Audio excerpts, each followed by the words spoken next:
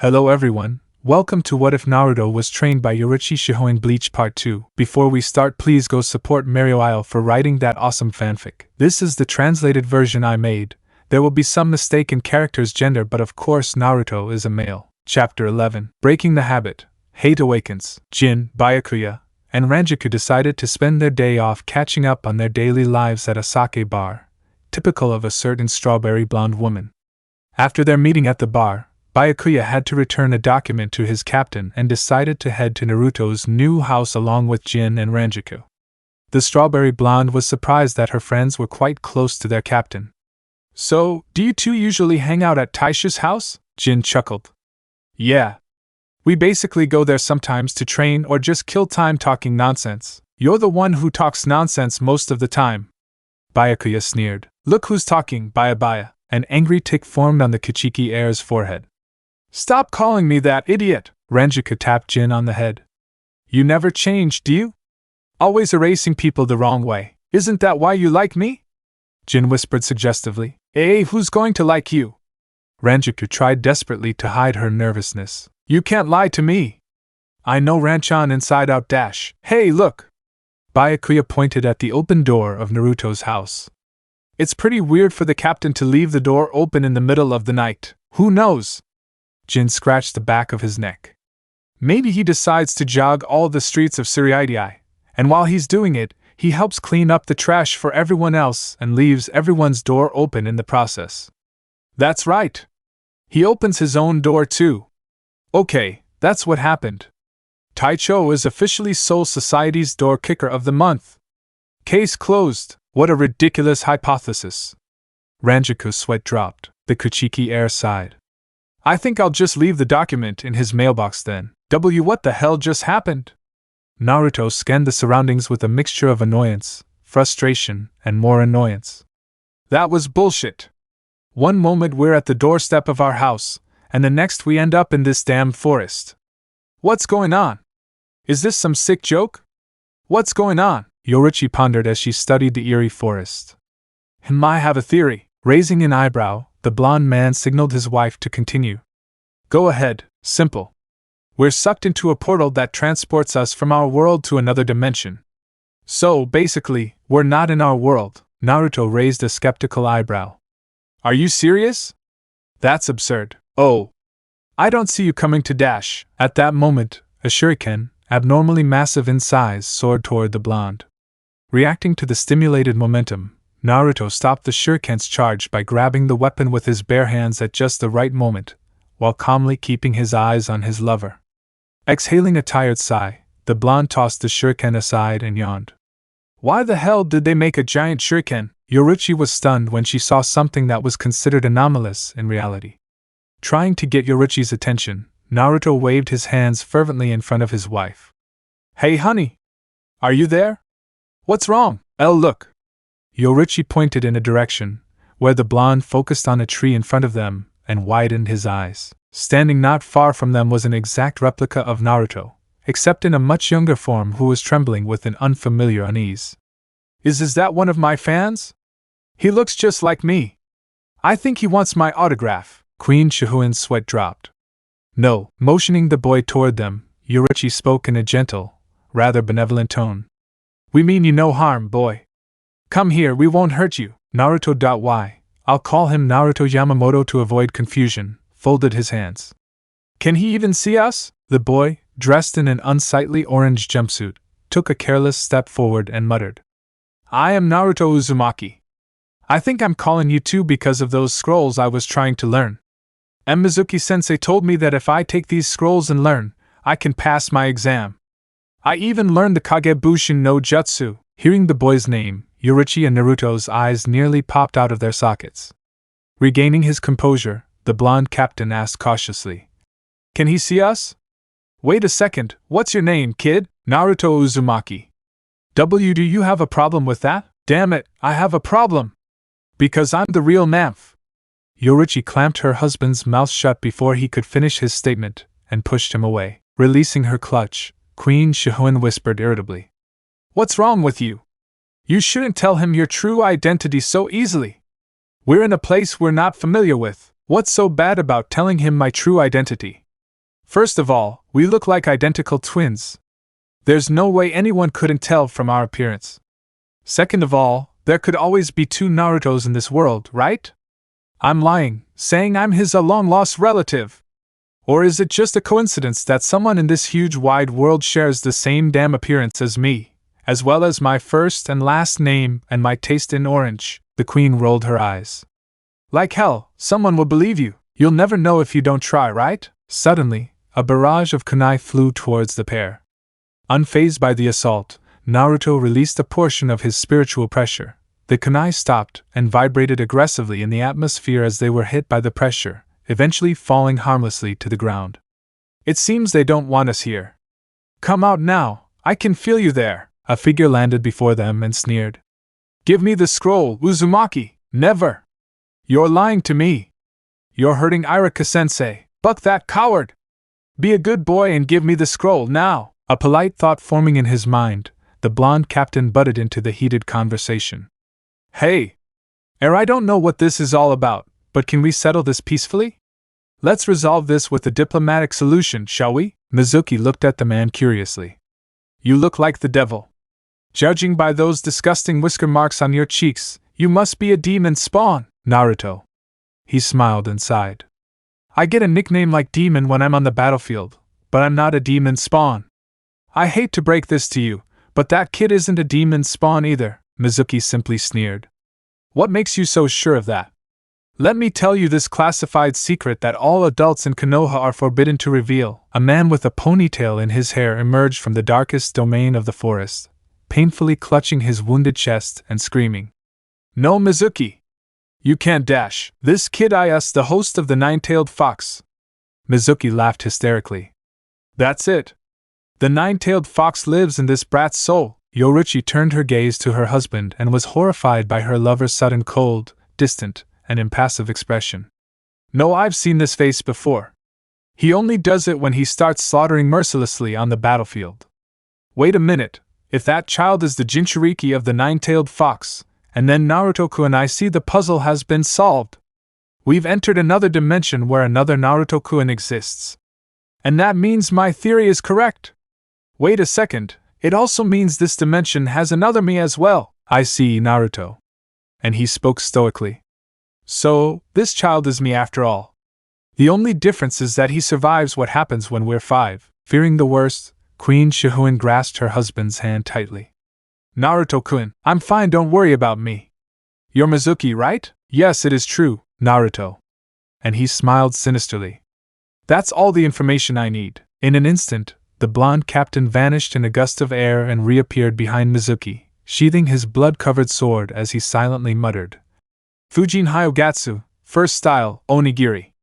Demon slash. Afterwards, Mizuki vomited blood as his body received a total of 9 fatal cuts and collapsed onto the cold ground, his blood gradually forming a pool of crimson liquid on the surface of the unforgiving ground. Never try to hurt those you cannot kill. A lesson you can learn after death. Truly regrettable. The blonde captain's voice echoed solemnly throughout the forest. This world is full of sinners. I must exterminate them to bring peace and justice to the world. I must. Queen Shihoin, unwilling to allow her lover to fall into the abysmal depths of despair, rushed to Naruto and hugged him from behind. Naruto-kun, please stop. You're scaring me. Yoruichi turned her husband to face her as she whispered in a soft tone. Remember that one time you went to investigate the corrupt Rakangai district? You went berserk and started massacring whoever stood in front of you. You even tried to kill Kensei and Shinji, your best friends, who tried to stop your madness. Let your pain consume you, Naruto-kun. See, come back to me. The cold sapphire eyes that stalked an aura of calamity gradually regained consciousness. Taking a deep breath, Naruto managed to subdue his vicious side and lowered his head in regret. Sorry, you're not supposed to see that. It's okay. Just don't do that again. Who knows what will happen if you unleash all your power at once? The blonde captain turned and looked at the younger version of himself. Hey, you! Naruto, right? Come here for a second. The boy was amazed and frightened by the entity that looked so similar to him. The man, dressed in a white haori with a black kimono underneath, was able to kill Mizuki at a speed unparalleled by any human. He didn't even glimpse when or how the man drew his sword. Mizuki's life had been taken at the hands of someone who looked identical to him, and that fact intrigued him deeply. Hey, kid! We're not going to hurt you, okay? I only killed trash like him, so don't worry about whether I'm going to kill you or not. Do what I say and come here. Nodding dumbly, the boy ran towards Naruto. What is it? The blonde captain squatted down next to his younger counterpart and sighed. Listen, kid. I know life is hard for you, but I understand, and only I can understand your pain. I understand the pain you're suffering. I know that every year on your birthday they abuse you. I can relate to your pain because I've suffered and experienced the same things you have. It's hell, I know. It's tormenting to know that humanity only judges others on simple misconceptions and false beliefs. But Naruto opened his eyes, stunned that someone claimed to know his pain as much as he did. No! I'll change that. I'll be the best Hokage so no one will dare look down on me. It was nostalgic, almost as if a wave of forgotten memories resurfaced in Naruto's mind. And I know you will. Even if the entire world despises you, I will always believe you. To you, Naruto Uzumaki, you will be the greatest Hokage in this world, definitely. Why you believe in me? That's right. Somehow, tears began to cascade down the blonde captain's cheeks. Even if everyone says you're weak, even if everyone hates you, even if everyone looks at you with nothing but hatred in their eyes, I'll always have faith in you. But why? Why would you believe in nobody like me? I know Aji-chan cares about me, but deep down in his heart, he doubts my abilities. Everyone does, but not me, Naruto snorted, his years of sealed sadness bursting forth. Why not? Because I am you. The younger blonde man opened his eyes in confusion. I don't understand, Naruto. And he clenched his fist tightly. Remember that incident that happened when we were 5? Yoruichi remained silent. She never knew exactly how her husband died. After all, he was born in Soul Society. Besides, the man she loved, who masked a face with an unbreakable facade, never broke his will to live and always maintained an attitude of optimism. Naruto-kun, I've never seen you like this before. Is this the hidden side of you that you never showed to anyone? Is this the past you lock so tightly in your heart that even I am forbidden to see this side of you? The younger blonde nodded. I was crucified and nearly burned to death by the villagers after I was kicked out by the orphanage, Queen Shihoin gasped. You're strong, kid, because you survived that incident. What do you mean? I didn't survive, kid. It all makes sense now. After all, Yo-chan is right. We're from an alternate universe because of the summoning techniques you've performed. In other words, you're stronger than me, you have way more potential than I do. Naruto wiped away his tears and forced himself to laugh. Even enduring the villagers' torture, you still hate them for what they've done to you. Answer me honestly. Yoruichi was abolishing all her murderous thoughts of creating large-scale carnage in whatever village had made her husband and the child's life miserable. Instead, she suppressed her rage by clenching her fists firmly. And I thought my life sucked when I was a kid. Naruto-kun's life is beyond imagination. I don't know who in this universe can go through everything you've been through and not go crazy. I don't deserve such a horrible life, the younger blonde answered with slight hesitation. I feel angry at them for attacking me, but I know they must have suffered too when the fox attacked Konoha. I don't hate them for what they've done, but I'd rather bear all this pain than have someone else bear it all for me. Someone your age saying things like that. The blonde captain irritated the young blonde in a similar way to how generous I used to when Naruto was young. I'm proud of you, kid. I really am. At that moment, some entities landed on the ground before them. Naruto! Are you okay? I received a message from Iraka-san that Mizuki is trying to hurt you, and who are those people? Aji-san! These two saved my life! Naruto rushed to his surrogate grandfather's side. The blonde captain's golden bangs cast an eerie shadow over his cerulean eyes as he gradually stood up. Unfortunately, I am not as noble as my younger self. Yoruichi's heart raced in fear as she was disturbed by her lover's declaration laced with a tone of ruthless intent and emotionlessness. Naruto-kun, no! I can't forgive them for what they've done. Never! I'll kill them all! Rage of the heavenly storm! Naruto's eyes glowed a menacing blue, his grip tightening on the hilt of his sword as his spiritual pressure erupted with tremendous intensity out of pure rage. To prevent an imminent catastrophe from occurring, Yoruichi reached into her pocket and pulled out a syringe. Not allowing a moment's delay, Queen Shihoin placed the injection into her husband's hand, plunging the liquid into Naruto's veins. Wake up, Naruto-kun! Don't let your anger consume you! You are never a reckless person! Come to your senses, Naruto-kun! Come back to me! I need you! The audiences were unable to move due to the spiritual pressure that immobilized them in place. Never having felt this unholy power before, Sarutobi staggered weakly. I am possible this isn't chakra. What supernatural is this? This gravitational force, it's unreal. Pulling the syringe out of Naruto's hand, Yoruichi gasped. Fortunately, Anohana-san gave me this medicine to suppress Naruto-kun's anger after what happened during the Rakangai district incident.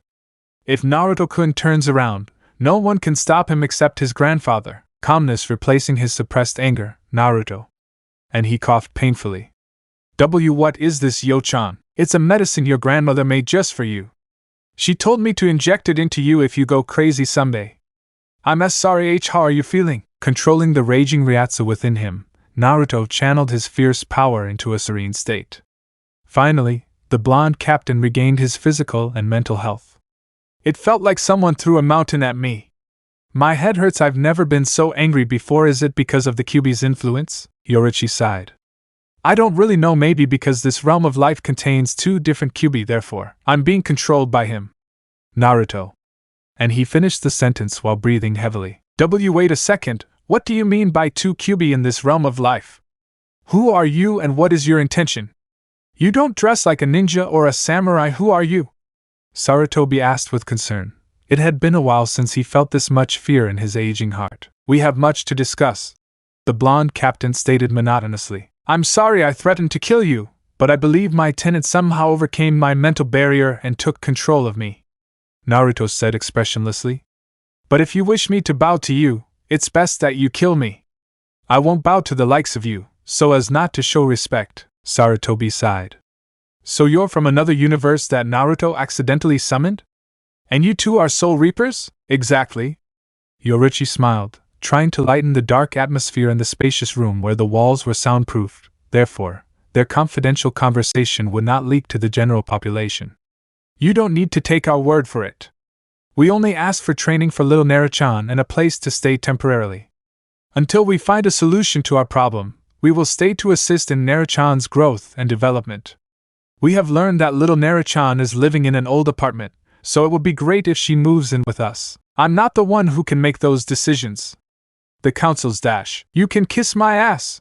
The blonde captain roared, making Sarutobi wince in fear. I don't give a shit if the councils blame you.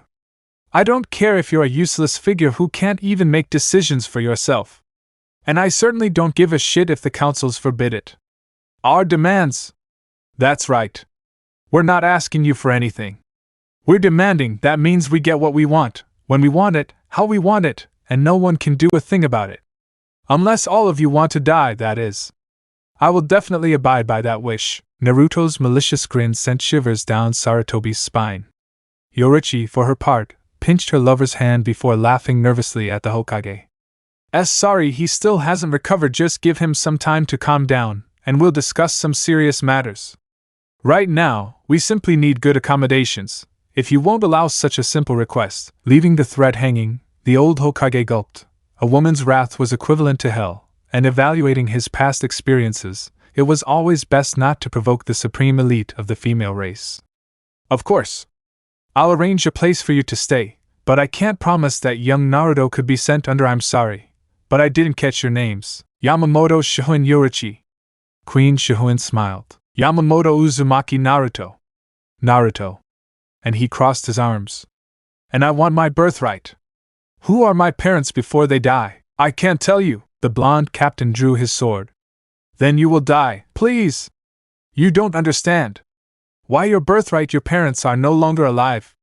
That's all I can say. Sensing the sincerity of the old Hokage's words, Naruto sheathed his sword and scanned the room, only to notice a photograph of a man who looked identical to him. Who is he? He is Namikaze Minato, the Yondaime Hokage. He is responsible for sealing the Kyuubi into you. Yoruichi raised an eyebrow. And he died afterward? Sarutobi just nodded sadly. After deep contemplation, Naruto decided to test a theory he'd devised. I see, so he's my father, isn't he? The Hokage's facial expression had given Naruto the undeniable truth. He did all that to protect the village. If you're him, what would you do, Naruto? The old Hokage exclaimed.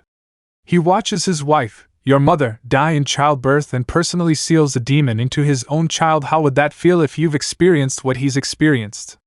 Will you abandon your own country for the sake of your family, or will you sacrifice yourself for the betterment of the world? The blonde captain clenched his fist tightly. I won't blame him for sealing Kyuubi inside me, but how can you destroy a child's childhood so easily? Do you really think watching your younger self suffer on the streets is something I enjoy? It pains me to know that I'm only a guardian of the people and not a leader who can make decisions as easily as you think. Then get changed. Do something, Naruto argued. The civilian councils have most of the rights of the public. We ninjas are being trained to protect this village, nothing more and nothing less. The true leader of this country is the daimyo. Let me speak with this daimyo so I can sort out the power differences in this village. The only daimyo dash. You have 1 week to make an appointment. Naruto interrupted. By the way, I just read the Yondaime Hokage's files. Shockingly, he possesses a fortune estimated at over half of this sorry village, and you're keeping him away from the boy? I want my younger self, Naruto Uzumaki, to inherit our father's entire inheritance immediately. You shouldn't do that. Your father dash. She has countless enemies in Iwagakure, but with my presence in this village, make sure no one can harm my younger self. Besides, Yo-chan is here. Her power is more than enough to destroy this village in a single day, so I believe her qualification as my younger self's guardian is certainly feasible. What do you think, Sarutobi-san? Are you sure? Sarutobi narrowed his eyes, doubting the older blonde's exaggeration. You sound as if our skills aren't worthy enough yet. Very well, you can arrange a date where my wife can show you her skills. It will be nice if the battle can begin in an arena where all the villagers can witness. 3 minutes is more than enough for her. Naruto. And he walked up to the old Hokage and whispered darkly. After all, she is the second strongest female Shinigami in our world. It will be an insult to us if your men are weak. Sarutobi's eyes widened. What mess had he ended up in? How do you define weak, Naruto? And he ignored the old Hokage's question and continued.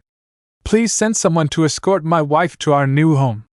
Inform me or her of the date of her battle. And before I leave, you will call me Namake's Erasure from now on. My full name will not be revealed to this world.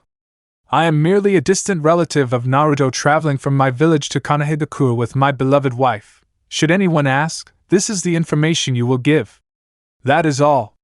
Naruto spoke silently before walking over to his wife and escorting her to the ground level of the Hokage Tower. Sarutobi slumped in his chair and massaged his temples.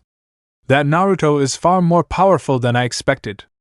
I hope young Naruto doesn't hold so much hatred in his heart and forgives the villagers. Without hesitation, the Hokage pressed a button under his desk. Call Cat and Snake. Yugao, Anko, you can take off your mask. The two Anbu obeyed his orders and removed their masks. In the blink of an eye, their masks billowed into white smoke and vanished from existence. What's the new mission, Hokage-sama? Sarutobi sighed. You are to serve as bodyguards and escorts for Namake's Erasure and Namake's Yoruichi. Both of them, although trained to be emotionally reserved, were surprised to hear the last name once again. Yugao was interested in the mission. Namake's? Cat asked. Isn't that the clan Yondaime-sama belonged to? Last I heard, the prestigious clan died out along with Yondaime-sama. Are they really survivors? Do not question the order. Just do as you are told. To tell you the truth, even I am not at liberty to tell you more. There will be an announcement made tomorrow. A match will be held to confirm your strength and identities. If you are from the Namake's clans, then your skill in stealth, speed, and agility must be beyond the average shinobi. Sarutobi lied smoothly, not showing the slightest hint of deception. Okay, sir. When are we scheduled to meet them? Now. They're waiting for you downstairs. Take them to the Namake's compound. I've already sent several men to clear that place out. By the time you two have escorted them there, the men should have finished their work. Yes, sir. The two Anbu saluted. Oh, one more thing. There's no need to wear your mask for this particular mission. The duration of it is unknown, therefore, the two of you will be acting as Namake's personal bodyguards. His friends and relatives, if they somehow even briefly learn of what your mission is about, will be silenced at all costs. This mission is classified as an S-class mission or higher. Do not underestimate either of them, especially Arashi-san. I believe his power to be on par or stronger than mine when I was in my prime. From the reports I've gathered, he's capable of erasing Mizuki like child's play. Do your best not to anger him, please. Why, yes, sir! Before the two kunoichi left, the old Hokage stopped them with a scrutinizing look. Before I forget, you two are to send reports of what you did in secret, do you understand? We know what to do, Anko assured. Tell me, is this Arashi-san cute? Sarutobi rolled his eyes. Fired! What's wrong with you today? Yoruichi rubbed the scar on Arashi's hand where Queen Shihoin had forcefully injected him with the syringe earlier. You're not behaving like you normally would. The Naruto-kun I know isn't rude. You don't understand. Try me. Yoruichi gave him a confident look. Humans are destructive beings. They are cunning and cruel. They use their family, friends, and comrades for their own beneficial gains. Scum! All of them. They deserve none of my respect. They are flawed murderer. Naruto instantly realized that he had rehearsed what his future self had once told him, but he kept his shock inside. Are we so different? Erasure couldn't muster a divine response. I don't see another side to them. You will. Yoruichi nestled her head against her husband's broad chest and sighed happily. Don't you think our arrival could be the work of fate? Perhaps fate wants to prove you wrong. The blonde captain wrapped his hands around his lover's waist. We'll see. Anyway, I'm sorry for issuing a challenge before discussing it with you. I'm just paranoid that the despicable people here might come to our premises and stir up trouble. Once the match is over, your victory will warn those pussies not to mess with the amazing Yo-chan, Yoruichi laughed. I know I'm amazing. However, you don't need to apologize. I will always trust your judgment. But do you trust my abilities? Of course. You're second only to Bachan and Soul Society. And in terms of beauty, who else but the strongest, bravest, and most beautiful Yamamoto Shihoin Yoruichi? Queen Shihoin meowed seductively. You and that sweet tongue of yours. A loud cough was heard, causing Naruto to look over his wife's shoulder. Can I help you? We are your bodyguards and escorts, sir. Anko winked flirtatiously. But I can tell you don't need any. You must be Arashi-sama. I am Mitarashi Anko. This is my partner, Yuzuki Yugao. Yugao bowed most politely. It's a pleasure to meet you. Yoruichi-sama. Arashi-sama. Arashi-sama. The flirtatious temptress, Anko, spoke in a lewd tone. We might need your protection instead. To their surprise, Arashi's expression was firm, his unwavering demeanor showing no signs of being seduced by Anko. His pair of sapphire eyes remained dispassionate and calm as he analytically studied the two Anbu women. Being studied under Arashi's stern gazes sent shivers down the two kunoichi's spines. Very well, escort my wife to the compound. I would like to take a walk around before returning to our new lodgings. Please do not let any harm come to Yo-chan. Understood.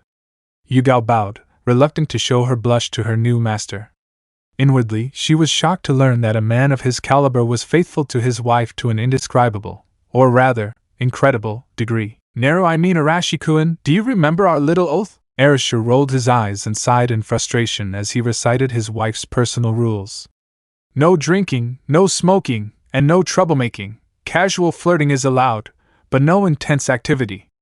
If he doesn't comply, he'll be castrated by you. Gotcha. Placing a quick kiss on his wife's wet lips, the blonde captain dissipated in a gentle breeze, surprising the two Anbu in the process. An awkward silence fell before Yoruichi turned and faced her new escorts, a decisive smile gracing her features. Say, do any of you realize that all three of us have purple hair? How about a game of tag? The winner of the game will be the most impressive purplehead in this village. What do you say? Who's up to the challenge? So, this is Konoha, huh? Erasure studied the streets. While casually inspecting the signage of various shops, he came across a bookstore. Interesting. The ninja village sells books in the middle of the night? Maybe that's one of the perks of living in a village full of ninjas. The blonde entered the shop. The bell rang, symbolizing the alert of her arrival. The shopkeeper, aware of his customers' formalities, greeted him excitedly. Welcome! Please take a look at our range of books. Do you sell books at night? The shopkeeper raised an eyebrow. You must be new here. With that katana strapped to your waist, you must be a samurai, aren't you? Erasure simply shrugged. Well, in a ninja village, some shops are open 24/7. Mine is one of those shops. You see, most ninjas work at night and sleep during the day, so someone has to open a business for them too. I see. May I know where I can find books related to history? Walk down the hall from my library and turn left at the second corner. Thank you. The blonde nodded before setting off toward his designated destination. When he reached the shelves, a title caught his eye. Immediately, Erasure grabbed the spine of the book and pulled it out before muttering the title. Uchiha Clan Massacre. The Shinigami flipped a few pages and read it avidly.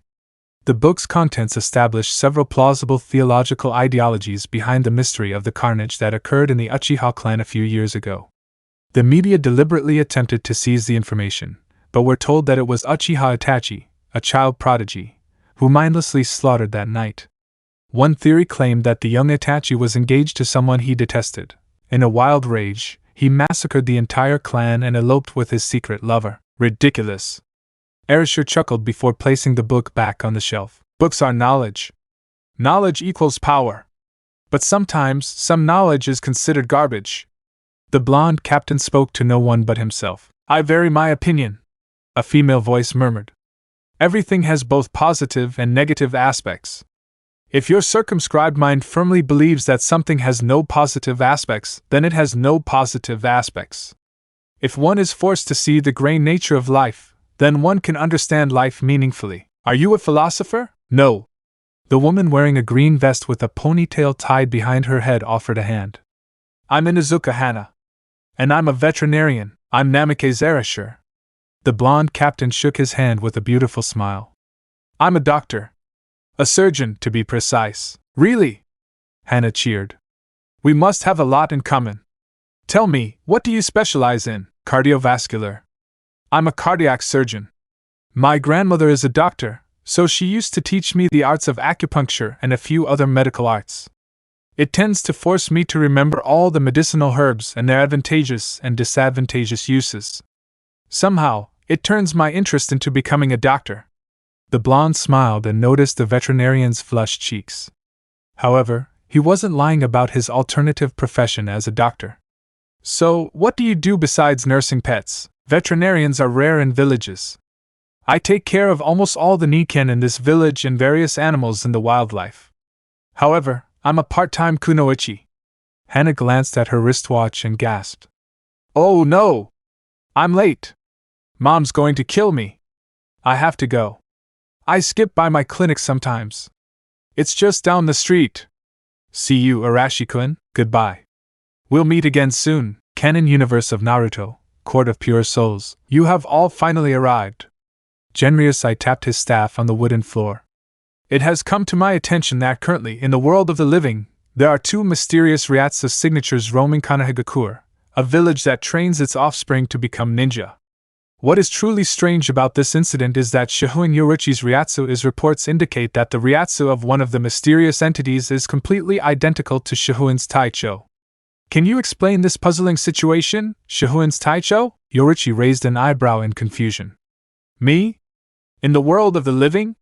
I was in my office all day doing that disgusting paperwork, so how do you explain someone as if they were a double self of you in the world of the living? The Shihoin leader shrugged indifferently. Beats me. I'd like to know what's going on, too. The captain in command looked at the 2nd Division captain in warning before continuing his report.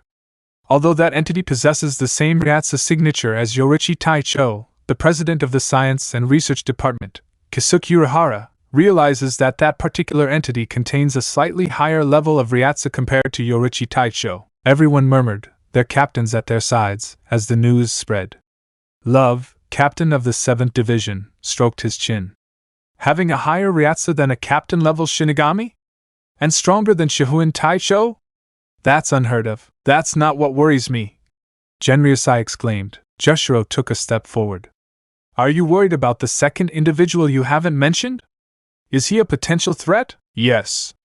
Between the two Ryatsu signatures, the one next to the Ryatsu signature that is identical to Yoruichi's is considered more than dangerous if he or she decides to attack Soul Society. Everyone gasped. Yoruichi asked hurriedly. What is it? How strong is that guy? That individual has twice the Ryatsu a captain-level Shinigami should have. Urahara voiced the information, sending the captains into a state of panic. Right now, the only man in this world who possesses that much Ryatsu is none other than Yamamoto Soteishu. They are not a threat yet, but if provoked, we are uncertain of the consequence. Shinji scratched his head in frustration. However, that doesn't mean we should ignore those two and allow them to walk the earth casually. I suggest sending someone to investigate this matter. Then it shall be done. Shihoin Yoruichi, captain of the 2nd Division. You are hereby appointed on this mission with your lieutenant to the world of the living and ascertain their intent. Do not attack, provoke, or intercept their plans. Only one who has twice the Ryatsu of a captain-level Shinigami can fight one with that much Ryatsu. In this court, only I am qualified to fight that entity, unfortunately. Once their intent is clarified, report back as soon as possible. Adjournment of the meeting. Yoruichi bowed in acceptance before walking towards her squad's headquarters, preparing for her next vehement mission. Omake, Yoruichi's high-speed adventures. Anko and Yugao panted anxiously. They were the village's elites, the bane of their enemies and the enforcers of Konoha's supreme authority, yet they were defeated in a childish game of tag. Amazing, he totally kicks our asses! Son of a hitch! Anko wiped the sweat from her forehead, still desperately trying to relieve her tiredness. Son of a hitch! He totally kicks our asses! This is blasphemy! Yugao collapsed on the ground. Yoruichi, on the other hand, was beaming with joy. Yay! So, you two admit your inferiority and accept your sweet defeat? Am I not the biggest purple head in this village? How did you get ahead of us, Yoruichi-sama? Anko asked since she hadn't recovered. Yeah, you just disappear. Like a flash. Yugao tilted her head with flashes of admiration in her eyes. That's so I know and you never find out. Yoruichi laughed maniacally. In the midst of her resplendent glory, she accidentally woke her neighbors. The Hyuga were not happy the next morning, and the Uchiha had recurring nightmares of a female demon, who had bright violet hair and a pair of evil eyes, wreaking havoc on Konoha. Chapter 12, A Little Death Match. Hey, I'm back again. For those assuming Uchiha means the massacre hasn't started, you're wrong. Uchiha equals Sasuke, Itachi, and maybe Madara. Got it. Only one person pointed out that ulterior motive in my Omake. That person, regardless of male or female, is rewarded with a kiss from Yoruichi and a punch from Naruto. A little death match. Naruto ran aimlessly through a misty fog. He couldn't see where he was going or sense his designated destination, but he kept running. It was like a walk, a haunting voice commanding his limbs to move forward. Finally, he stopped and was petrified to see Yoruichi lying on the ground in a pool of her own blood. Why, Yo-chan?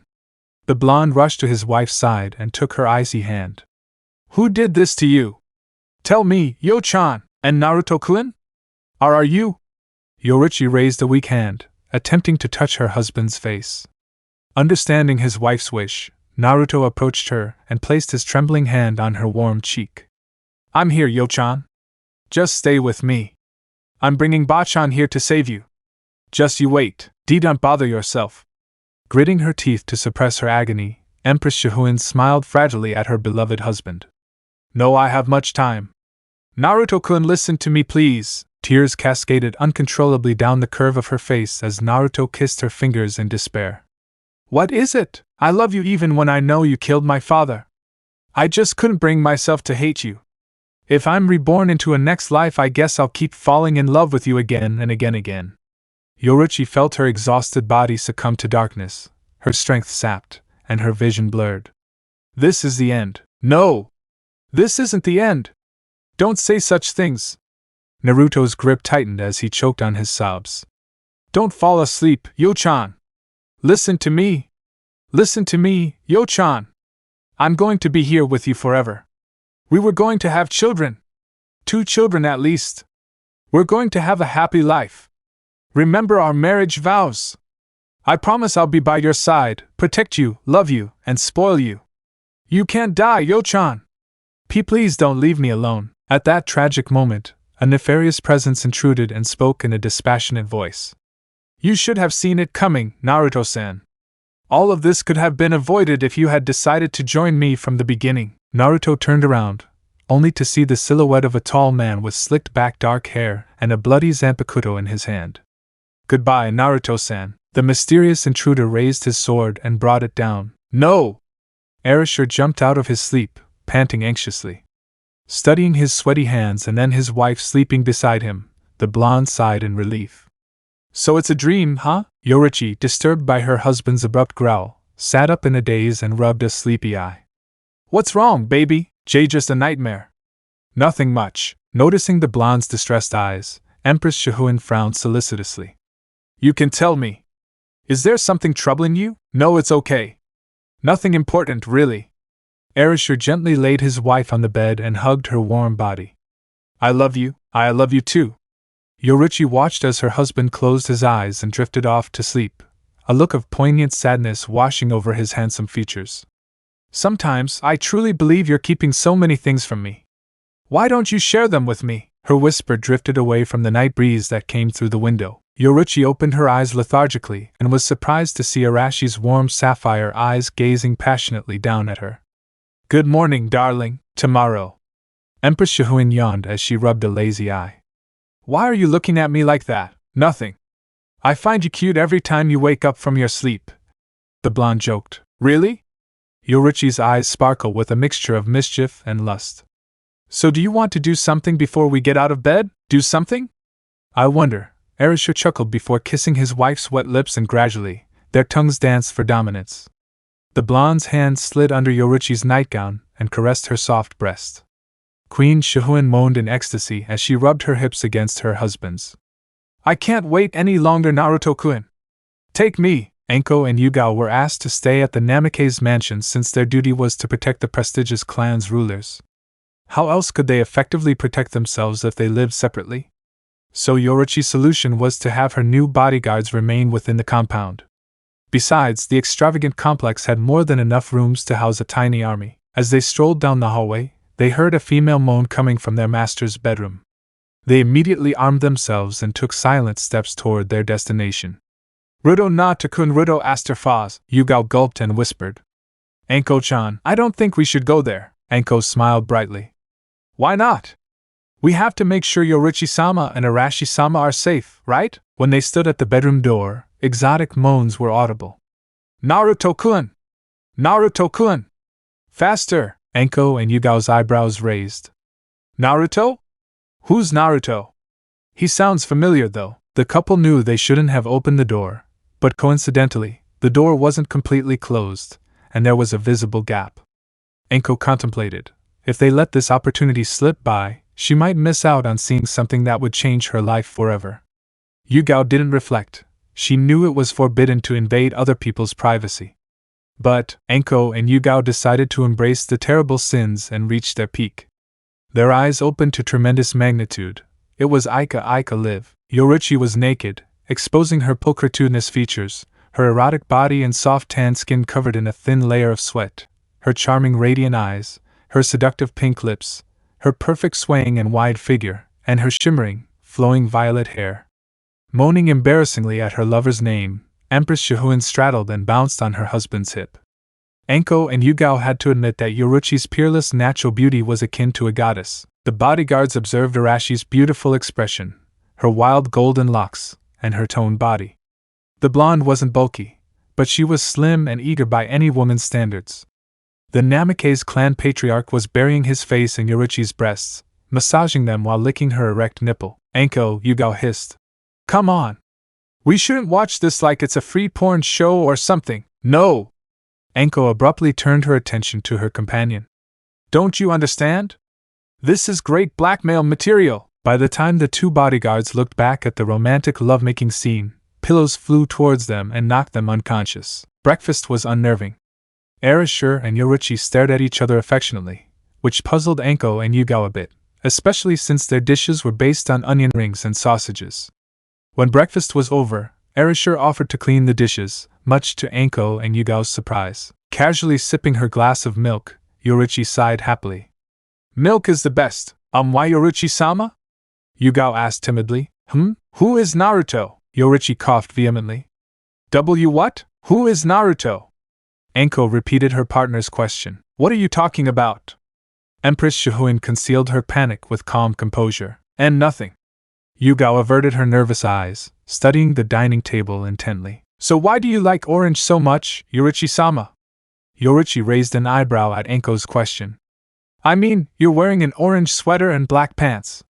I couldn't help but notice that what you're wearing is strangely similar to Arashi-sama's taste. Well, we both love the color orange. It's a great color. Who wouldn't like orange? Yoruichi drank her milk fervently. But wouldn't that make you a walking target?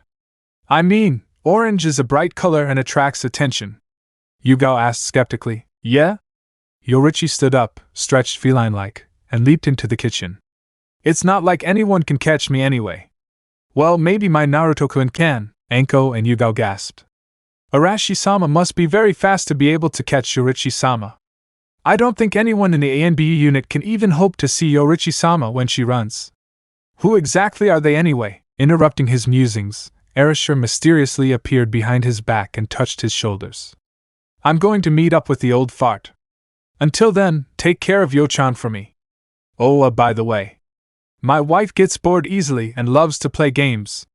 If you're not in her company, get ready to start playing pranks on people. Good day. With that, the Namikaze clan patriarch vanished in a golden flash, leaving two astonished kunoichi with their mouths agape in the vacant space. Enko turned her attention to Yugao and remained expressionless. That's not Shunshin. How did he do that? There's no smoke in the aftermath, nor are there stupid spinning leaves. Well, maybe it's the long-lost Kaze Shunshin. Wind flicker? Enko raised an eyebrow. Yes. That explains dash. Who wants to play mud bomb? Yoruichi came out of the kitchen with a metal bowl on her head, a frying pan in one hand, and a plastic bag full of dirt in the other. Enko and Yugao sweated. Erasure and his younger counterpart, Naruto, stood before the Sandaime Hokage, along with a few ninja who cowered under the blonde Shinigami's condescending gaze. Sensing the heightened atmosphere within the room, Sarutobi sighed. As you all know, 3 days from now, there will be a challenge at the Battle Stadium Arena. There, the best ninja of Konoha will battle against the head of the Namikaze clan to determine the strength of the clan members. Kakashi closed his book. He had been eyeing Erasure suspiciously. The patriarch of the Namikaze clan looked very similar to the Yondaime Hokage, Namikaze Minato. So, are we going to fight you? Arashi-sama? No. Arashi's response surprised several ninjas. Asuma frowned. So if you're not the clan head, who else is? I didn't say I'm not the clan head. I consider my wife to be the clan head as well. Erasure spoke stoically. In other words, my wife will fight the challengers. I have the utmost confidence in Yo-chan's strength. Anyway, Sarutobi interrupted the conversation. Now, Arashi-dano, please meet Mato Gai, Konoha's hand-to-hand specialist. The patriarch smiled. Close quarters combat specialist, huh? Interesting. My wife's the best at it. Yash! Your wife's flame of youth burns brightly. It will be an honor to challenge the flames of youth at the level of your wife, Arashi-sama. Guy arched his signature stance with a thumbs up and gleaming white teeth grinning for the world to see. Very well, I'll make sure Yo-chan's flame of youth burns so bright it'll blind you. Erasure chuckled and everyone, except Guy, mentally slapped themselves. YOSH! Sarutobi coughed awkwardly. So, the next contestant is Yuhi Kurinai. She's a genjutsu specialist. Illusion, huh? Erasure examined Kurinai, who fell uncomfortably silent under the blonde's scrutinizing gaze. Hatake Kakashi is a ninjutsu specialist. I'm sure he's strong enough to fight Yoruichi-dano equally. Sarutobi's statement irritated Erasure deeply. Likewise? You think this man who reads pornography as a hobby can beat Yo-chan? How insulting. You know something, old fart? Your incorrigible stupidity never ceases to amaze me. The elderly Hokage swallowed the nervous lump in his throat. Kakashi frowned. You shouldn't judge those you don't know. I'm not judging. I'm just making a statement here. This is a democratic country, right? Erasure laughed darkly. You'll understand when you fight Yo-chan. I'll be dying to see your fight, Kakashi-san. The Cyclops clenched his fists, desperately suppressing his untamed rage. The next challenger is my son, Sarutobi Asuma. He's a weapons specialist. Asuma bowed. Interesting. Erasure maintained a dispassionate facade and collected Naruto's luggage. Now that everyone is here and we've introduced ourselves, I suppose I'll take my leave. I've already given you the necessary paperwork for Naruto to inherit what rightfully belongs to him. After all, we're only temporary guests. Come, Naruto, Yo-chan is awaiting your arrival. I'm sure you'll love seeing her. Yeah. She's cool and beautiful. Naruto squealed. Erasure simply chuckled. If I didn't know any better, I'd say you were flirting with her. Hitch on her? The young blonde raised an eyebrow. I'm not hitting on her. Someday you'll understand the implications. Let's go. Hey! You're me, right? Then you must be pretty cool, right? If you're cool, that means I'm cool, right? Yoruichi-san is cool. If your wife's cool, that means my wife's going to be cool, right? Huh? Yeah. Naruto blurted out everything at once. Erasure's sweat dropped, and he laughed sheepishly. Was I like this when I was young? I think I'm going to give Gigi and Bachan a big hug when I get back to my world for playing with them all these years.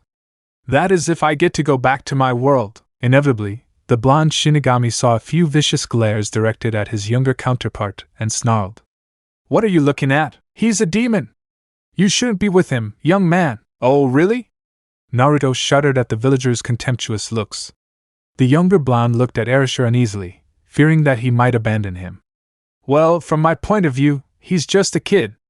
But I'm not sure if I'm a demon or not. I mean, I'd love to kill all of you right now and give you a one-way trip to hell. What do you say? You want to see hell and real demons with your own eyes? The villagers were startled by the murderous bloodlust and fled, muttering, Demon lover, all the way. I'll kill them all one day. Erasure hissed venomously. Why you're not going to? Naruto couldn't finish his sentence. The blonde Shinigami caressed his younger counterpart. Don't be stupid. I'm not going to abandon you. But one day I will. That's reality, and you must face it with courage. And I can't protect you all the time. You must grow strong and protect not only yourself, but those you love as well. I know you can. After all, you're me, right? Naruto gave a genuine smile and nodded. Tell me, can we stop by Ichiraku? Ichiraku? Erasure raised an eyebrow in confusion. It's a ramen shop and it sells great ramen. I always eat there. Naruto smiled. All right, lead the way. Ramen is Yo-chan's favorite too. But she loves milk and fish more than that. Do you have salmon or tuna ramen? The blonde Shinigami asked while touching his chin. I'm not sure. Let's see. Finally! We're here, Soifin! Yoruichi. The Yoruichi who belongs to the canon story, laughed with joy. Hey!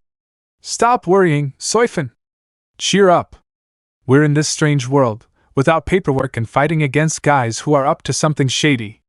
It's totally awesome! Soifin sighed at her captain's enthusiasm. Yoruichi-sama, our mission. Stop being so uptight, Soifin! Now, let's find that imposter of mine and kick her ass. Naruto and Erasure had made a hurried trip to the Ichiraku ramen bar, and the blonde Shinigami was delighted beyond comprehension by the wonders the stand sold.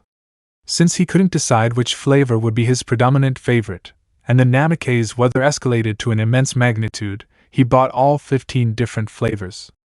When they got home, Yoruichi usually picked up the noodles that were related to fish. After lunch, Erasure and Yoruichi decided to test young Naruto's strength.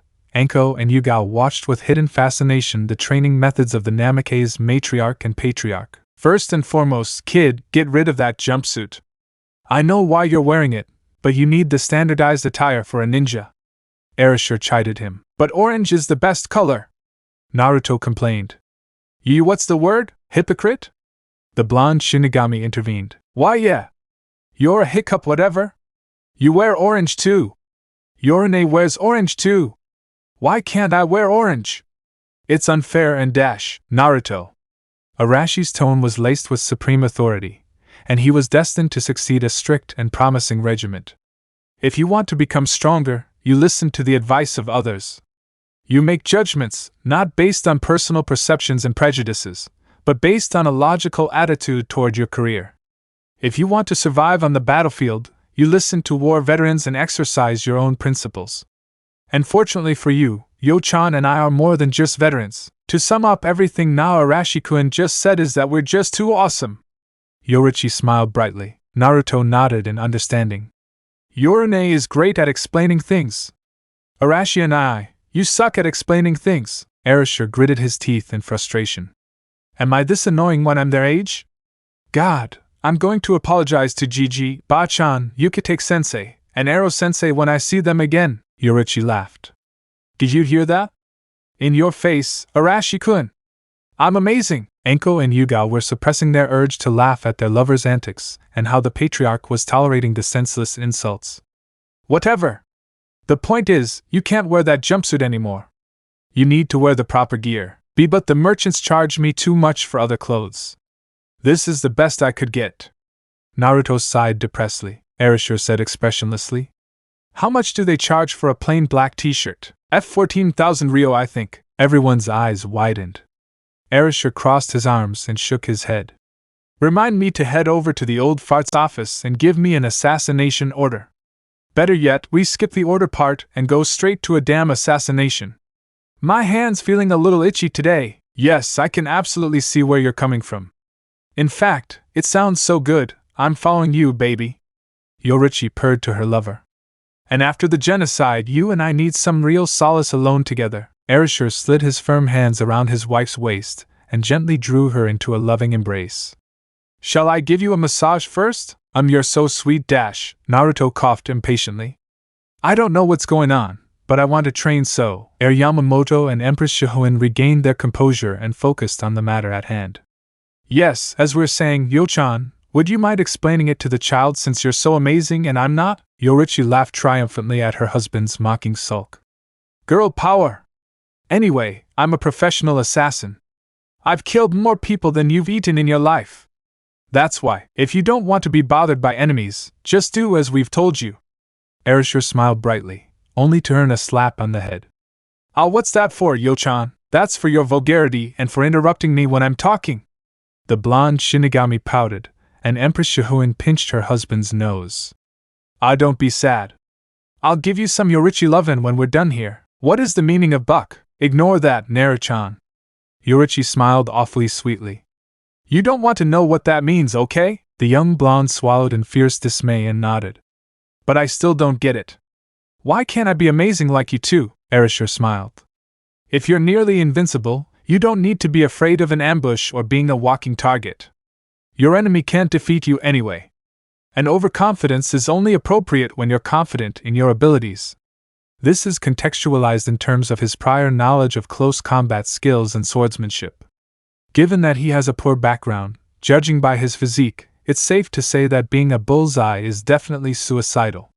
Yo-chan and I are different. We don't just let people mess with us, we lose ourselves.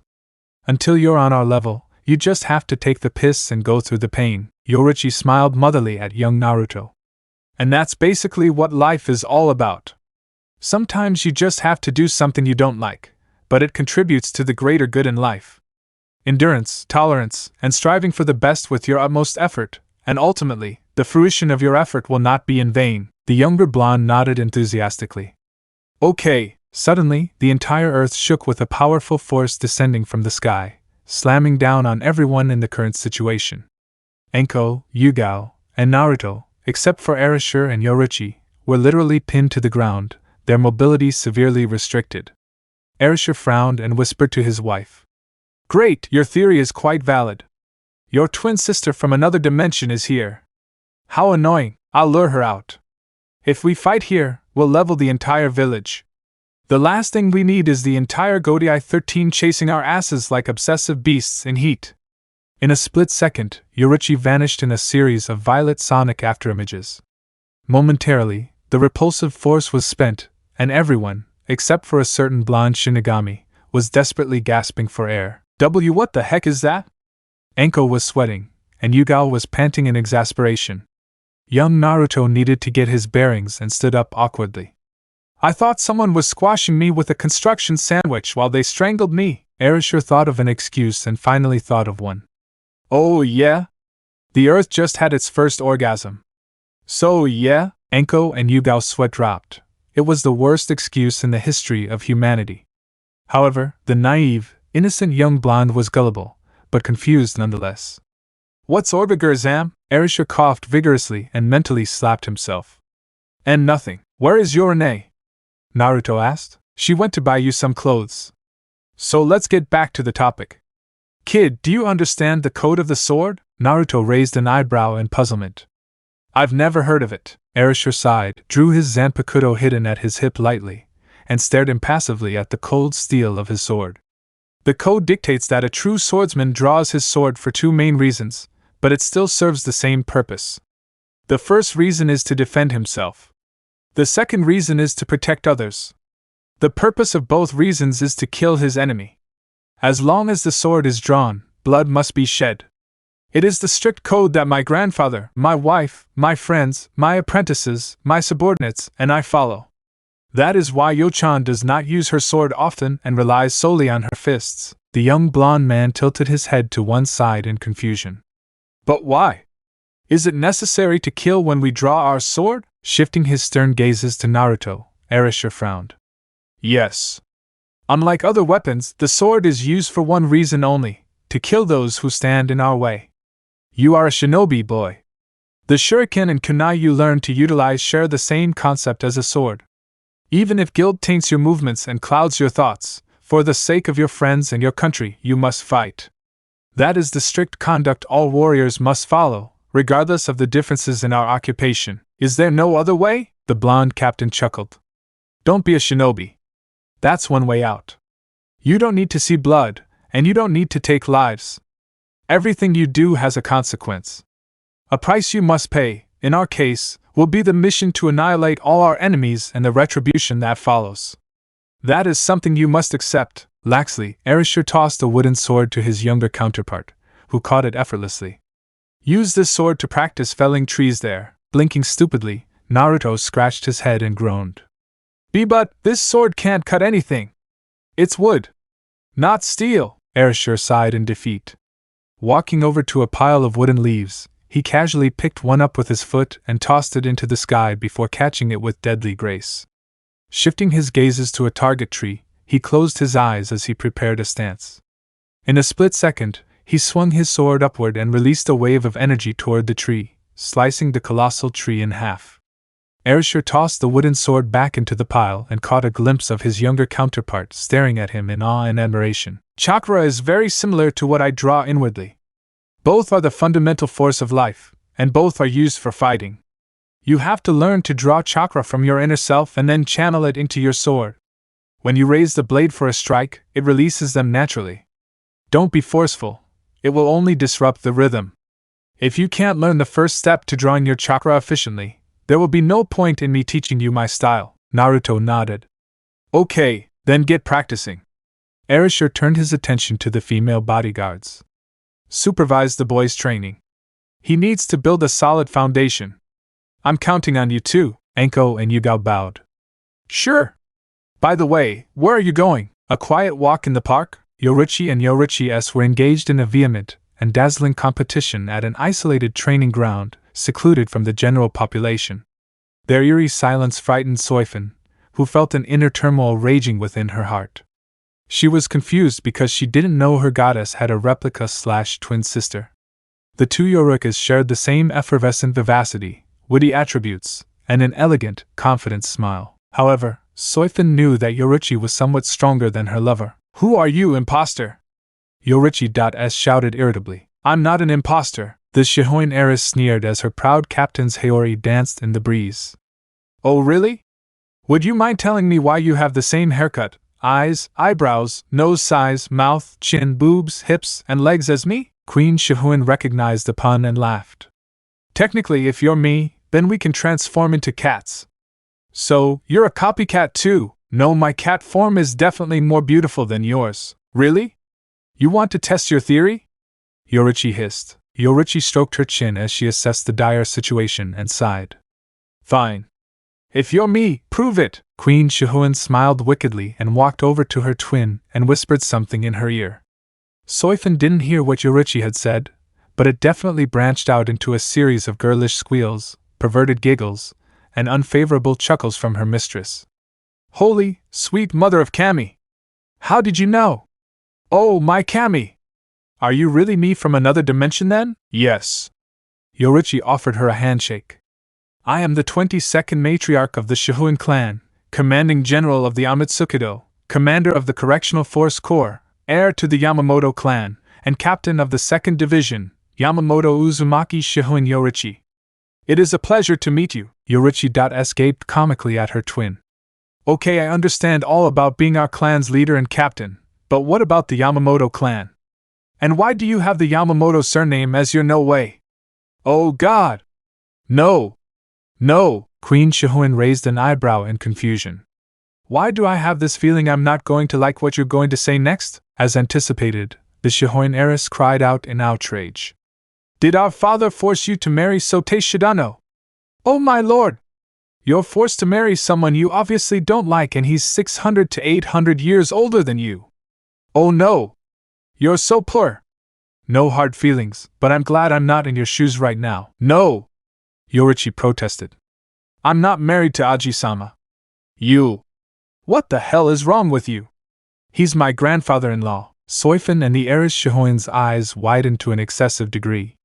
I hope my ears are clear because I think I heard something about Sotei Shidano being your grandfather-in-law. Yes.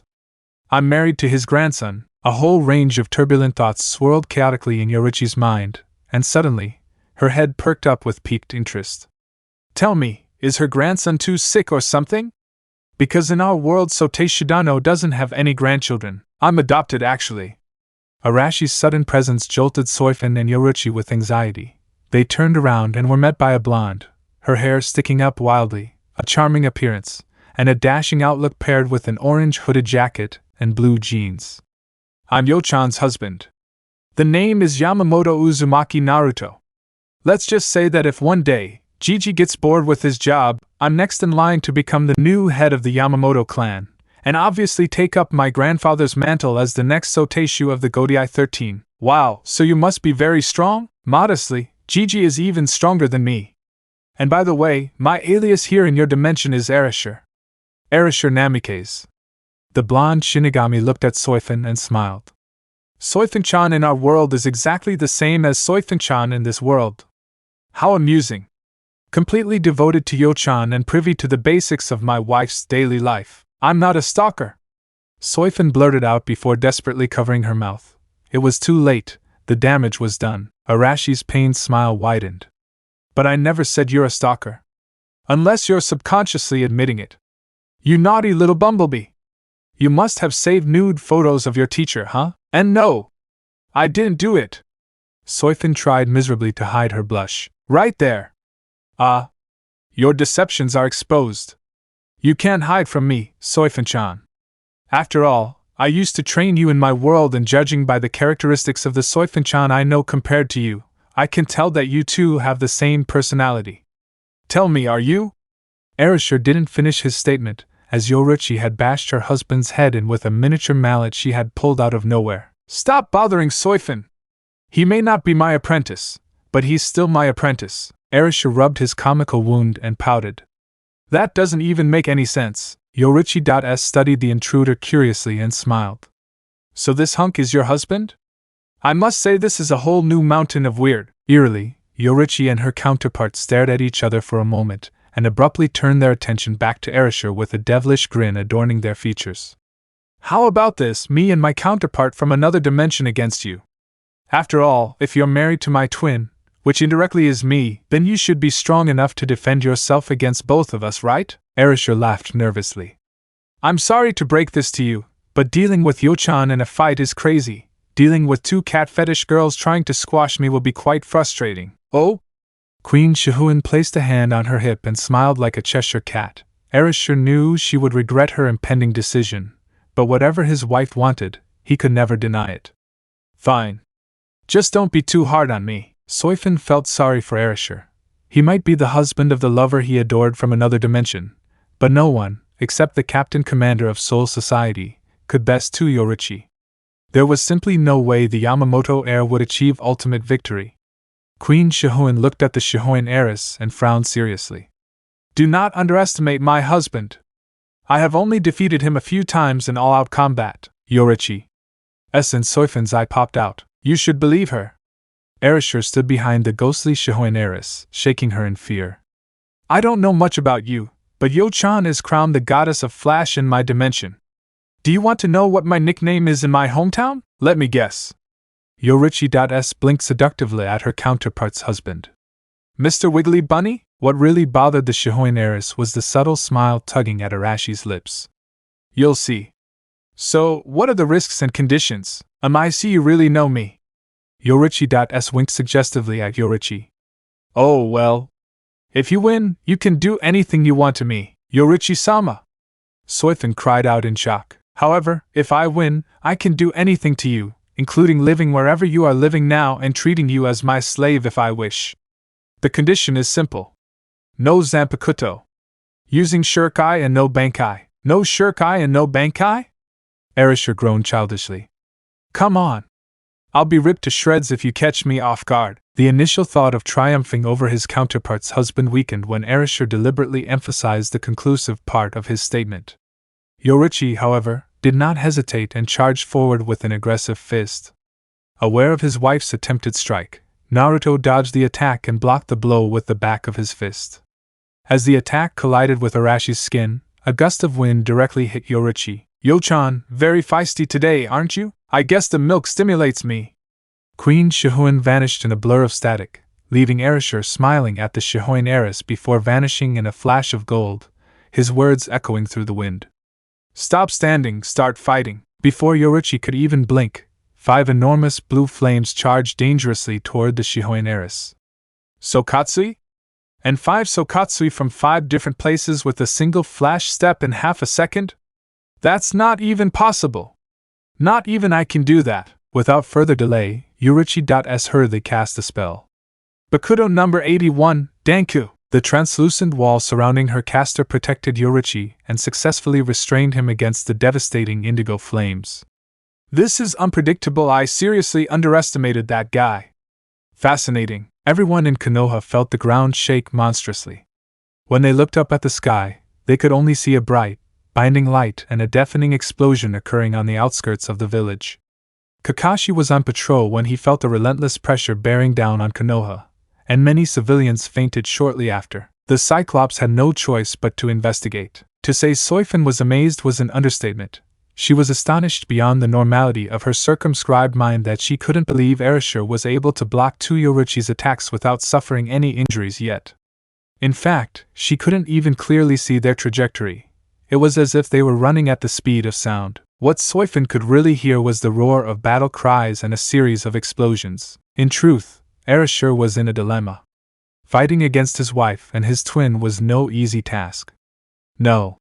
Exploiting their weaknesses was beyond Spartan's difficulty. Cut me some slack. You two are going to kill me. Stop whining and start showing off your manly virility. Yoruichi.s shouted before descending upon her target with an aggressive kick. Stopping in his tracks, the Yamamoto heir tilted his head up and prepared for a counterattack, only to have a fist buried in his stomach. Got you, Naruto-kun! Erasure stepped away from Yoruichi as he channeled his spiritual energy into his feet. The blonde Shinigami's eyes widened in shock as Yoruichi, notable for her captain's outfit, stood beside his flying body. W what? Roughly calculate where I'll fly. She's really strong. Erasure braced herself as the Shihoin heiress mercilessly ground her foot into the Yamamoto heir's stomach, demolishing a segment of the forest floor with a catastrophic impact. The blonde groaned in pain as Yoruichi quickly grabbed Arashi's neck and unleashed a series of blows on Arashi's defenseless body. Come on! Defend yourself! Yoruichi continued her rampage enthusiastically. Fight back! The Shihoin heiress was petrified when Erasure laughed. You're not even hitting me properly. Here, let me show you what a real hit is. Without remorse, the Yamamoto heir slammed a fist into Yoruichi's cheek, sending her crashing into a colossal tree. Struggling to his feet, Erasure spun around and caught his wife's kick. Now that I've taken care of her, you're next, Yo-chan. I don't think so. Yoruichi smiled as Yoruichi's hands wrapped around Arashi's neck. Heh, I'm disappointed. Honestly, I must say your punch is strong, but you're horribly unprotected the entire time. The Shihoin heiress and the Shihoin matriarch gasped in fear as the Yamamoto heir scattered into the air. Twin Yoruichi scanned their vicinity anxiously. Oh no, Kazebushin. His favorite technique that he uses all the time to fight strangers. I think he's trying to speculate on your strength before fighting for real. You mean I wasn't serious from the beginning? That's most likely. The real Erasure stood a few meters away from the two-captain squad. I must say, although you look like Yo-chan, your strength isn't yet on par with my wife. Why is that? What are you talking about? Yoruichi.s hissed angrily. I'm just stating facts. Still, I'm really scared if you two are serious about fighting me. Erasure laughed cheerfully. Shall we call it a day? Yoruichi looked at Yoruichi.s and turned her attention to Erasure with a smile on her lips. Shunko! Yamamoto's heir stood up and scowled. It's not fair. We agreed on no Zanpakuto. I never said anything about not using Shunko. The Shihoin heiress and Empress Shihoin, surrounded by a current of violent wind, unleashed a tidal wave of pure electrified energy toward the unsuspecting Erasure. Geez, you two are very serious about killing me. A glint of solemnity and determination flashed in the blonde's sapphire eyes before he smashed the gigantic blast into its harmless half with his bare hands. Yoruichi.s snarled at Arashi's enigmatic abilities and lunged forward, much to Yoruichi's dismay. Stop! A frontal assault is what he's forcing you to do! The Yamamoto heir blocked the incoming killing blows with relative ease until Yoruichi.s manifested behind Erasure and launched a roundhouse kick, sending the blonde slamming into the rocks. The Shihoin matriarch leaped into the sky and plummeted down towards her husband. As anticipated, lightning bolts thunderously bombarded Yoruichi and Yoruichi.s. The two women vanished to avoid the fate spells and reappeared behind a tree located a few kilometers from the bewildered Erasure. Hey! Where did you two go? Hello? Yoruichi panted tediously and brushed her annoying purple bangs out of her face. Damn. He hasn't been fighting for years, and he's not even rusty for a while. I think this is a good time to spare me the details. Who the hell is he? Yoruichi.s asked annoyed. Well, let's just say he masters Bankai in 50 years and becomes a captain soon after. Empress Shihoin laughed sheepishly. Whoa! You should have told me that. You shouldn't have challenged him in the first place. Erasure walked over to the tree where the women were arguing and sighed. If you two want to whisper, don't you think it's rather loud? Yoruichi. S and Yoruichi bounced in shock before muttering quietly. Ah, Buck! Kakashi landed on a random tree at the scene of the commotion.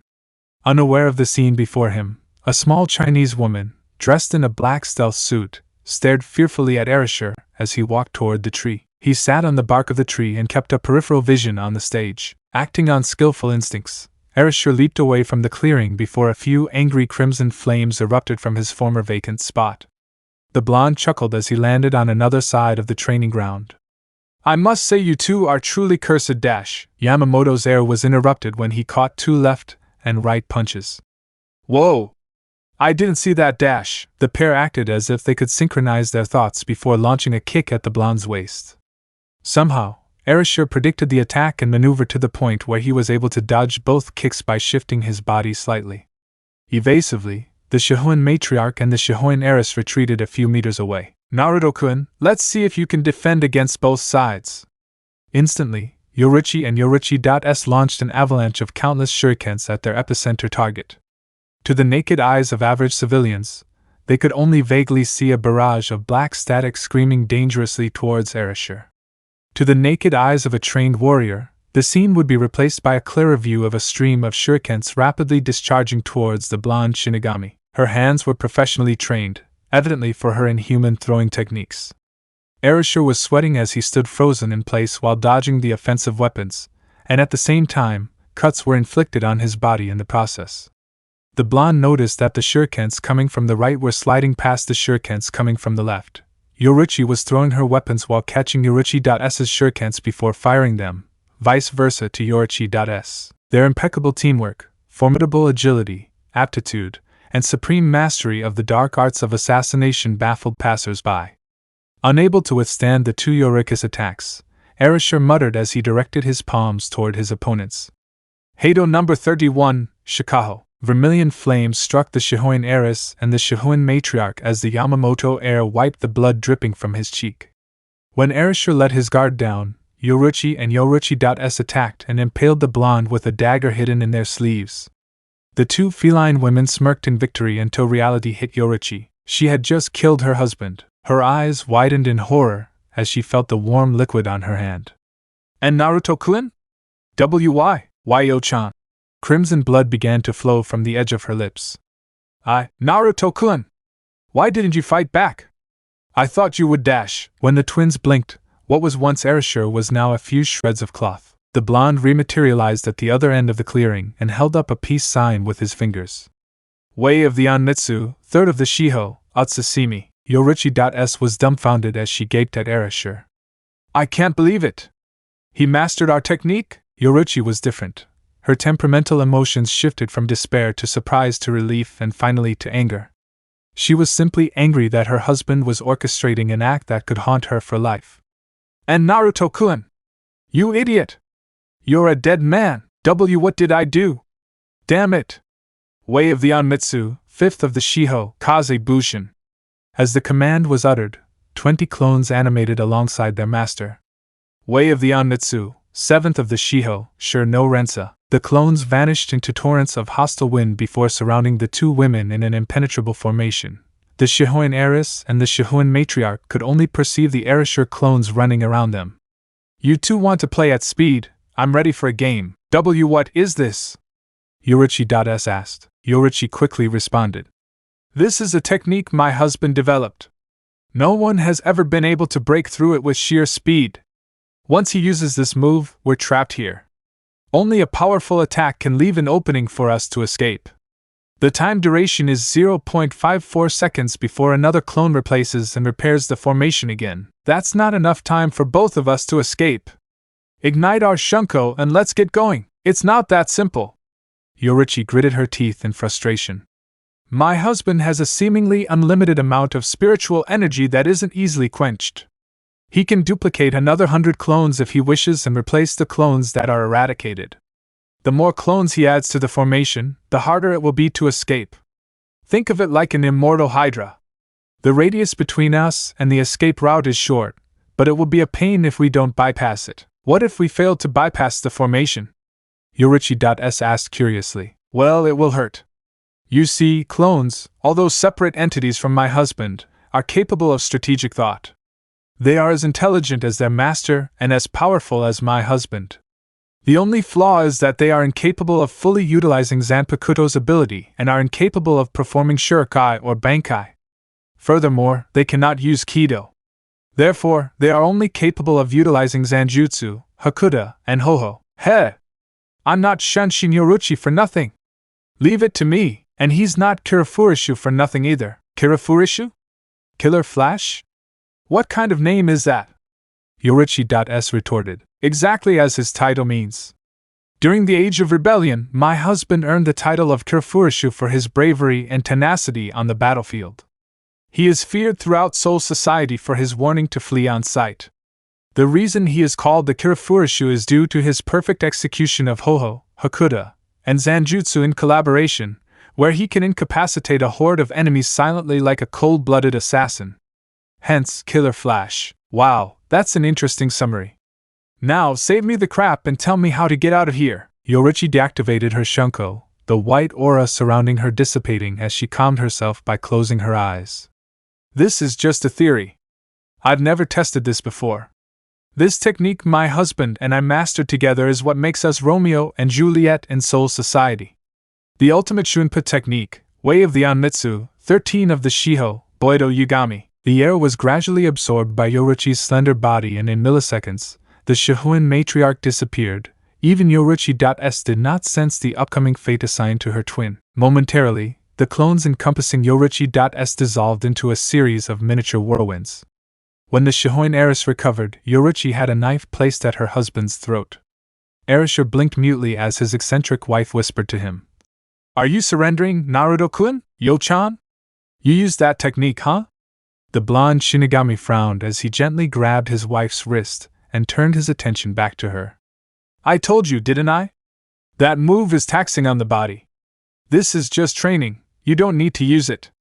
I'm worried about you. It was then that Yoruichi noticed he was sweating profusely and his breathing was labored.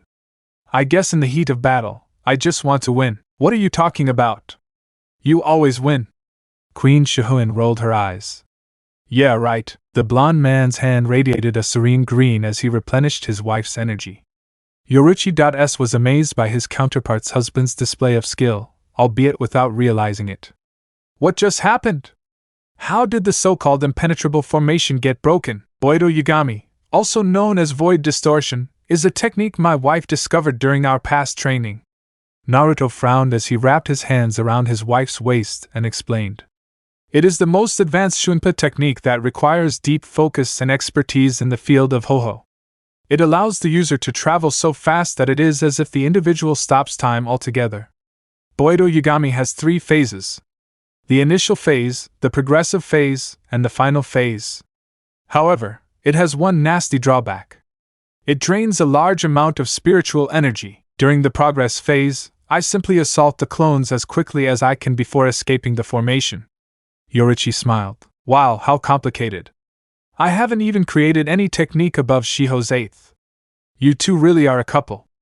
I'm jealous. Yoruichi.s placed a hand on her hips and smiled. Now that our little training is over, I guess you and Soifin-chan over there will stay here for a while to inspect us, huh? Erasure asked while scratching his jaw. Yoruichi.s simply shrugged. Yeah, how do you know? I know Gigi better than you think. His orders were always so cliché. We'll let you stay in our mansion. But we need to find a name for you. Why? I like my name, thank you. The Shihoin heiress crossed her arms childishly. Yoruichi narrowed her eyes. You are me, aren't you? Surely you understand that the people here are aware of my identity as Yoruichi. If you tell people you are also Yoruichi, it will be troublesome and confusing. Yoruichi stroked his chin and sighed in defeat. Fine. Give me a list of names to choose from. Okay. Erasure smiled. How about Machiko? Machiko? Tachiko? Tuchiko? Lasiko? Yoichi? Why is the last name so different from the rest? Yoruichi.s shouted. Well, I've thought of a story for the two of us. My wife and I came to restore the pride of the Namikaze clan, and my sister-in-law is coming to visit. Since you're clearly going to be Yo-chan's twin, then I guess Yoichi will differentiate the two of you. That means you're the younger twin sister. Yoruichi concluded with a cheerful smile. Why am I the youngest? I want to be the older twin sister. Yoruichi.s moaned. Nah. I'm stronger than you, therefore I'm the oldest. Also, you have a shorter fake name. Fine. Be the old hag.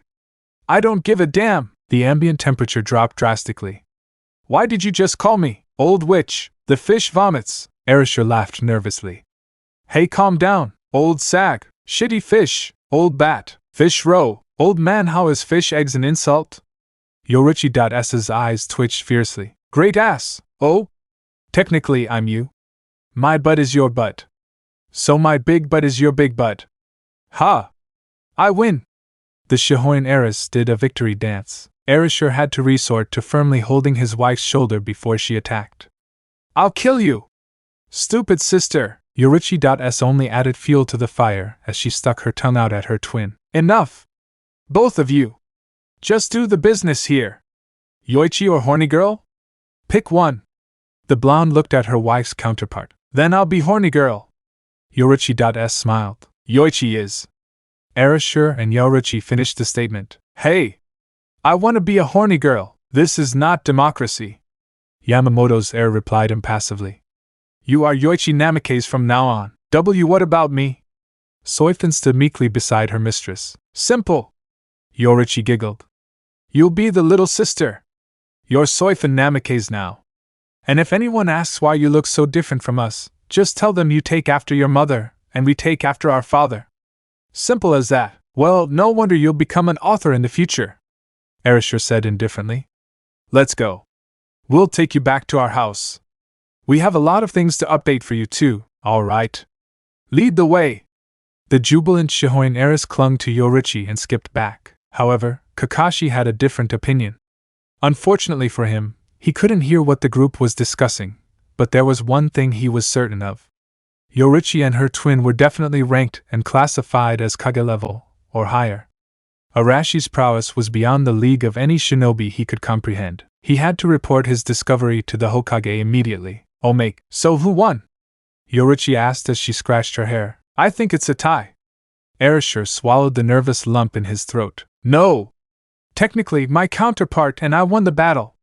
They are now our slaves. Yoichi, to avoid confusion, I'll clarify that Yoruichi. S equals Yoichi smiled. Yoruichi laughed. Great! You're my official pet, Naruto-kun. Nuh! This is crazy. Crazy? This is awesome. Yoichi laughed mischievously. Hey, big sis, would you mind taking me to the nearest S&M store? I want to go get some leather cream and whip, of course. Yoruichi grabbed her twin's hands and skipped happily toward their destination. Suffice it to say, Arashi's life was disastrous. 300. You'll never forget the iconic speech before the kick. Well, Erasure has a reason to hate the Sandaime Hokage.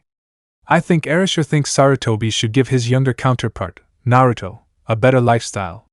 But he didn't. And as leader, he has the right to make it happen. After all, Naruto is royalty. He's the Yandaime's son. He deserves better. Kaze Shunshin, Wind Flicker. Kaze Bushin, Wind Clone. Sure no Rensa, Cycle of Death. Boido Yagami, Void Distortion. Chapter 13. How to Create a Monster. Response to Reviewer. Buñuelo, sorry for not progressing since the last chapter, but I have to tell you this, friend, whether you like it or not, it will be there. It's for the sake of making sure the next chapter plays out well. This arc is very important, and you'll understand that soon. Naruto/Erasure needs to realize his destiny, and his relationship with Yoruichi will be strained soon. The Dawn 1023. The nightmares are there for a reason. It's like a warning to him, constantly reminding him that his future could be very dark. Stormrun, there's a reason why when Erasure and Yoruichi enter the world of the living, people can see them, or even touch them. I'll explain more soon. Please bear with me. Someone asked why Erasure, Yoruichi, and Soifin didn't notice Kakashi hiding in the bush. Seriously, what's the point of pulling him out of the tree? That'll only make the whole situation worse. The Sandaime will get paranoid and send more powerful ninja to inspect them. Note, I'm busy with my schoolwork and also trying to contact beta readers, but no one is interested in helping me. Chapter 13. How to Create a Monster. Erasure had arranged rooms for their guests. To say that young Naruto was delighted to see Yoichi and Soifin was a mere understatement. The younger blonde literally bounced around the mansion in ecstasy, like a child on sugar. Yoruichi decided to have a quiet chat with her twin and took her for a walk. Yoichi put a hand on his older sister's shoulder. So, what's life like with a pretty boy? Yoruichi laughed. That's great. I should tell you about some of the adventures he had with me in our childhood. We used to jump into Shiba's mansion and cut off his water supply and clog the toilet pipes with glued marbles. Kukaku tried to murder both of us the next day. Shit! You did that! My father always forces me to be on curfew. Never have too much fun. The Shihoin heiress pouted. So how's father? Is he okay? Is he still ordering you around like a general? Showering his tough love on you? Hearing the question, Matriarch Shihoin averted her bronze eyes. He was fine. Was? He died. Yoichi froze at his twin's response. What do you mean father died? What happened? Things got complicated. Yoruichi sat on the swing in the park, her twin sister at her side. Well, I'm all ears. Empress Shihoin hesitated slightly. What happened to father in your world? He retired. I guess he was supposed to go on a long-term vacation with mom for a couple of decades, and he left me a mess. Yoichi chirped, but grew worried when Yoruichi's eyes gazed depressingly at the distant sky. It's you, sister. Something's bothering you. And when you're emo, I know it. How did dad die in your world? I guess your dad and my dad are two different people. He forced me to marry little Byakuya. An awkward silence fell before Yoichi yelled in disgust. You? Me? Me? Marry that brat? No way! The Shihoin heiress looked through Yoruichi's eyes, as bright as her own, and gasped. Shit! You're telling the truth. What happens next? Wallowing in reminiscence, Queen Shihoin laughed. My husband comes in and sweeps me off my feet. He charges through the wedding chapel and tries to save me. It's always fun to play the damsel in distress. Yoichi laughed out loud at her joke and then abruptly stopped his laughter before shifting his shocked gaze to his counterpart. Are you serious? But why? Why would dad do this to you? Alliance. The Shihoin and the Kuchiki have always been on bad terms. My marriage was supposedly linked with the political alliance. Now, it becomes the irony. I married the next head of the Yamamoto clan. In the past, Yamamoto, Kuchiki, and Shihoin always have a petty rivalry. Yoruichi gently grabbed her twin's hands. I love Naruto-kun. And it is because of this love, the Yamamoto clan and the Shihoin clan finally unite as one. And because little Byakuya is Naruto-kun's favorite student whom he torments all day long, the Kuchiki clan joins the alliance as well. Let's not forget that Kakaku is my best friend. The Shiba clan is secured as well. Whoa! I never knew a pretty boy was such a big shot. Yoichi licked his lips mischievously. So you never said how Dad died in your world? Honestly, I don't know. I was told he died in prison after serving a life sentence. Yoruichi sighed as she calmly looked down at her feet. I was never allowed to see his body. And my mother passed away shortly after. You're lucky both your father and mother are still alive with you. Yoichi smiled warmly at his sister. But you're lucky to have such a tough husband. Still, I find your father's death very suspicious. It seems someone is trying to prevent the embellished truth from being the scandalized truth. Someone's erasing all traces of the evidence leading to my father's case. Yoruichi exhaled a tired sigh. I wonder why. All right. Enough with the angst. Let's talk about the pretty boy. How did you meet him? The Shihoin heiress asked cheerfully. Matriarch Shihoin shrugged indifferently. We met at the academy. On our first day at school, we bumped into each other, and then it just happened. I feel like I can open up to him about my feelings, and I know he'll understand and appreciate me. And he'll love me for who I am, not what I am. Well, the only classmate I remember is Kakaku. She's alive, right? Of course. She's still boisterous and taking names. Last I heard, she was promoted to lieutenant in the Kido Corps. Kido Corps? Yoichi raised an eyebrow in confusion. In my world, she's a lieutenant in the 11th Division. She still rules the entire squadron with an iron fist. Until a captain returns to fill the vacant spot, she'll be the leader of the 11th Squadron. I feel sorry for her subordinates. The twins laughed happily, oblivious to the attraction they were getting from the town's populous men. But nowadays I feel like Naruto-kun is hiding something from me. It's like he's looking at me and just wants to tell me something. He's desperately and deliberately hiding whatever he's hiding away from me. I don't know, Yoruichi, it's awkward talking to myself, but you must have faith in Naruto. Yoichi smiled at his twin. Believe in him. He loves you, and whatever he's hiding from you, you just have to be patient with him. I'm scared, Yoichi. He has nightmares every night, and every time he looks at me after his hex, I can feel that he's afraid of losing me. Like something he knows will happen that, hey sister, look at me. Matriarch Shihoin looked at her sister with pleading eyes. Believe me, when the time is right, she'll tell you. I really hope so. Yoichi flashed his signature smile at Yoruichi. So, do you want to bring me along to explore the new city? I just arrived here. I have no idea where the main tourist attractions are, the Shihoin heiress pouted. If he doesn't know, who will? At that exact moment, someone walked towards the two women. Even if Yoruichi-sama isn't the Yoruichi-sama I serve, they're the same person.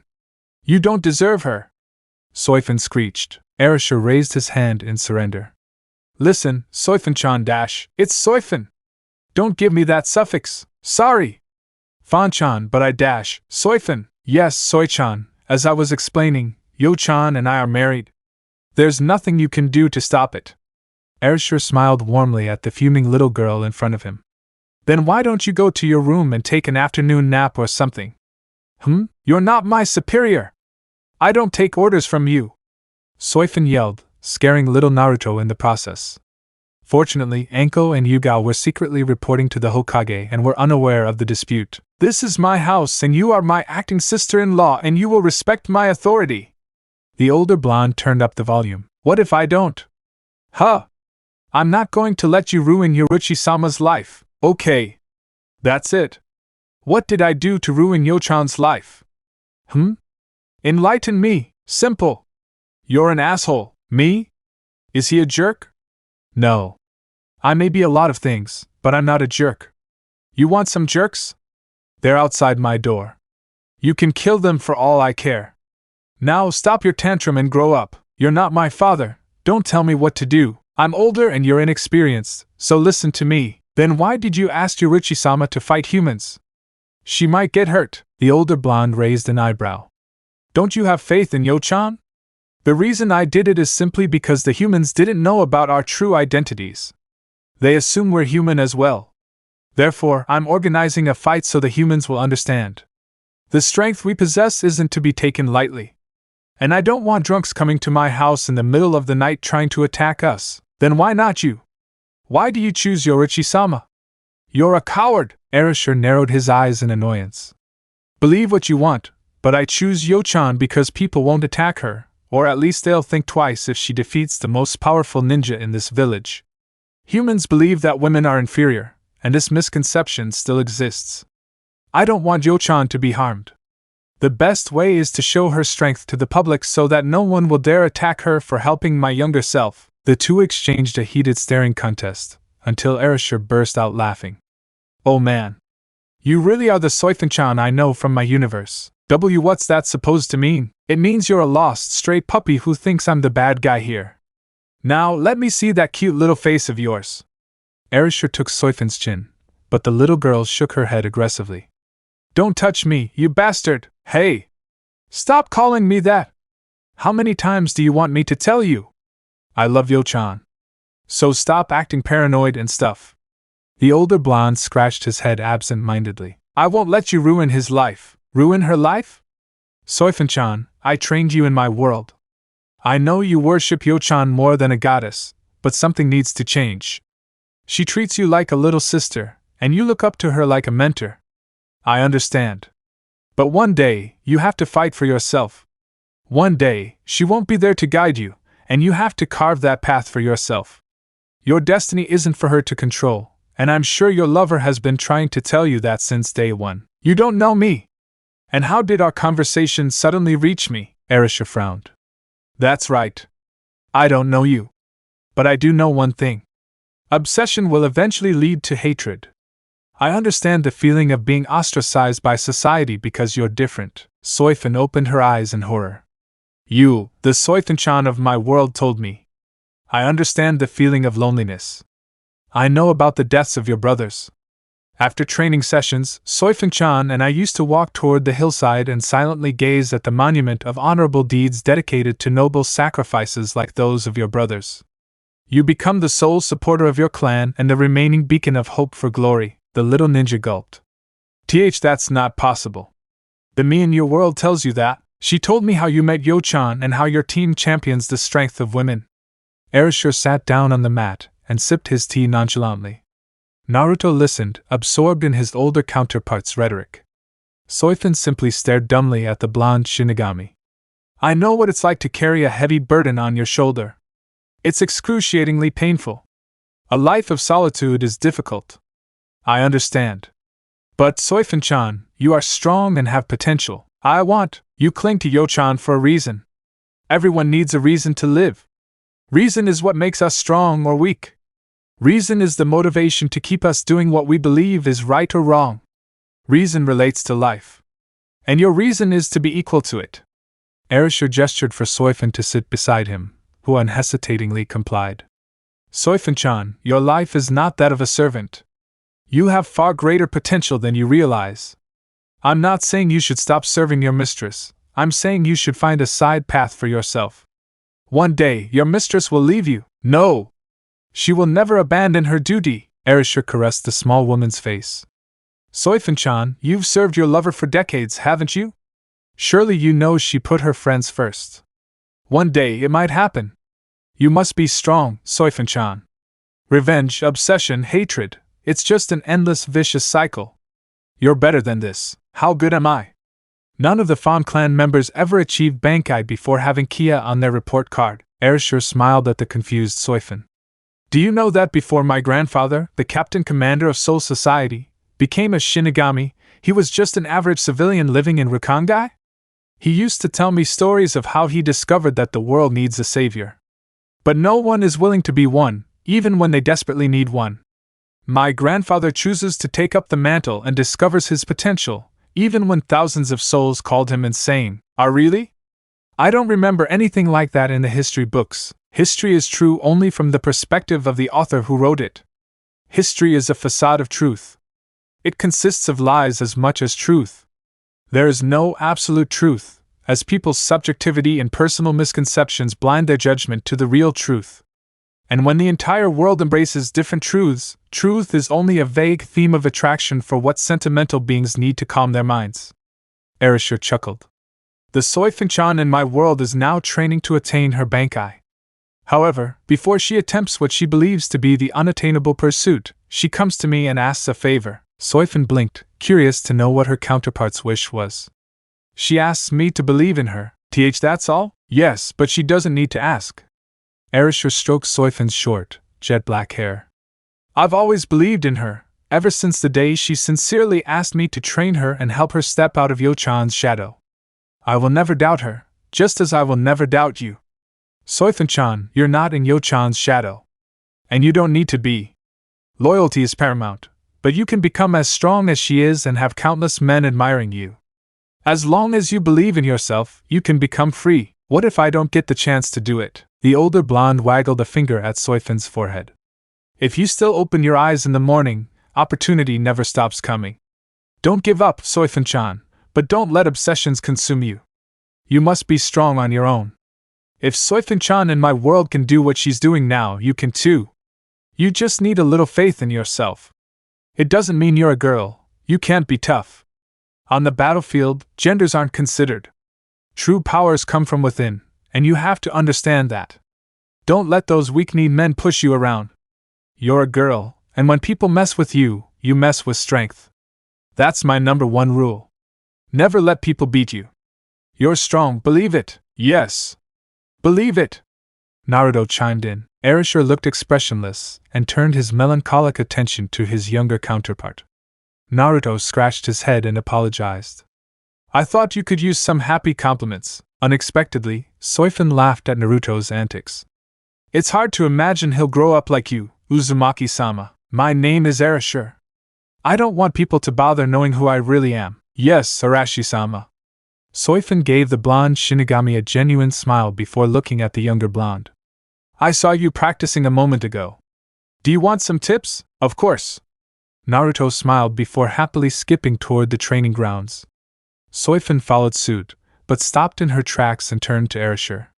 Thank you. Anything for you, Soifin-chan. Back in the world of Yamamoto Uzumaki Naruto, Byakuya looked at his watch impatiently.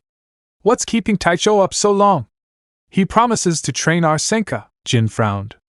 Yeah, I was training my Senka yesterday and discovered a new move combination. I want to show it to Taicho so he can give me some tips. Ranjaku crossed her arms under her ample breasts. Senka? Like in Flash Blossom? What's that? It's a technique he only teaches the lieutenant and the third seat of the squad. The silver-haired Shinigami smiled. To be more precise, his protégés. Huh! That's not fair. Ranjaku pouted. Don't be petulant. There's a reason Taicho teaches us Senka. To use Senka effectively, one must be at the level of an expert in the arts of Shunpa to be able to use the technique. Taicho often tells us that Senka is the technique that allows us to gauge the strength of the enemy. Whether an enemy is worthy of being killed fundamentally comes down to the enemy's ability to see speed. If the enemy cannot block Senka's attack, then the enemy is of no value. The strawberry blonde sighed. At this rate, I won't be able to catch you too. Jin put an arm around Ranjaku and smiled. I'll teach you. Do you want to go somewhere more secluded? We'll practice Shunpa and Zanjutsu in the Taishu's favorite training ground, the Rukongai Forest. Okay. Jin and Ranjaku said goodbye to Byakuya and left. The Kuchiki heir drew his sword and sighed. I guess I'll have to practice it myself then. Back in the canon world. Seriously, how did the humans see us? Yoichi whispered to his twin. I don't know.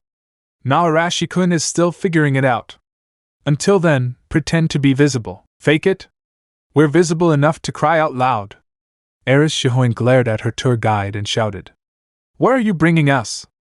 I don't like the shops here. YOSH. So, where do you two wish to go, my fair maidens? A boy, dressed in green spandex and with a bowl-cut hair, gave the twins a thumbs up. Both Yoichi and Yoruichi flinched at his gleaming white teeth. I'd like to see your weapon shop. Bring my sister and me here.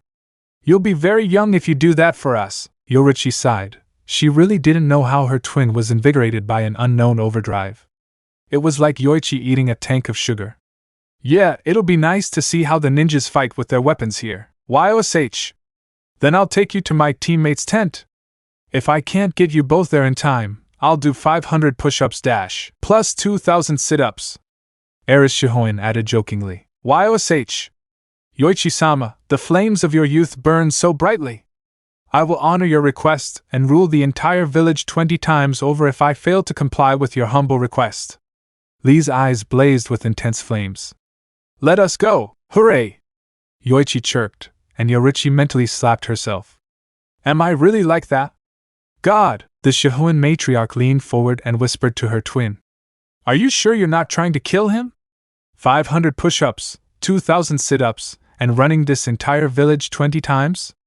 That's not normal, who cares? We're not normal anyway. Come on.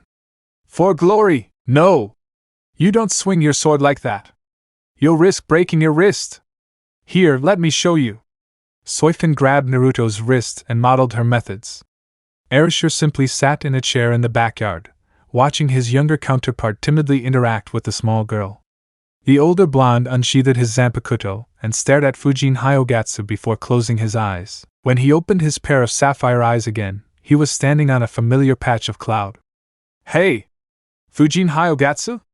If you're there, answer me. There was silence. Stop ignoring me! A climactic column of light descended before Erasure, and a celestial silver dragon soared toward the blonde before halting its flight. What? Can't you see I'm busy? Busy? Why are you busy? Nothing? Yeah, what do you want? Erasure sighed. Can you explain to me what's going on here? Why am I in this universe? When can I go home? I have a lot of things to do. The dragon fanned its chin and scratched its horn before shrugging. I don't know. All I can tell you is that there are many alternate universes in this world. If I'm not mistaken, there are a total of over 500 different dimensions. Of course, Kami-sama blocks the passage there. Somehow, sarcastic humans in this universe develop seals that can breach Kami-sama's dimension and force an illegal transgression. It's illegal, yet humans manage to do it. Or well, so you're saying this is just one of the 500 dimensions. And I'm living in the other dimension? So I'm practically an illegal immigrant, huh? Fujin Hyogatsu remained stoic. If something like that, you know something about me in the other dimensions, besides this dimension and my dimension. Hearing the question, the dragon laughed in an unusual way. Heh! Of course. Let's see him. There is this dimension where you are a simple, lowly human. Let's see you, in this other dimension as a human, are now attending university. Oh yeah? Today is the day you meet Yoruichi's human counterpart who also attends the same university as you. In another dimension, you are an evil dictator who conquers Soul's society and grapes Yoruichi before forcing her into marriage. And in yet another dimension, Yoruichi is the evil dictator who conquers Soul's society and grapes you before forcing you into marriage. Arashi's jaw dropped. What? And yes, in another dimension, you too conquered Soul's society and graped everyone figuratively. Fujin Hyogatsu laughed at his master's mouth. Oh, lest we forget, the strange dimension where you are the king of all demons, and you enslave a human and fall a little in love with your slave. That slave is Yoruichi.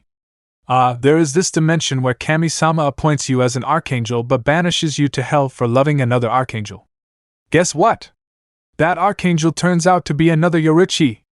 You want to know something? Erasure was still stunned. What? Your dimension is the most balanced of all. And in every dimension of the 500 different portals, you and Yoruichi will always end up together, one way or another. Oh well, class is out. Goodbye. The dragon flew into the sky and disappeared from the clouds. The blonde stood there, dumbfounded by the information. What the hell? What's up with Fujin Hyogatsu today? He looks so cheerful. Why, are you sure about this, Kakashi? Sarutobi stroked his chin in deep contemplation. The Cyclops had informed him in detail of Arashi's strength, and Yoruichi, along with an unknown woman, deduced to be the twin sister of the Shihoin matriarch, invaded the village undetected by their security. Either the village had been lax, or Yoruichi's twin sister possessed undeniable prowess in stealth. Kakashi also mentioned a petite woman who, while possessing supernatural strength, appeared to be a servant to the intruder. Yes. I don't think they even went all out. Arashidano has shown the skills of using shadow clones. However, I'm not so sure if they are shadow clones or the old wind clone. Also, Arashidano and Yoruichi seem to be good at using simply jutsu as substitution efficiently in battle. I don't think any ninja except Hokage-sama could surpass them, the elderly Hokage sighed. Of course no one can surpass them. They are Shinigami. We are only human. How can we even think of defeating Shinigami? But now, Arashi's wife has a twin sister. And she's here. In our village? Kami-sama, please forgive us for our sins. Kakashi noticed Sarutobi's unease and asked. Are you all right, Hokage-sama? Yes. Anko, Yugao, give me your reports. As if on cue, the two women manifested their existence in a swirl of leaves before their leader and bowed. Hokage-sama, we have urgent news. I know. Yoruichi has a twin sister, and she will be residing at the Namikaze compound. And no. Sir, you made a mistake. Yugao murmured hesitantly. What do you mean? Anko scratched her head. Well, Yoruichi-sama has a twin sister and a younger sister too.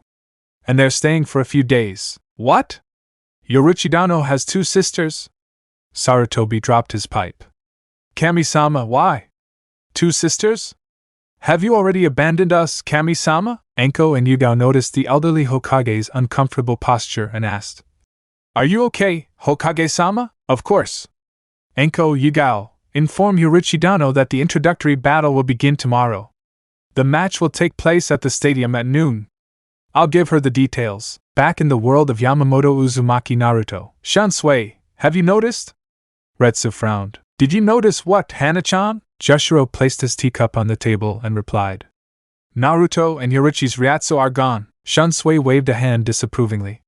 No, it's not possible. Unless they travel to the living world, it's impossible for the three of us to not be able to track them in Soul Society. That brat might be good at hiding his enormous spiritual pressure, but he still wouldn't be able to. I'm not hiding all of them completely. And why would they be in the living world anyway? I'm sure you two are just paranoid. They're probably hiding somewhere or in their bed dash. Retsu smacked the perverted captain's head before he could finish his sentence. No matter where Naruchan goes, we can still sense it. Now, it's like they've completely left Soul Society. I have a bad feeling about this, back in the canon world. Naruto-kun! Harder! Why yes! Yoruichi moaned in utter bliss as she lay in her bed, allowing her husband to pleasure her senseless. Do you like it here? Yes. Don't stop. That's the place. You have a big hand, Nara, so tight. I need to loosen you up a bit. Erishur whispered tentatively into his wife's ears. The question is, do you want more? Why yes. You're such a good masseuse. Where did you learn your massage skills? Yoruichi purred as her husband applied more pressure to her shoulder. I have talents. Perhaps you wish to explore some of them? We'll do it next time, sweetheart. We have a big day tomorrow. The Shihoin matriarch snaked her hands around Arashi's neck and gently pulled him to her side for a warm hug. The blonde lovingly hugged his wife as he placed his chin on Yoruichi's head while his wife listened to her favorite lullaby. Her heartbeat. I have to get ready for tomorrow's game. You're fighting humans, honey. That's beyond exaggeration, Yoruichi laughed. So, any clues as to why humans can see us? I read about Konoha's history, actually. Apparently, this nation operates on chakra. However, this chakra is part of the life stream in this universe and is fundamentally linked to spiritual energy. Also, when we arrived, I noticed the irregular spiritual energy in the forest. When I read about Konoha's origin, I actually have a theory that might explain why humans can sense, touch, and see us. Empress Shihoin closed her eyes and kissed her husband's chest. Why? Forests aren't part of nature itself. Technically it is. Still, those trees are artificially produced by extensive use of chakra. The Shodaime Hokage had the ability to reinforce his chakra into life forces. With those abilities, he filled this country with most of his chakra. Once the land is fed by his chakra, it grows into trees and plants. These trees and plants eventually become a forest. Think of this village as a dome, and within this dome contains chakra intertwined in the air. You can tell that the trees are also releasing oxygen and small traces of chakra. Really? It seems the humans are using a bastardized version of our spiritual energy. Yoruichi yawned and affectionately nuzzled her head against Arashi's chest. I can't say that it isn't. I'm confused as to why Yoichi has never heard of this place before. And I've never seen hollows here either. If I want to state our riddle, I can only say that the people residing here can see us clearly due to the immense level of chakra in the forest. That's the only feasible conclusion I can draw. Otherwise, I have no idea about our situation. So how do we get out of this dimension and back to our own? Erasure sighed. I studied the scroll my younger counterpart used to summon us. Whoever wrote that scroll is a genius or something. Even I don't know how to decipher a portion of the contents. I just need to finish studying the last segment of the scroll, readjust the seals, and pump it with chakra. Spiritual energy doesn't work on it. The seals need a large output of chakra for it to work properly. If it malfunctions, we could travel to another dimension. I'm not going to another dimension. Fujin Hyogatsu told me some of them, and they're clearly weird, Yoruichi smiled. Weird? Tell me more. The Shihoin matriarch spent the rest of the night hugging her husband and laughing at the stories of her various counterparts, especially the part where she was a dictator and a sadistic rapist. When Yoruichi awoke from her sleep, she laughed at the peaceful features of Erasure sleeping beside her. The Shihoin matriarch leaned forward and placed a kiss on her husband's nose, which somehow caused the blonde to stir in her sleep. Opening her pair of enchanting sapphire eyes, Yoruichi smiled. Good morning, dear. Good morning, darling. Erasure closed his eyes, and Yoruichi pouted. Wake up, sleepyhead. I have a match to catch. It's not like they can defeat the super amazing Yochan, is it? The older blonde kissed his wife, and they eventually had a lustful battle for tongue dominance. Yoruichi moaned in ecstasy as Erasure poured immense passion into their deep kiss. Soon, Yoruichi was screaming her husband's name in a lewd frenzy. The loving couple headed to the kitchen after taking a shower, where they had Hex again, and were surprised to see breakfast ready. Yugao and Anko were wearing aprons, and young Naruto was holding a plate of omelets. Erasure smiled. Oh, this is the first time? I don't need to cook today, huh? Anko scratched her head nervously. Well, technically we're guests, and you're the head of the family. It's only natural we'd do something to help. The older blonde man shrugged and motioned for his younger counterpart to follow him into the garden. When they were isolated, Erasure tilted his head and smiled in the gentle breeze. Kid, why do you like that Sakura girl? She obviously doesn't like you. From where I'm sitting, she's just using you as a punching bag. No! Sakura-chan is very pretty and kind. Naruto defended himself. Erasure raised an eyebrow. Really? She might be a little cute. But kind? No.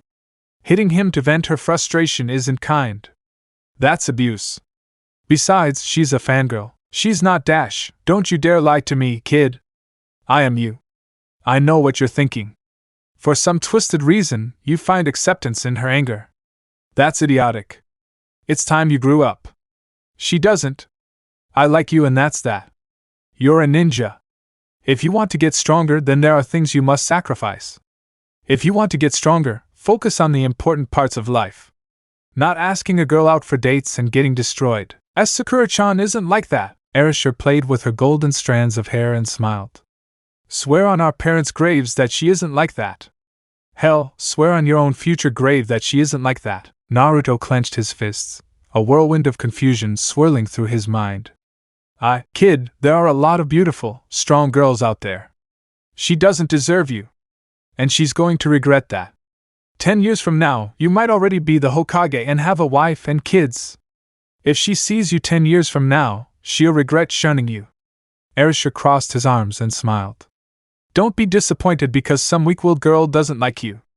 It's time you took everything seriously. How can I be serious when everyone treats me like garbage? The older blonde ruffled his younger counterpart's hair and flashed a cheerful smile.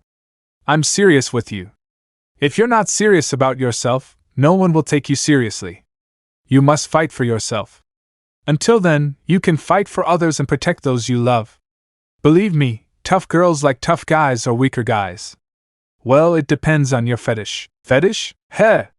You'll understand one day. Right now, focus on your studies and training. Sakura is history now. You are Naruto Uzumaki.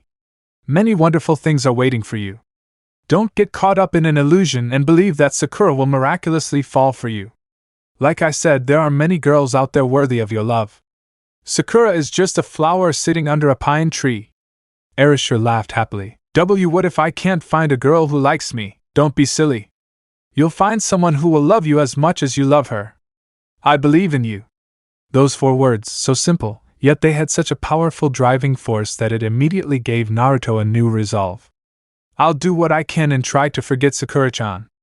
I'll focus on training and getting stronger. And then one day maybe I'll meet someone I can truly love. I know you can. The young blonde boy laughed happily, until something struck him. Parents? Do you know our parents? Oh? Didn't I tell you the Yandame Hokage is our father? And our mother is Uzumaki Kushina. Erasure scratched his temples sheepishly as Naruto gaped at him. Oops, I think I really forgot that part. Naruto continued to stare dumbly at his older counterpart, his expression growing more aggravated as the seconds passed. What? Why didn't anyone tell me that? Oh, you know? Security protocol. Your esteemed grandfather, Sarutobi Hiruzen, just can't be bothered to tell you about it. He's afraid you might leave the village or someone might assassinate you from the outside. Seriously, he already has problems dealing with people trying to assassinate you from the inside. And if he's really afraid IWA will send troops to kill you, he should beef up his security. Oh, well, he's been lying to you all these years. But blame him. I mean, he's afraid you rebel against him. The blond youth gritted his teeth. His eyes flashed a wild crimson before he regained his composure. Are you telling the truth? Why would I lie to myself? I want to open your eyes to the deceptions your so-called grandfather has been telling you. See it with your own eyes. He knows who your parents are, and yet he sits in his cozy office spying on naked girls with his crystal ball. And even if he doesn't want to tell you who your parents are, due to his own reasoning, he can still give you your deeds for this mansion and the salvation of your parents. But no. He didn't. He keeps it all to himself. Why? I wonder. Erasure smiled wickedly and tilted his head, winking at the distant sky. Sarutobi gulped in fear as he spied on the 2 blondes with his crystal ball. Oh no. His nightmare only began when Erasure looked at him through the crystal ball. The devilish grin plastered on the older blonde's face was sending shivers down his spine. It's okay to be angry about him. After all, he was the one who indirectly caused my death when I was 5. You, my friend, are far too lucky to have survived that ordeal. Naruto, tell me, what's going on in your mind right now? Arashi's grin widened as Naruto snarled at the memories he had with his surrogate grandfather. They were all lies. The Sandaime Hokage only saw him as a tool for catastrophe and carnage. I want to get stronger. And what is your dream? I want to watch over this village, but no, that's not enough of a punishment. I want to conquer this village and swallow it whole. I'm sick of people lying to me and stabbing me in the back.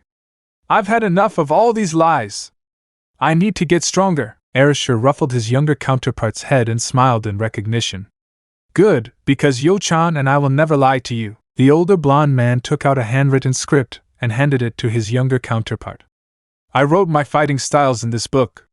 The sword techniques, hand-to-hand combat, tips, training exercises, and the history of the styles. This book only details my wife, my friends, my family, and my fighting styles. It will greatly aid you in becoming a professional kenjutsu and taijutsu master. The chakra exercises and ninjutsu techniques can only be found in the village library. When you are not training, it will be advisable for you to go there and do some reading. I have made precautions in case anyone unreasonably wishes for you to leave the premises. It will do you good. Thank you. Naruto wiped the tears from his eyes. After all, no one had ever really given him anything precious he could call a treasure. Don't worry. But keep in mind that reading theories isn't enough. Practices will progress you to a mastery level. The manual is detailed, but you should use it to train yourself. Find suitable and sensible training partners who are willing to now. Let's go have breakfast. We'll watch Yo-chan kicking ass later. Then, you have a training session/lecture with Yo-chan and Yoichi. The young blonde nodded fervently. As expected, Yoruichi defeated her opponents in 5 seconds, and she was showing a considerable amount of mercy. She restrained herself from snapping necks, aiming for the vital points of human anatomical structures, and going in for the kill. The populace paled in horror at Yoruichi's skill. She, a woman, had bested Konoha's finest ninja without breaking a sweat. She was the personification of terror. Afterwards, she quickly left with her twin sister, oblivious to the fact that she, along with Yoichi, had gained a fan club and girls. Yoruichi stood with Yoichi before Naruto. The blonde actually couldn't tell who was Yoruichi and who was Yoichi. They looked completely the same. Somehow, it was actually very believable that they were the same person from parallel dimensions. Now, kid, you'll learn Hakuda or Taijutsu, whatever, from the best of the best. Sister and I have never lost to anyone, except Naruto Baka. Or Erish or whatever. So, can we begin? First of all, have you read the manual my husband gave you this morning?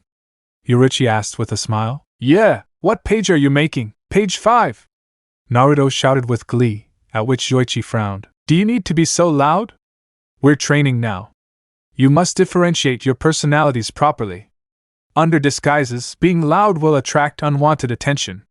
On a battlefield, being loud will attract the attention of enemies. Do you want to die for stupid mistakes like that? The Shihoin heiress pointed a finger at the blonde. But you're noisy! Naruto retorted. I'm different. Don't compare me to you. Our powers are immeasurable by human standards. Yoichi snorted. The blonde sulked. She felt as if Yoichi considered him unworthy of being his student. Yoruichi sighed and smiled softly. Naruto-chan, Yoichi meant that you must accept the truths. You are a human. We are Shinigami. The truth is always difficult to accept, but you must accept it. You have potential, but you don't have the skills to use them to the highest quality. We are here to help you develop that skill. Keep in mind that we can't stay here forever to help you. You must learn them yourself to gain your own experiences. It is better to rely on yourself than on others, right? Besides, Yoichi chimed in, we can't teach you ninjutsu. What we do isn't something a human can do. However, the basics we learn in hand-to-hand combat are similar to how humans learn their fighting styles. You've seen my sisters fight just now, haven't you? Yes. Naruto nodded. Can you see it moving? And no. Yorine is moving too fast. She stood there and all her opponents fell. Exactly, that's speed. Speed is everything on the battlefield. In the art of stealth, speed and precise timing are essential to kill. Act at the wrong moment, you will die. Act rashly, you will die. Act like a brute, you will still die. Yoichi smiled. So how do I know what to do? Yoruichi replied. It's not a matter of knowing what to act. It's a matter of understanding when and how to act. If no one tells you that you can bend the trajectory of your shuriken, what will you do? Naruto raised an eyebrow. I don't know. Use your instincts. Yoichi replied, his hand moving in a blur. Spontaneously, shurikens mysteriously embedded themselves in the trees around the trio.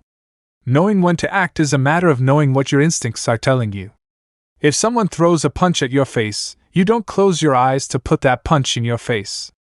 You instinctively dodge and formulate a counterattack. It's the same thing. Now, enough with the boring lectures, Hakuda or Taijutsu, whatever. It's about understanding the grace of your movement and unleashing it effectively. It's not about being rigid with stances. It's not about being haughty and arrogant about your combat skills and flaunting them unnecessarily. It's about appreciating the grace of your formal and original stance and using them creatively. You must understand that there are countless scenarios that will happen during a battle. Stance 1 might be effective enough in a broader aspect of battle scenarios, but it might not be in another type of phenomenon, Yoruichi said. And remember, the smallest of details can determine the outcome of a battle. As horrible as it sounds, there's no such thing as an amazing maneuver. It's about knowing the depth of your abilities and applying them at the right time, Yoichi confirmed. There's no leeway. There are no shortcuts. You want to be Hokage, right? You want to beat up everyone who lied to you, right? Yes. Naruto smiled, but immediately regretted what he said when he saw the two women he idolized grinning demonically at him. Then let the torture begin. Yoichi took out his arsenal of weapons. The blonde gulped, but was saved by his precious Yorine. Wait. First, we need to discuss psychological warfare. Have you heard of that before? No? What's so useful about that? Yoichi smiled sadistically and suddenly appeared before Naruto, holding a knife to his throat. What's the point of this? The crazed pair of bloodthirsty eyes and the torturous drool dripping from Yoichi's lips terrified Naruto. Instantly, Yoichi smiled brightly and blinked. That's psychological warfare, and we're both practitioners of it. However, Naruto-kun is the true master at it. The trick is simple. However, you must learn to know what's what. As a ninja, you must know the art of a profiler. Profiler? A person who reads emotions simply from an individual's appearance. Yoichi elaborated. Understand it deeply and exploit emotions. Ninjas should understand that. Now, let's stop talking and start some action. The young blonde discovered something that day. Yoichi and Yoruichi destroyed an army of Naruto in seconds, and she realized that she had gained memories of her scattered clones. Super Special Omake. The story of Fujin Hyogatsu, the consequences of being a playboy. Fujin-kun, come see me now or I'll roast you alive! Kaiten Kaitatsu roared as he gripped his scimitar in fury. How dare you abandon me for all these years? A few miles away, hiding behind the wall, was Fujin Hyogatsu, who had the appearance of a charming young man with wild blue hair, emerald eyes, and visible canine fangs. He was wearing a plain white shirt with a loose indigo tie and black pants. He panted tediously, desperately avoiding the rage of one furious woman in particular. Damn it! I thought Kyo-chan would forgive me if I apologized with a flower banquet. I guess I was wrong. Fujin Hyogatsu was so focused on avoiding Kaiten Kaitatsu that he didn't notice a serpentine child beside him. Hey, Chimpet! I found him, Fujin Baka! I finally found you, piece of shit! How dare you abandon me all these years? One of the largest elemental Zanpakuto, one of the oldest dragons, and the strongest wind-type Zanpakuto, Fujin Hyogatsu, screamed in horror before running in the opposite direction with all his might. Stop running!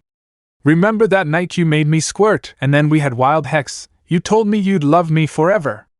The Zabumaru woman ran towards her target with revenge in mind. However, when Zabumaru shouted the last declaration, Kaiten Kaitatsu had heard everything. W wild hex? Sensing the escaped Fujin Hyogatsu in sight, Kaiten Kaitatsu trembled in pure rage before launching herself towards her target with revenge in mind as well. Fujin Kyuen! You bastard! You told me I'm the only woman you make love to! And what's worse, I truly believe in you! Half an hour later, Fujin Hyogatsu coughed between labored breaths as he hid under a tree. Kyo-chan got it all wrong! After we parted ways, I met Zabi-chan. Damn it! How can I explain this to him without getting killed? It was then that he felt someone tap his shoulder. Turning his attention to the source, Fujin Hyogatsu gasped. Shura-chan! The eerily placid expression on Sodi no Shiryuki's face deeply disturbed the Wind Master. Fujin-sama, it's been years since we last saw each other. I hope you haven't forgotten those words you said to me when you hugged me so tightly in bed, Oh, of course not, Shura-chan. I love you! And I always will, really? What's this I hear about you having an affair with Zabumaru Dano and Kaiten Kaitatsu Dano? I can explain it. The snow blade materialized in Shiryuki's grasp, as she already had revenge in mind. Too late for that. You shouldn't have abandoned me after all these years. Scream, suffer, and die. Fujin Hyogatsu screamed like a little girl and a man as his legs were frozen in solid ice. Shura-chan! Please! The Wind Master stopped his speech. The burning inferno of hell erupted into existence as Zabumaru, Kaiten Kaitatsu, and Sodi no Shiryuki stood before the trembling Fujin Hyogatsu. The three enraged women seized their weapon and raised it high, eclipsing the bright sun and sending shivers down the Wind Master's spine. How dare you treat us like playthings? How dare you deceive us with your false talk of love? We shall be deceived no more. Prepare to meet your end, Fujin Baka / Fujin-kun / Fujin-sama. Wait! The three women stopped their attacks. Listen to me, please! Kyo-chan! Remember that time I brought you into my world and told you how much I love your carefree charm and your skills on your shamisen? I love your melodies, but most importantly, your smiles are what bring me true happiness. I love you and I still love you. Fujin Hyogatsu's words touched Kaiten Kaitatsu's heart deeply. Really? Kaiten Kaitatsu lowered her scimitar. A light tinge of crimson plastered across her cheeks. Fujin-kun, I love you too. And Zabi-chan! Do you remember our first fight? Did I tell you I admire your ferocity and your strong build? It makes you hexy, Zabi-chan. Don't forget, Zabi-chan, you have the hexiest S ever. And I meant every word I said. I'll never forget our first moment. Zabumaru also lowered his sword, a palpable pink blush on his face. Fujin Baka, Shura-chan, remember that time when you caressed my chest in the snow and I told you I wished we could be like this forever? I really mean it. I love you, Shiri-chan. Sodi no Shirayuki lowered her sword, a vibrant blush warming her features. Fujin-sama. The three women softened their gazes before forming a group discussion. I don't want to hurt Fujin-sama, what should we do? But I don't want to share it with you too, Sabimara said irritably. We have no choice. We love Fujin-kun equally. I guess we should share me. Let's ask Fujin-sama's opinion, huh? The three women turned their attention to Fujin Hyogatsu, only to find an empty seat. Where did Fujin Baka go? Fujin-kun! Idiot! The three furious women scattered to continue their search for Fujin Hyogatsu. Unbeknownst to the three Zanpakuto women, Fujin Hyogatsu was hiding at the top of the tree. Ugh! That was locked. Damn it! I love you three, but you won't listen to reason if I make mistakes. I should have listened to Hyarimuru. I hate it when my little brother's words come true. Hey, Fujin! The disguised wind dragon tilted his head down and saw Zabimara's younger brother and Kaiten Kayatatsu's younger sister looking at him. Oh! Hibi-kun! Tenchan! Hello? Give us one good reason why we shouldn't expose your location to our older sisters. Hibi sneered. Shall I give you some cookies? Chimpet! I found your missing boyfriend. Oh sure dash.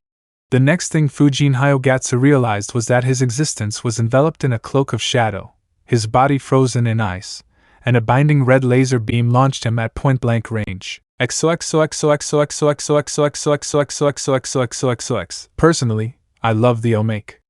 Fujin Hyogatsu has an opposite take on relationship issues with his teacher.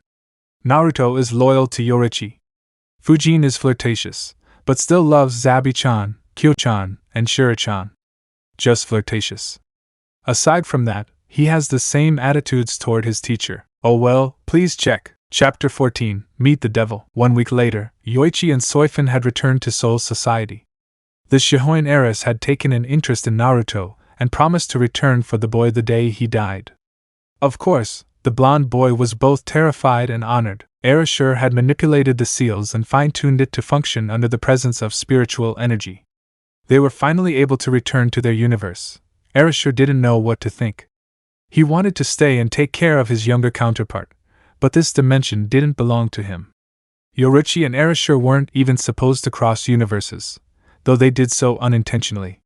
They had taught Naruto the theories, and all that remained were practices and mastery. You have to take care of yourself, okay? Erasure ruffled the boy's hair and smiled. You still have a long way to go. Remember to treat your girls well, okay? Yoruichi smiled as she hugged the tearful blonde. Should you guys really leave me? Naruto hiccuped. Erasure grabbed his counterpart's shoulder and softened his gaze. Yes. I don't belong here, Naruto. I have to return to my world and be who I am. I am Yamamoto Uzumaki Naruto, captain of the 10th Division Squad and future patriarch of the Yamamoto and Shihoin clan. I still have many apprentices to train. And I still have a wife I must adore. I have found where I belong.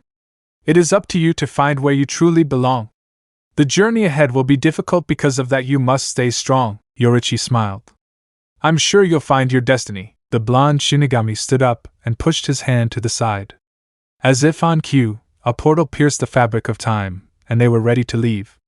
Erasure said a brief goodbye to his younger counterpart before taking his wife's hand. In an instant, Erasure and Yoruichi disappeared from Naruto's world, Soul Society. A portal emerged from Sokaiku Hill, and the couple finally returned to their universe. Yoruichi was excited, and although she knew her husband was annoyed and a bit paranoid about leaving his younger counterpart's safety in the hands of fate, he still insisted on going ahead. As the couple entered the sandy soil of Soul Society's iconic hill, a horrendous amount of spiritual pressure was vigorously expelled. Yoruichi was shocked by the doses of malevolence tainted in the spiritual energy, and felt a familiar feeling about it. The spiritual pressure felt like Naruto's. When she turned her attention to her husband, she was terrified. Naruto's eyes glowed a bloody crimson, and his whisker marks deepened. His canine fangs had grown to a primitive degree, and his elongated claws were sharpened beyond demonic. For a moment, Yoruichi thought Naruto had lost consciousness and turned into a monster. But in a split second, his hideous transformation returned to normal. Yoruichi clung to Naruto's shoulder and asked with concern. Naruto-kun? What's wrong? The blonde man blinked and looked at his wife in puzzlement. What about what? You? Naruto raised an eyebrow in confusion. Me? I'm perfectly fine. I couldn't be better. I feel great. Really? Yoruichi examined her husband's features carefully, and couldn't detect any evil presence within him. He had no savage appearance or signs of being influenced by the Kyuubi. However, it was the taint of his spiritual pressure that worried Yoruichi. Naruto's spiritual energy had escalated to a horrifying degree before evaporating into a calm appearance.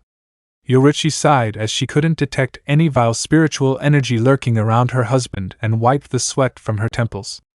I'm overthinking it, it's not possible. It was at that moment that Kensei and Retsu manifested their frames before them. Yo! Brother, where have you been? We're all very worried about you. Kensei placed both hands on his hips and moved the corner of his lips. I'm fine. Naruto smiled uneasily. I just need some time alone with Yo-chan. I'll fill you in on our little misadventures. Retsu clung to the blonde's shoulder and unexpectedly earned a grimace from Naruto. Naru-chan, is something wrong? Not. Are you sure? You don't look well. Naruto removed the hand from his shoulder and clenched his fist. I'm fine, but you don't dash. I said I'm fine. Naruto shouted angrily, causing Yoruichi, Kensei, and particularly Retsu to flinch. Taking a few deep breaths, the blonde looked away. I'll go check on my division.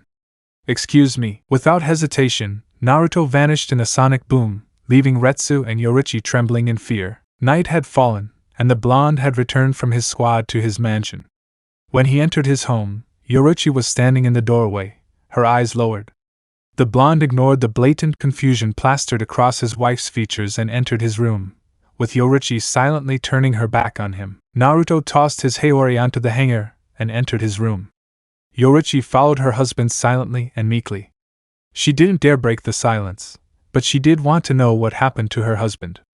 The blonde had been acting strange lately. She was giving her strange looks, as if she wanted to grape her on the spot. The blonde scanned the chamber intently before announcing his curiosity. Where are your things? What do you mean by that? Your favorite pillow isn't on the bed. Why? Naruto stood in the doorway, obscuring Yoruichi's escape route. Matriarch Shihoin looked away nervously and swallowed. I plan to sleep in the guest room. I just think after what we've been through, I think I want some time alone. Naruto laughed darkly. Yoruichi didn't like where this was going. The blonde placed his hand on the wall, pinning himself against the helpless Yoruichi. Are you kidding me? You're going to sleep in our room. Yoruichi removed her husband's hands and moved into the bedroom, trying to avoid Naruto's devious gaze. She turned around, only to see Naruto up close. She retreated back, taking larger strides and doing her best to be evasive. Naruto studied Yoruichi's trembling body and smiled. What's wrong, honey? Why are you so scared? Naruto's smile only widened when Yoruichi stumbled and fell onto his bed. The blonde climbed on top of his wife and sniffed at Yoruichi's neck. I'm your husband, and you'll do well to play your role as a wife. I'll take a shower.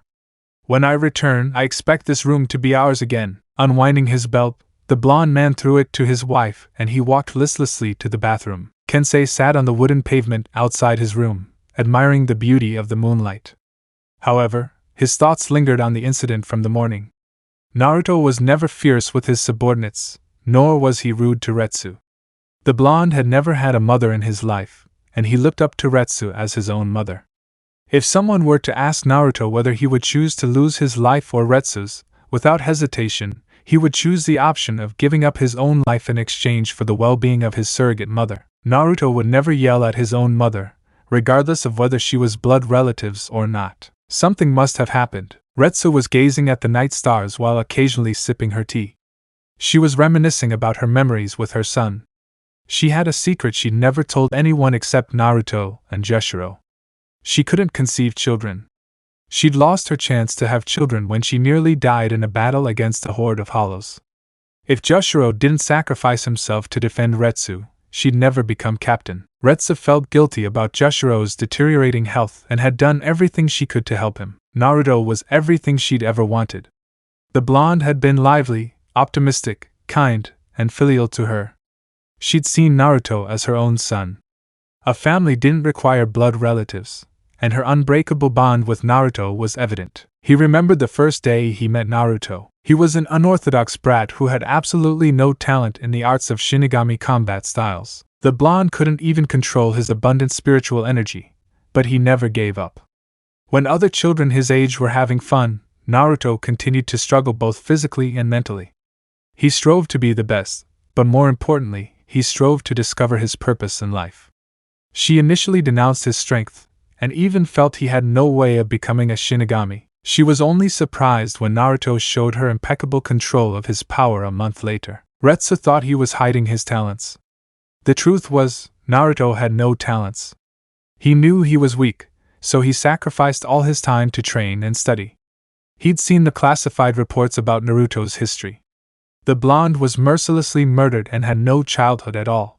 He sympathized with the boy. The following month, when he visited the enigmatic blonde again, he couldn't believe what he saw. Naruto had already materialized his own Zanpakuto. Still, her judgment was firm.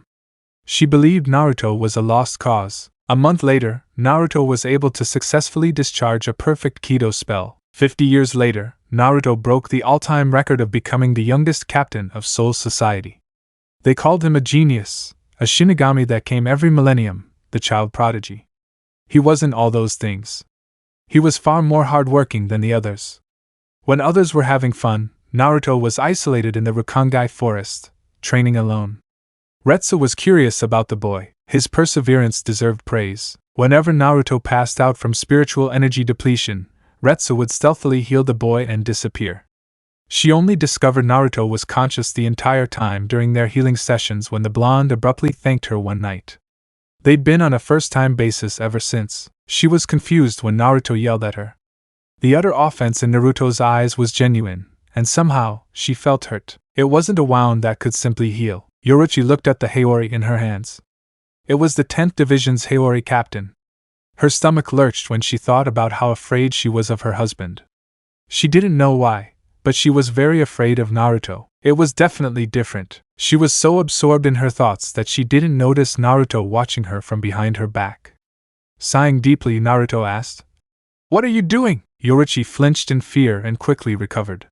She avoided eye contact with her husband and walked toward the hangar with a restless gait, but she knew Naruto only had a towel around his waist. When she turned around, Naruto was standing in front of her. His eyes were abnormally cold, and Yoruichi's fear intensified. "Why are you so afraid of me? And no, I'm not. Good." Naruto leaned forward and planted kisses on Yoruichi's neck. She, however, struggled to escape Naruto's grasp. Frustrated by Yoruichi's lack of will, Naruto picked his wife up bridal style and threw her onto the bed before lunging at Yoruichi. The Shihoin matriarch followed up by pushing the Yamamoto heir away, a move she had never done before. Angry, Naruto took Yoruichi's hands and pinned them above her head before shouting loudly, "What are you fighting for?" Yoruichi's eyes filled with tears, but she didn't respond. She was petrified with fear, to the point where she couldn't compose any sensible reply. "We're already married. You should know what to do next." Naruto's puzzled features morphed into subtle satisfaction as a sadistic smile tugged at his lips. Yoruichi was terrified by the predatory glints flashing in Naruto's eyes. Without hesitation, the blonde's lips crashed down on Yoruichi's. Yoruichi closed her eyes, not knowing why she felt disgusted but not knowing why she should fight back. Naruto was her husband, so why was she suddenly so afraid of him? Then he realized the cause of his fear. Naruto's eyes were lighting up a demonic crimson. Yoruichi turned her head to the left, desperately trying to escape her dilemma. She couldn't feel any love in Naruto's kisses. It was as if her husband were trying to grape her, no matter how bad it sounded. Naruto sucked on Yoruichi's neck, his hands still gripping his wife's, effectively stopping her from moving. He only stopped when he heard Yoruichi sob. The blonde's eyes widened in realization as he slowly pulled away.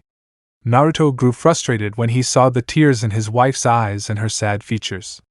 Growling in anger, Naruto pushed away from the bed and scratched his head. He felt fed up with himself but didn't know why.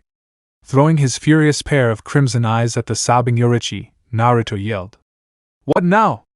Is it so painful for you to kiss me?" Yoruichi inhaled deeply, comforting her stifled sobs in the process, and murmured, "I know you're Kyubi." Naruto just narrowed his eyes. "I'm not Kyubi. Maybe you're just making excuses for yourself. I hope you'd better get your thoughts straight. If I die, All the Yamamoto clan assets belong to you. You have everything anyone can dream of. I don't even know why you're crying. The Naruto I love will never force himself on me. He'll never hurt me. Yoruichi stared at her wrists, the burning sensation of Naruto's grip marks imprinted on her soft skin only deepening the ache in her heart. Naruto clenched his fists and stormed off, leaving Yoruichi to break down in tears. The blonde never returned home that night. Yoruichi couldn't sleep that night. That look was shown on Naruto's face when she saw him off. He felt horrible for what he had done. Yoruichi sighed and went to the study room. She never really spent her time there. Naruto often brought work from his office, so it was only logical that she spent most of her time in the study chamber. She went there and tried to find something related to Naruto, which might help her figure out what she couldn't see, who the real Naruto was. Yoruichi examined the study room and proceeded to sit down in a leather chair before examining the books on the table. She picked a random book from the stack and opened it. After avidly reading, Yoruichi noticed many different colors of labels glued to the pages. She flipped through the pages and realized Naruto had written many notes on how to control his spiritual energy. Hell, the stupendous information in the endless stream of notes surpassed hers. She knew her husband was a genius, but she didn't know he was so dedicated to this work. However, I was puzzled. Most of the notes detailed basic control exercises. Why would Naruto-kun want to learn this kind of practical exercise? Is that why he's so good at controlling? But that can't be. He has too much spiritual energy to control. Still, he manages. I never really learn why he's so good at controlling his spiritual energy. Yoruichi closed the book and looked for another, only to find a diary. Her interest was piqued. She hadn't known her husband had a diary. She flipped through a few pages and read, "Dear Diary, I finally mastered how to control my spiritual energy. It's so exhausting. I almost died from drawing too much spiritual energy. Then Bachan comes and replenishes my energy. In fact, she thinks I'm not aware that she's helping me. I decided not to tell her. One day, when I can finally trust her, I'll let her know and thank her for being so kind to me. I don't have a mother my entire life, and I don't know what to do with one. What should I do if Bachan really is my mother? I guess I'll treat her like the queen of the world. Well, she is the great captain of the 4th Division. I'm just a miserable little brat to her. I'll have to get up early tomorrow morning to get back into the swing of things. I have to go to sleep." Naruto. Yoruichi smiled and looked through the entire diary. It contained similar contents. Yoruichi returned the book and picked up another diary closer to her. Flipping through a few pages, Yoruichi read to herself, "Dear Diary, today I have another fight with Yochan. I mean, is it my fault for worrying so much about her? I understand that she appreciates her friends, but is there any need to hurt each other by doing so? I know I'm being a little hypocritical about it, but we've been through a lot. This morning she disappears without telling me why. When I meet up with her in the afternoon, she runs away without explaining anything. When I return home, I confront her. Does she know I've been worried about her all day? During the captain's meeting, I have to force myself to focus on what Gigi is saying. When I talk to her, she starts avoiding me, and I have to stop her. When I grab her hand, she flinches and backs away. She keeps hiding that arm from me, and I know something isn't right. I take her hand and discover that she accidentally scalded her hands when she tried to protect Soifun-chan from her parents. Of course she forgives them, but can I forgive them? She's my wife. Do you know that your pain hurts me more than you can imagine? She's been hiding so many things from me these days. First, she doesn't tell me anything about Soifun-chan's family problems. Second, she doesn't tell me anything about her hand. It pains me so much to know that my wife won't share her pain with me. I don't know what to do. I really hate it when she's so considerate of others. Why can't she be considerate of herself for once? Is that asking too much? I know I shouldn't think like this, but I'm starting to doubt the purpose of our marriage." Naruto. Yoruichi remembered that day. She didn't apologize to Naruto, because he forgave her afterward and never mentioned the terrible experience again. She knew her husband forgave her, she just never thought Naruto would have second thoughts about her love. Perhaps she had truly taken Naruto's kindness for granted. She continued reading the diary. After reading a few more pages, she came to the conclusion that she never realized Naruto's true feelings at first. Naruto was always the person who met Yoruichi's needs no matter the price he had to pay to make her smile, and she was the one who never noticed her husband's sacrifices. Retsu sighed and placed her teacup back on the table. It was then that she saw Naruto standing behind her, through the mirror on the wall, tears in his eyes. Retsu gasped and stood up before hugging her surrogate son tightly. "What's wrong, Naru-chan? I don't know what's wrong with me." Naruto clenched his fists firmly. "My emotions, I can't control any of them anymore. Maybe you're tired? Mom, I'm sorry for yelling at you this morning." The blonde cried and hugged his surrogate mother. Retsu gasped softly. Naruto had never addressed her as such. He patted the blonde's back gently and whispered, "Don't say I'm sorry, Naru-chan. I'll never resent you, dear. Tell me what happened between you and Yoruichi." I made her cry. "Tell me what happened." Retsu spent the next hour listening to Naruto's story and discovered that the Kyuubi's presence was manipulating her son's emotions. She spent the rest of the night suppressing Naruto's darkness with her Kido. It was a success for now. The next day, Naruto was working on the pile of paperwork on his desk when he heard a knock on his door. The blonde looked up and saw a short, white-haired boy staring lifelessly at him. The blonde raised an eyebrow. "What do you want?" "Some candy? I'm here to report for duty, sir." "Report? For? H." Naruto rummaged through the jumbled pile of papers and found a document listing the details of a prodigy at the academy. "Hitsugaya Toshiro? Shiro? That name suits you." Toshiro was angered by Naruto's comment and snorted. "Whatever. That woman says new recruits must be interviewed by the captain. Something that's totally out of the tradition of other squadrons." "Yes." Naruto was puzzled by Toshiro's age. The boy reminded him of himself. "Have a seat." Toshiro obeyed and sat down. "What do you need from me, sir? Why did you become a Shinigami?" "To protect Hinamori." "Hinamori? Who's that? Your dog?" "No." Is she my girlfriend?" Naruto smirked. "And no." Toshiro blushed. "She's just a friend, I mean. She's like a sister to me." "Oh." Naruto nodded in understanding. "So you like that, huh? That? You know guys who like girls older than them." That's not true." Toshiro protested. "Heh. Alright, stop the teasing. What are you fighting about?" "I don't know. Never think about it too much." "Are you proud to be a prodigy?" Toshiro smiled. "Are you proud to be a legend?" "Yes, I do. But that's because I can," Naruto said. "When you're in Platoon 10, you abandon all doubts. You fight for your comrades. We're your family. I don't appreciate animosity toward your own friends. You don't attack other platoons, and you respect women equally. Do I make myself clear?" "Clear as crystal. In fact, it was Matsumoto who recommended I join his division." "Good. If that's the case, you'll really like this division. Now leave my office and report to Byakuya. He's the lieutenant, by the way." Toshiro sighed and stood up before bowing. "Thank you for accepting me, sir. It's Uzumaki Taicho." "No, sir." "Understand?" Toshiro smiled.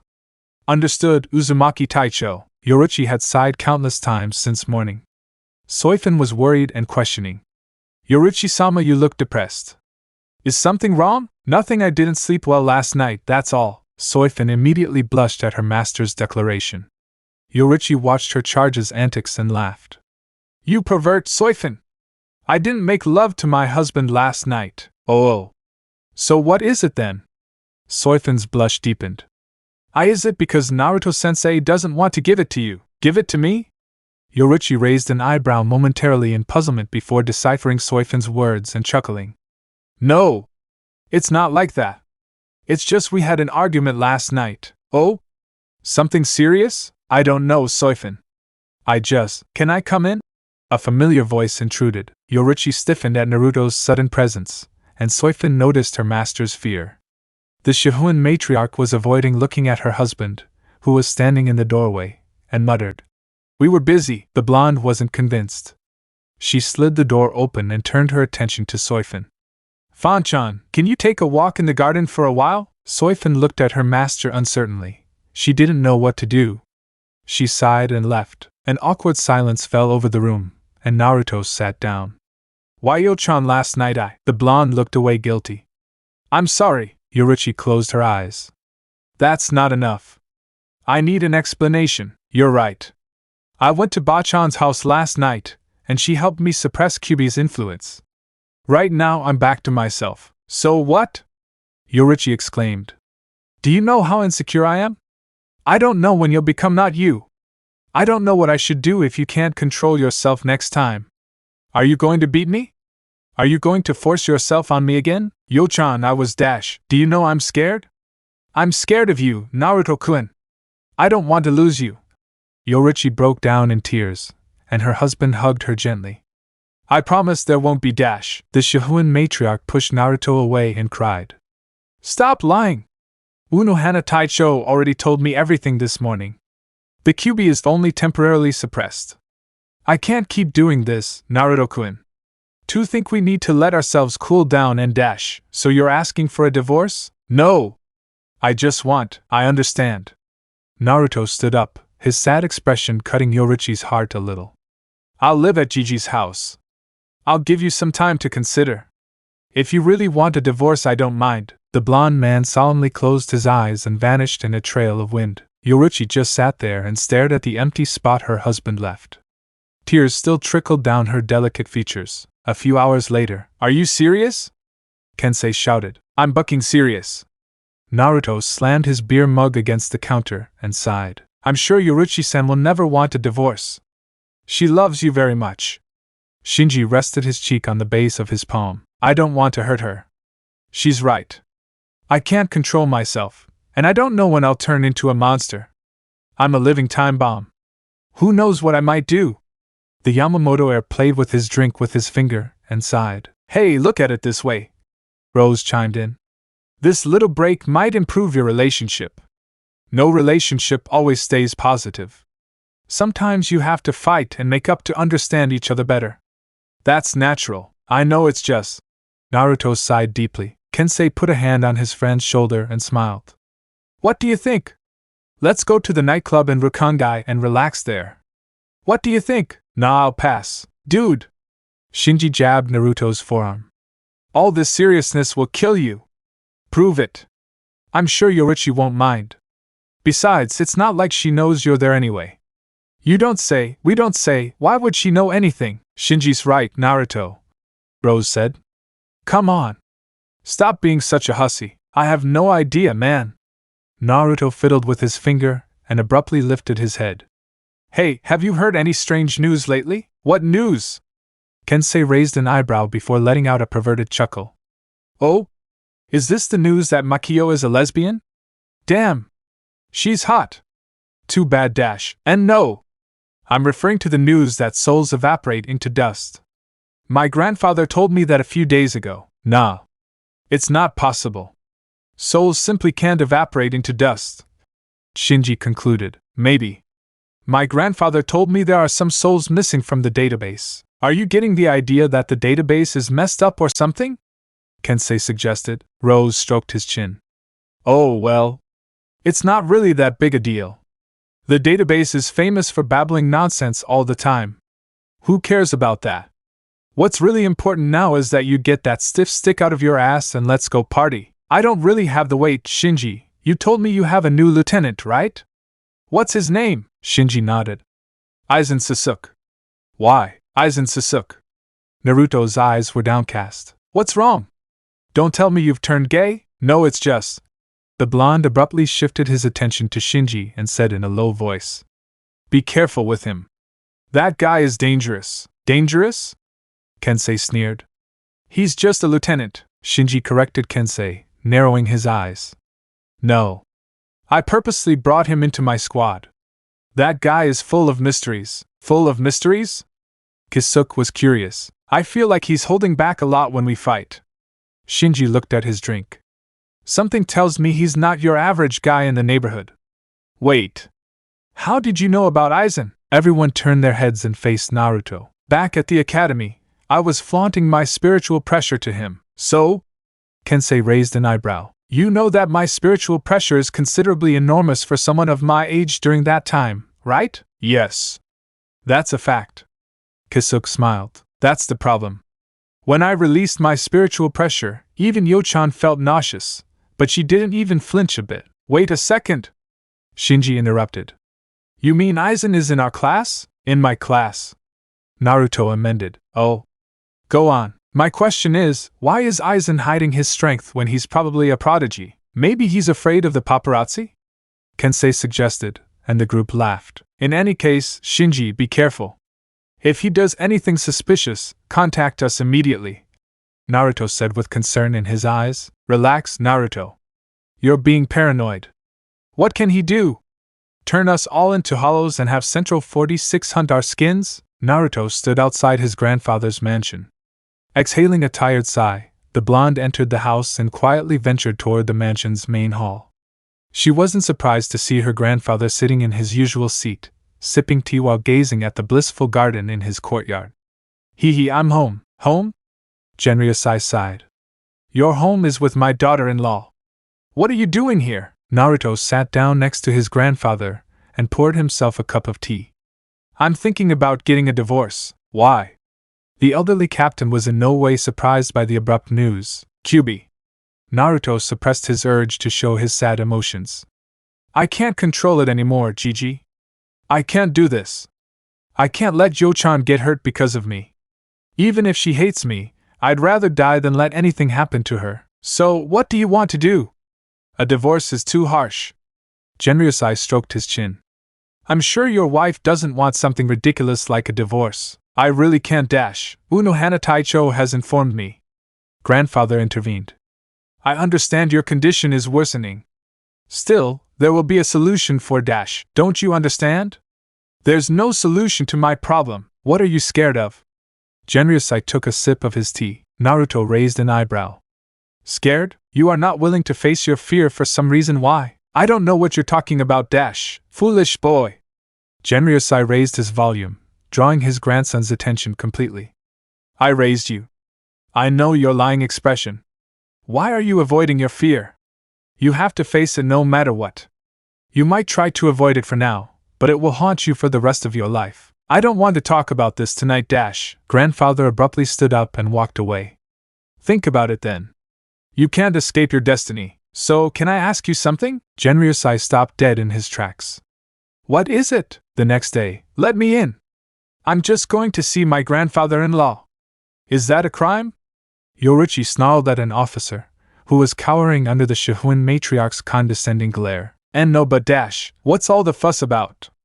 Genryosai stood in the doorway of his office, staring impassively at Yoruichi. Matriarch Shihoin bowed hurriedly before asking, Where's Naruto-kun? I can't sense his spiritual pressure all day. Where did he go? The captain commander gestured for the officers to leave before inviting his granddaughter into the chamber. Genryosai sat gracefully in his chair and sighed as he looked at the anxious matriarch. He went to fight the devil for you, Yoruichi blinked. What? Don't you understand, Yoruichi? Naruto is risking his life for you. He's fighting his devil for you. He's facing Kyubi as we speak. Chapter 15. What am I fighting for? Taisha's gone! Ranjika moaned loudly. I hope it's not a kidnapping, Byakuya sighed. Very unfavorable indeed. Oh yeah, I wonder who might have the guts to kidnap Taicho. A certain silver-haired Shinigami took a casual sip from his cup of hot tea. Toshiro stroked his chin and glimpsed Jin's subtle but evil smile tugging at his lips. Without hesitation, the white-haired Shinigami pointed his finger at Jin. Aha! It's you, Ikimara Jin! You're the culprit, hee. Jin laughed maliciously. Oh dear boy, why are you accusing me? Because you're smiling. Everyone smiles, Hitsugaya dash. Your smile is freaking creepy. I'll say so every time something creepy happens in the barracks. You inevitably blame me for it. What about Byakuya sitting there? Jin shifted the blame onto the carefree noble. What about me? You're keeping quiet all the time, suggesting subliminal hints of guilt. Jin smiled mischievously. So it's you, Baya. Why did you kidnap our Taicho, assassin? Byakuya simply remained expressionless. Your idiocy knows no bounds. Darkness enveloped Naruto's vision as he couldn't perceive anything in his vicinity. It was a void Naruto couldn't comprehend, and all he could see was a black emptiness. Suddenly, a bright aluminum flashed across his vision, and instantly, a pair of malicious vermilion eyes glared at Naruto. We finally meet face to face. Kyubi, a colossal fox with an evil grin plastered on its face, sneered at an impassive Naruto. Now tell me, my dear jailer, what do you want from me? For you to come to me so boldly, I take it you wish to speak with me, huh? Now speak, the blonde spat. You know why I'm here. I'm going to end this once and for all. You've ruined my life enough. I won't let you take Yo-chan away from me, hee hee. Really? Me?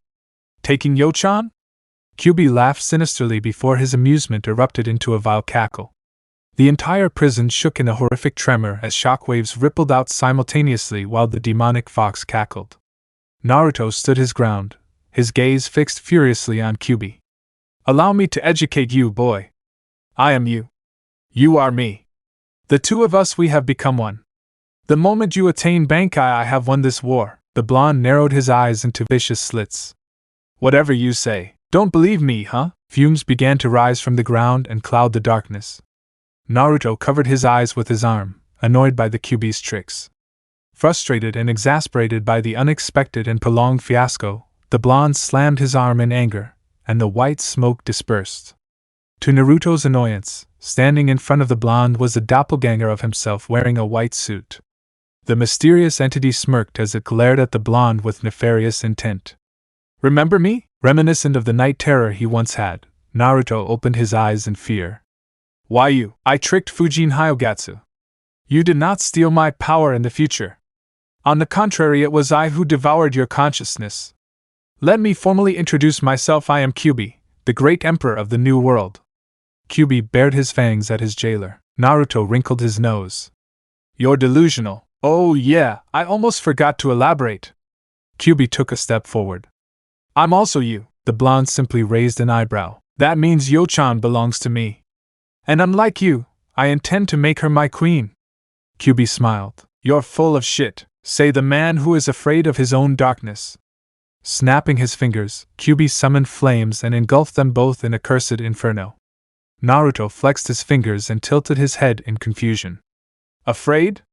I can kill him if I want, Mr. Asshole. Kyubi maintained a melancholy expression. Kill me? You can try. Naruto absorbed a massive amount of spiritual energy as his body radiated a powerful aura. Rage of the Heavenly Storm. The devilish entity only widened its smile, as if waiting for an imminent plan to unfold. Fujin Hyogatsu. A gigantic burst of pure Ryatsu that was expelling from Naruto's body dissipated beyond anticipation. W what? Kyubi just creaked maniacally. Naruto, Naruto, Naruto. You just don't understand everything. Let me show you. The blonde stared in disbelief as the entity smiled confidently. Rage of the Heavenly Storm Fujin Hyogatsu. Naruto's eyes widened in terror as Kyubi pulled out an identical replica of Fujin Hyogatsu. Now, Naruto. The demonic entity examined his sword with delight as it saw its reflection through the blade's steel. What can you tell me about this? Is it any wonder I wield Fujin Hyogatsu and yet you are unable to summon it? Do you wish to know why? The blonde gritted his teeth in irritation. Because Fujin Hyogatsu will never belong to you. Kyubi chuckled. This sword is a fragment of my soul. The moment you achieve Bankai, you will also have achieved your doom. What do you dash? Do you understand what it means to reach the pinnacle of glory by acquiring ultimate power? A Zanpakuto chooses whether its wielder is worthy of being wielded or not. You and I, to be honest with you, Naruto, I am the true wielder of this leaf the moment you foresee Fujin Hyogatsu's true form. Kyubi sighed. Still, the only credit I can give you is the fact that Fujin Hyogatsu chooses me through you. I can still subdue you. With or without Fujin. Really? Kyubi swung his sword and felt the force of the blade. Stop joking. Without Fujin Hyogatsu, without me you're nothing. We'll see. Oh, by the way. Kyubi's wicked smile widened. After I've dealt with you, I'll have my way with our Yo-chan. Without hesitation, Naruto roared angrily and charged forward. Retsu sighed contently at the quietness of her barracks, and the serenity of Soul Society was comforting. Taking a small sip of her tea, Retsu watched as birds chirped and the gentle breeze swept across the lawn of her garden. The wind stirred, and a sonic resonance reverberation echoed behind her. Retsu shifted her gaze to her back and was surprised to see a terrified Yoruichi running toward her. Why, Yoruichi-chan? What's wrong? And Naruto-kun? Yes, Naruto-kun, calm down, Yoruichi-chan. What's going on? My husband isn't home. Yoruichi burst into tears. We had a fight yesterday, and he wants a divorce. Retsu was horrified. Divorce? This is no small matter. What's going on? Tell me everything. Matriarch Shihoin nodded hurriedly. Naruto panted tediously as sweat dripped from the tip of his hair. Damn, it's like I'm fighting against myself. He has all my reflexes, my skills, my powers. How can I beat someone who thinks the same way as me? It's impossible, no. No. I can lose to him. If I lose, Yochan will be no. I can kill him, the blonde murmured silently. Rikujikoro. 6 planes of light abruptly jammed into Kyubi's waist, much to the entity's dismay. Shit dash, Seijo Sabaku. Raising his hands upward, Naruto reached out, opened his palm, and tendrils of light enveloped Kyubi. Spontaneously, the lights materialized in a brilliant blaze of rope as they firmly bound Kyubi. The demonic entity struggled to break the binding spell, but was in vain able to free itself from its imprisonment. Damn it! Free me at once, you fool! Don't you understand? Once I take charge, I can give the Yochan we love paradise. Shut up and die. Naruto's eyes glowed with absolute resolve as he raised his fingers before a dark orb of energy manifested at his fingertips. Seeping crest of turbidity. Arrogant vessel of madness. Boil and deny. Numb and flicker. Disrupt sleep.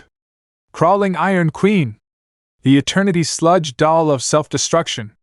Unite. Repulse. Fill the earth and know your powerlessness.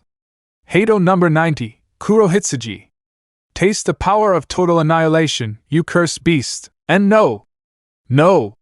A massive column of darkness surrounded the motionless Kyubi as it trembled in fear, and the hell that threatened to swallow both combatants was engulfed by the death box enveloping them. Naruto quickly disappeared before reappearing a distance away from the inevitable massacre. No! Please! And Naruto! Stop this dash, I'll kill him! All fell silent as the entire box overwhelmed the demonic entity and devoured Kyubi with devastating malice. Without remorse, Naruto pointed his palm at the trapped Kyubi. I will obliterate it once and for all. Limit of the 1,000 hands, respectful hands, unable to touch the darkness. Hands that shoot out, unable to reflect the blue sky. The path that basks in light, the wind that lit the embers, time that accumulates when both are together. There is no need to hesitate, obey my commands. Bullets of light, 8 bodies, 9 objects, book of heaven, sick treasure, great wheel, great tower of fortress. Aim far, scatter brightly and cleanly when fired. The pink beam of energized spears, suppressing tremendous power, directed their target toward the black box as they charged in repression. The ancient spell dispersed as the swords of disgusting power had already plunged into the box. Kyubi was bleeding immensely as his pants were wilted from fatigue and exhaustion. The demonic entity paled in terror as it recognized that the fate spell that was poised to launch against it had been activated. Shit, rot in hell and leave my wife alone, Kyubi. Heido number 91, Senju Koten Taiho. Brutally, Kyubi was mercilessly struck by a power of pure devastation. Yoruichi-chan, you know Naruto is trying to protect you. That's why he suggests a divorce. But why? To begin with, if your story is true there's no if. It's the truth. Yoruichi's pair of sorrowful eyes were downcast. And now Naruto-kun's gone. It's my fault. Naruto-chan knows he can't guarantee your safety because of his problem. You know the boy. He loves you more than anything. Well, more than me, his own mother. Retsu sighed. Trust him, Yoruichi-chan. He knows what he's doing. Naruto-chan is doing everything he can to protect you and your future. Watch me, Yoruichi-chan. Watch me. Yoruichi looked at Retsu with teary eyes. You have to be strong for Naruto-chan. Trust that he'll do the right thing. That's what a wife is supposed to do. Matriarch Shihoin nodded, albeit uncertainly. Naruto stared lifelessly down at a kneeling Kyubi. The entity was covered in blood but wasn't the least bit scarred by its ordeal. His cocky smirk still tugged at his lips. Why didn't you finish me off? Because I'm better than this. I figure killing you is just letting you go too easily. You'll regret it. Kyubi swung his sword upwards and a legion of wind slashes unloaded in Naruto's direction. Eat your own technique. Kaze-kama, wind sides. Naruto was listless as his fingers interlaced in a prayer motion while he whispered the chant. Walls of iron sand, I won't let you! Kyubi roared ferociously as he launched a sphere of swirling wind into the sky. Kami Ryu no Erasure, Divine Dragon Storm, a priestly pagoda. A cloud of dark despair hung over an indifferent Naruto, growing in size at an astonishing rate. Violent typhoons and devastating cyclones descended from the storm clouds, and a stream of white mist covered the blonde's surroundings. Naruto, however, continued in a monotone. Brilliant armored fireflies, behold! The true power of Fujin Hyogatsu! Kyuubi smiled as he raised his sword and slashed downward, releasing a shockwave of wind. Take this! Manfu no Ken, 10,000 wind blades! Huge chunks of clouds animated around Naruto's vicinity with an endless amount of sword tips protruding, shifting their targets solely on the epicenter, which was Naruto. Stand silently until the end. The blonde finished the last line of the chant and smiled. Bakudo number 75, Gochuteken! Iron pillars emerged from black voids and surrounded Kyuubi. Before all the opposing charge wind could reach Naruto, the pillars crushed against Kyuubi's waist, and the legion of wind blades dissolved into mere breezes. All the storm clouds and psychotic hurricanes exploded into nothingness, and Naruto smiled at the confined Kyuubi. Kyuubi, it is true that Fujin Hyogatsu plays an important role in my life, however, because he does. I know everything about him, including his weakness, Kyuubi moaned. Mastering Fujin Hyogatsu is extremely arduous, compared to other Zanpakuto. Controlling the particles of air in the air takes a tremendous toll on the user's mind. It requires the utmost concentration and strength just to wield the blade. Once the user loses concentration, well, they control nothing. Naruto smiled. That's why I didn't bother fighting you in close combat. All I need to do is restrict your movement. The blonde walked up to Kyuubi and smiled. I've had enough of your nonsense, Kyuubi. For Yochan I'll stop you, don't be foolish. I am your darkness. Your hatred is endless, it will not stop. From love hatred is born. As long as you love our Yochan, your anger will never fade. Never fade, we'll see. Naruto placed a palm on Kyuubi's chest and smiled. Heido number 88, Hiri Yujikazaku Shinten Reihao. It'll be okay, Yoruichi. Kakaka cooed as she stroked her best friend's arm to give her some comfort. I'm sure your idiot won't die like that, but anything could happen. Just stay calm, okay? There's not much you can do anyway. Just trust Naruto Baka. Kakaka slapped her forehead and sighed.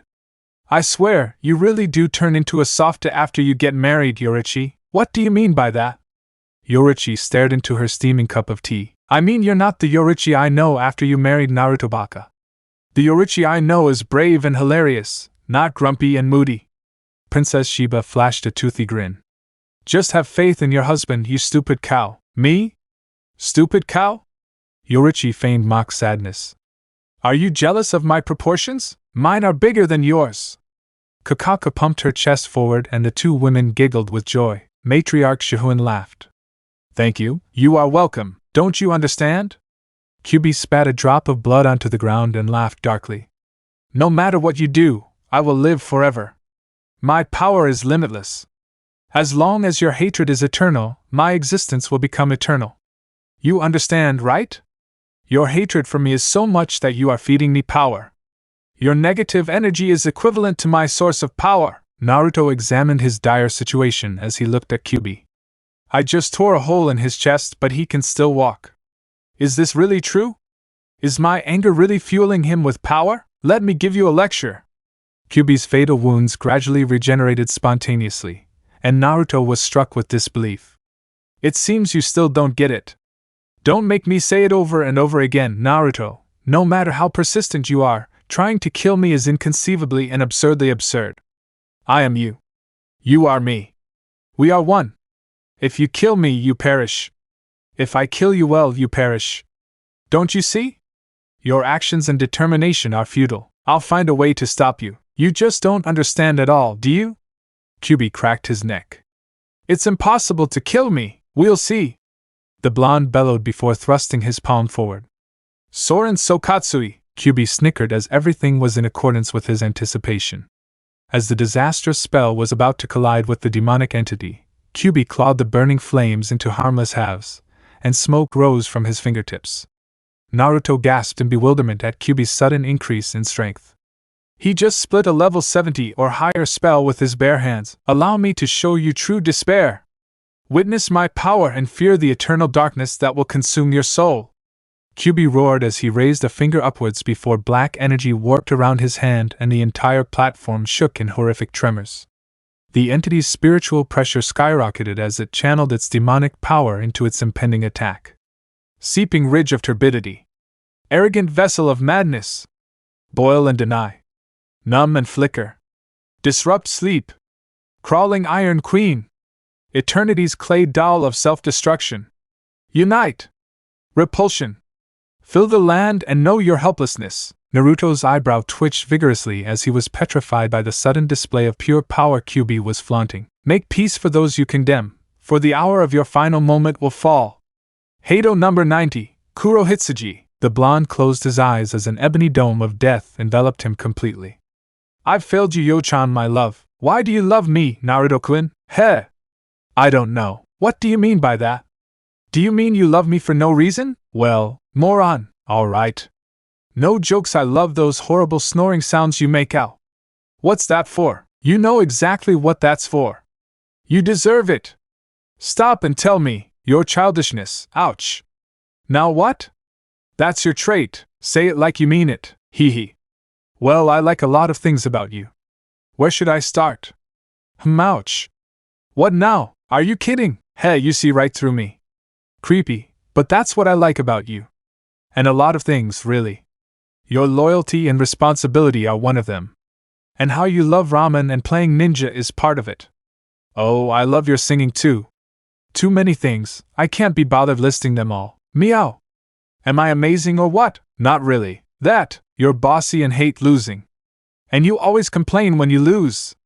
You're flirtatious with your male colleagues, giving them false advances and fantasies, and I have to clean up your mess every time.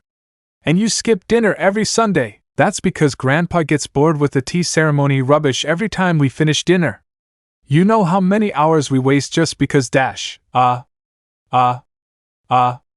impatience. Another fault. And don't pout at me. You know that's so true, so you don't love me for that? On the contrary, I seem to be attracted to violent and somewhat promiscuous women. I'm asking for it, I know it. Don't say it like you're the victim. So, you want to make me your victim? Oh, bad boy Naruto-kun. Isn't that why you're marrying me? Naruto opened his eyes, and they glowed with an ominous light. The black coffin enclosing him in a death trap shattered into a billion broken fragments as a shockwave erupted from the blonde's body. Kyubi stood dumbfounded as his jailer strode forward, completely unharmed. What? Impossible! Pushing his arm to his side, Fujin Hyogatsu finally materialized in his grasp, surprising Kyubi in the process. And no! This isn't possible. Fujin Hyogatsu belongs to me. Why would he recognize you as his owner? No! This is blasphemy. I finally understand why I'm fighting. You, who have no one to care about, cannot defeat me.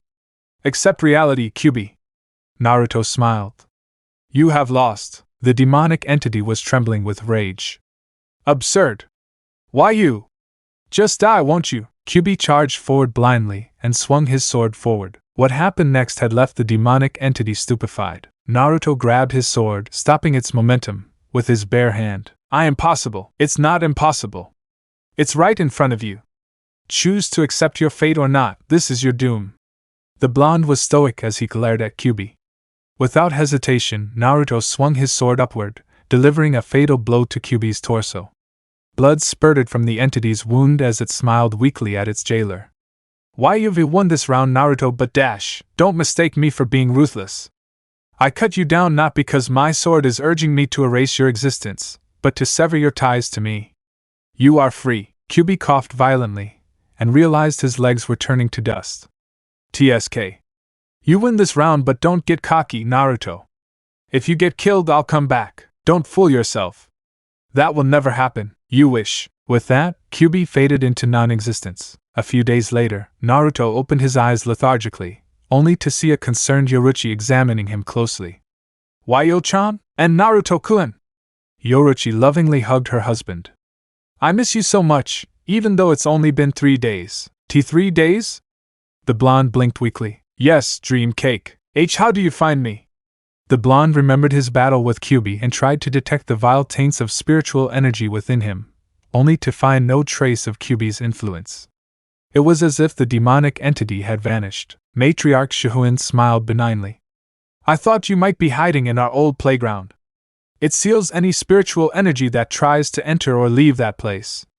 It's the only place where you'll train without interruption from any outsiders. I told Kakaku about it, and we went there to check it out. I guess my institution was right because you're lying on the ground like a corpse. I was so scared, you know? You didn't have a pulse, you were dead for like an hour. And then you just came back to life. I died, huh? Naruto chuckled. That's interesting. Yoruichi pouted angrily. That's not interesting at all. I thought you were dead, you know. What will I do if you leave? Heh. You have more time torturing the poor bastards and buying dash. Naruto was silenced when his wife crashed her lips against his fiercely, almost forcefully, as she poured her grievance and turbulent emotions into the kiss. Parting their kisses with a trail of saliva bridging their parted lips, Yoruichi caressed her husband's cheek and looked pleadingly into his warm eyes. Don't leave me again, Naruto-kun. I should have supported you more. Even when I know that demon in your stomach is trying to kill you, you still put up with me. It's not your fault, Yo-chan. I should have dash. Yoruichi placed a finger on Naruto's pale lips and smiled remorsefully. I'm at fault here. Please let me take the blame. I don't want you to fight dash, Yo-chan. Naruto chimed in softly. I clearly remember when I was fighting Kyuubi in my mindscape. Matriarch Shihoin listened with great attention. He was so strong. I couldn't beat him. No matter what I do, nothing affects him. He's invincible, and I almost gave up. Naruto smiled. Until I remember why I'm fighting. Yoruichi blinked. I'm fighting it all for you. You're my overdrive, my everything. I know pain, and how it hurts so much. I was alone when I was alive, always crying on that lonely swing. Even when Gigi adopted me into the Yamamoto clan, that emptiness still lives with me. That emptiness is so painful, filled with so much contempt and hate that Kyuubi lives on with me. Because when I hate, Kyuubi grows stronger. Until you walk into my life a void. You filled me. You made me stronger. I know what I'm fighting for because you understand me more than anyone. Tears began to cascade down the curves of Yoruichi's cheeks as she gripped Naruto's hand tightly. I love you so much, Naruto-kun. I love you too, Yo-chan. Behind the wall of Naruto's hospital room, a sobbing Kakaku wiped her tears and placed a bouquet of flowers on the ground before running away. It was a secret that Kakaku had always loved Naruto from the very beginning. Ever since the clueless blonde bumped into her on the streets, she had developed a crush on the attractive boy who seemed to captivate her heart. She loved him but never admitted it to herself, until she regretted her hesitation. Yoruichi, her best friend, had fallen in love with the same boy she loved, and yet she didn't have the courage to tell Naruto. She admired his everything, but never expressed it blatantly. Sitting quietly in the park, Kakaku wept into her hands. The birds singing high up on the tree branch were a pair, and they looked at Kakaku, as if mocking her. Stupid birds. It was then that she felt a familiar presence walking toward her. Tilting her head up, she saw Kensei smiling at her. Good night. Kakaku immediately turned around and wiped the tear marks from her flustered cheeks. Gee, good night. What are you doing here? I can ask you the same. Kensei raised an eyebrow. Do you mind if I sit next to you? Sure. Go ahead. No one's stopping you. It's not my property either. The silver-haired Shinigami smiled and settled comfortably on the grass, stretching his legs out. Ah. The moon is quite large. I wonder how the Hell Soul Society has a moon. I mean, it's a kingdom, right? Kakaku laughed. Stupid. It's a realm, all right. But the world of the living is also considered a realm. I don't see why Soul Society can't have a moon. I'm checking Naruto right now. He's fine. The nurse says he'll be released tomorrow morning. Princess Shiba nodded solemnly. Kensei sighed and stood up. Wait a second. Blinking silently and unsure of what was imminent, Kakaku looked down at his lifeless feet. Suddenly, a panda walked bipedally toward Princess Shiba and waved cheerfully. Kakaku couldn't help but burst into hysterical laughter when he realized the panda was, in fact, a man in a panda suit, and he knew who was wearing it. The panda man held a bouquet of white lilies in his folded paws and handed it to Kakaku. The panda looked at Princess Shiba and shifted his gaze to the flower, as if inviting her to accept it. Laughing delightfully, Kakaku took it with appreciation and smelled it tenderly. How do you know I love white lilies? The panda sat next to Kokaku and simply gave him a thumbs up. Princess Sheba laughed out loud, and her laughter gradually diminished into a forced giggle, and her vigor evaporated as she began to collapse in tears. The next thing she knew, she was crying in the panda's embrace. Kensei took off his panda helmet and sighed as he patted Kokaku's back soothingly. Just let it out. A few days later, the glorious beam of sunlight shone through the curtains, and Naruto woke up. Yoruichi was sleeping on top of him, naked. The blonde sighed as he pulled the sheet over his wife's body before looking at the alarm clock. Damn, is it 11:30 already? Yes, baby. Yoruichi giggled as her amber eyes opened, shining with a mischievous glint. She leaned forward and affectionately kissed her husband's lips. Breaking the kiss, Naruto smiled.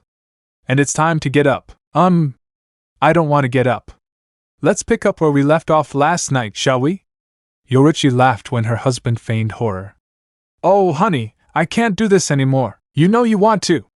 Without hesitation, the Shihoin matriarch pounced on the blonde. A few hours later, the moment Naruto's form animated into a static blur at the entrance to his barracks, he was greeted by every soldier in his division.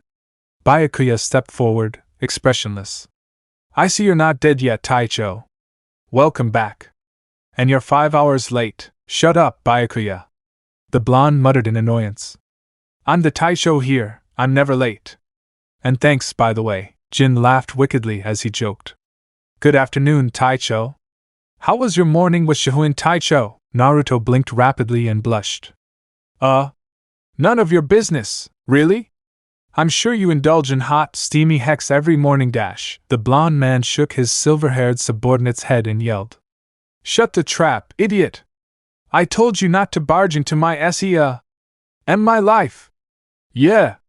Stop barging into my life. Your embarrassment, unkempt hair, and messy robes suggest haste. And there's a lipstick mark on your face.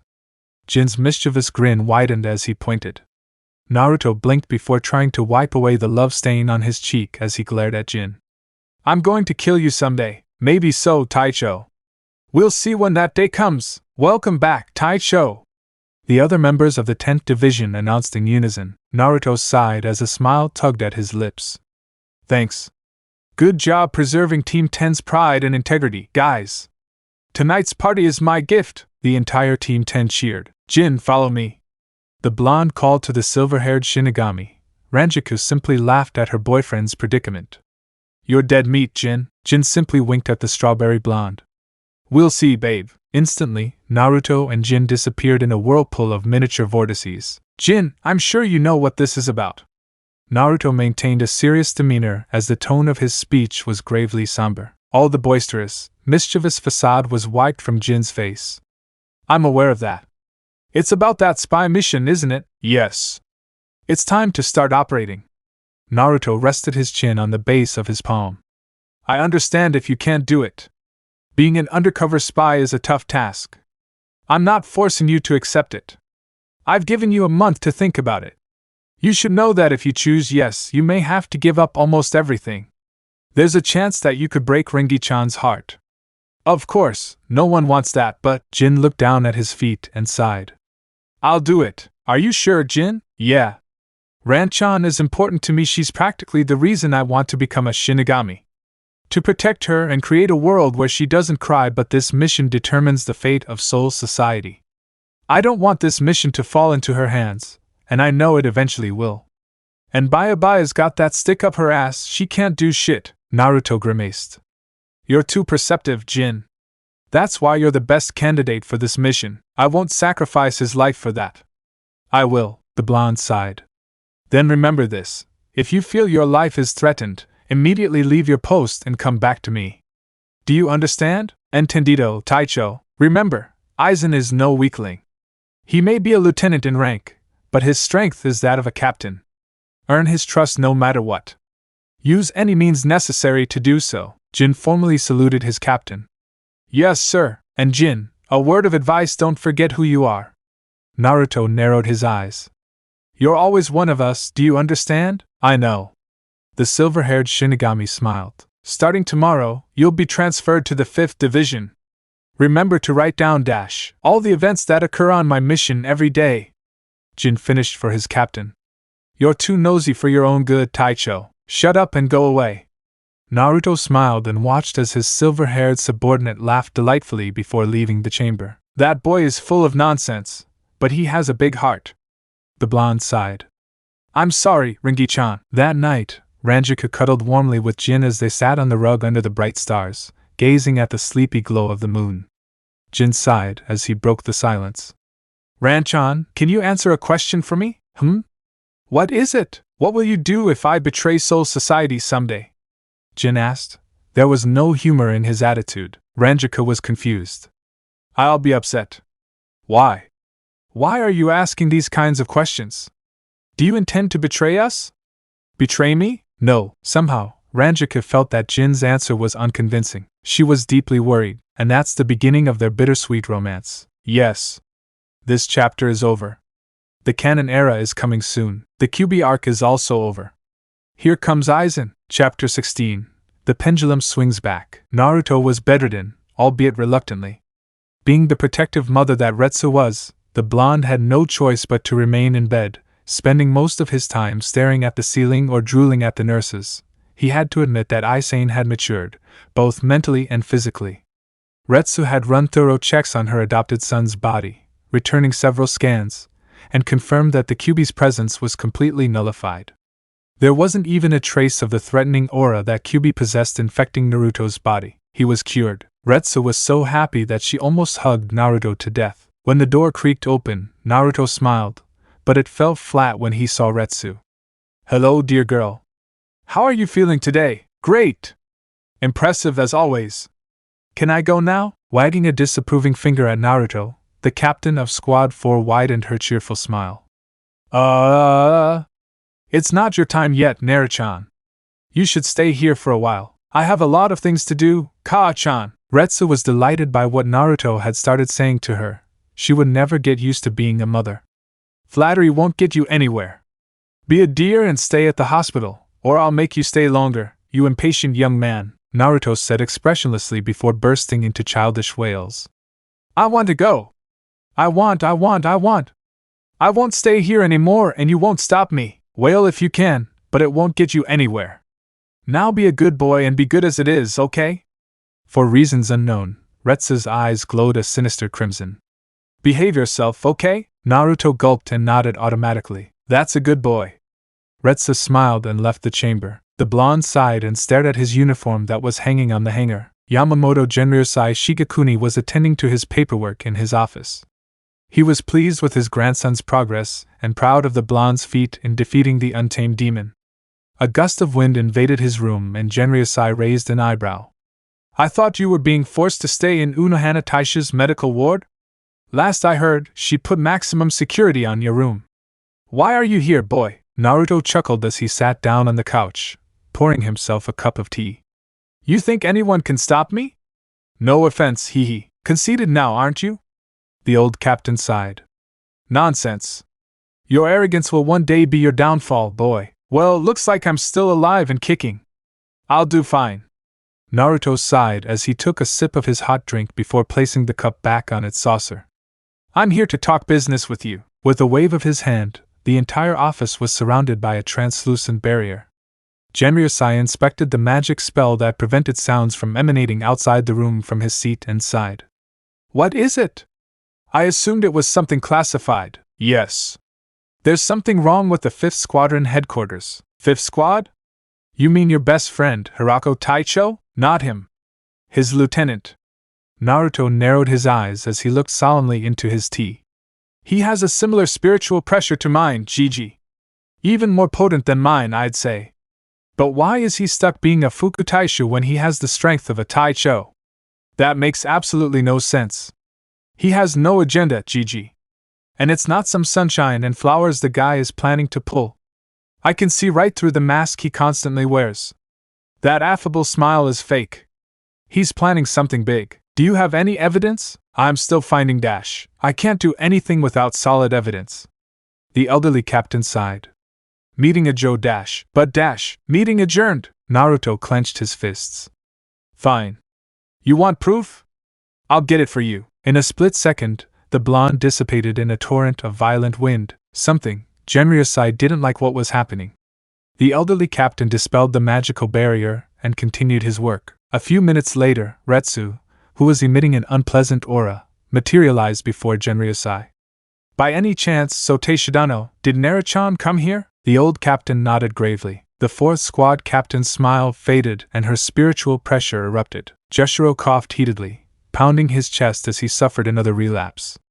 Reaching for the bottle of pills on his side table, the white-haired captain tried to grab it with a trembling hand, but the distance was considerably far, and his violent coughing had exacerbated.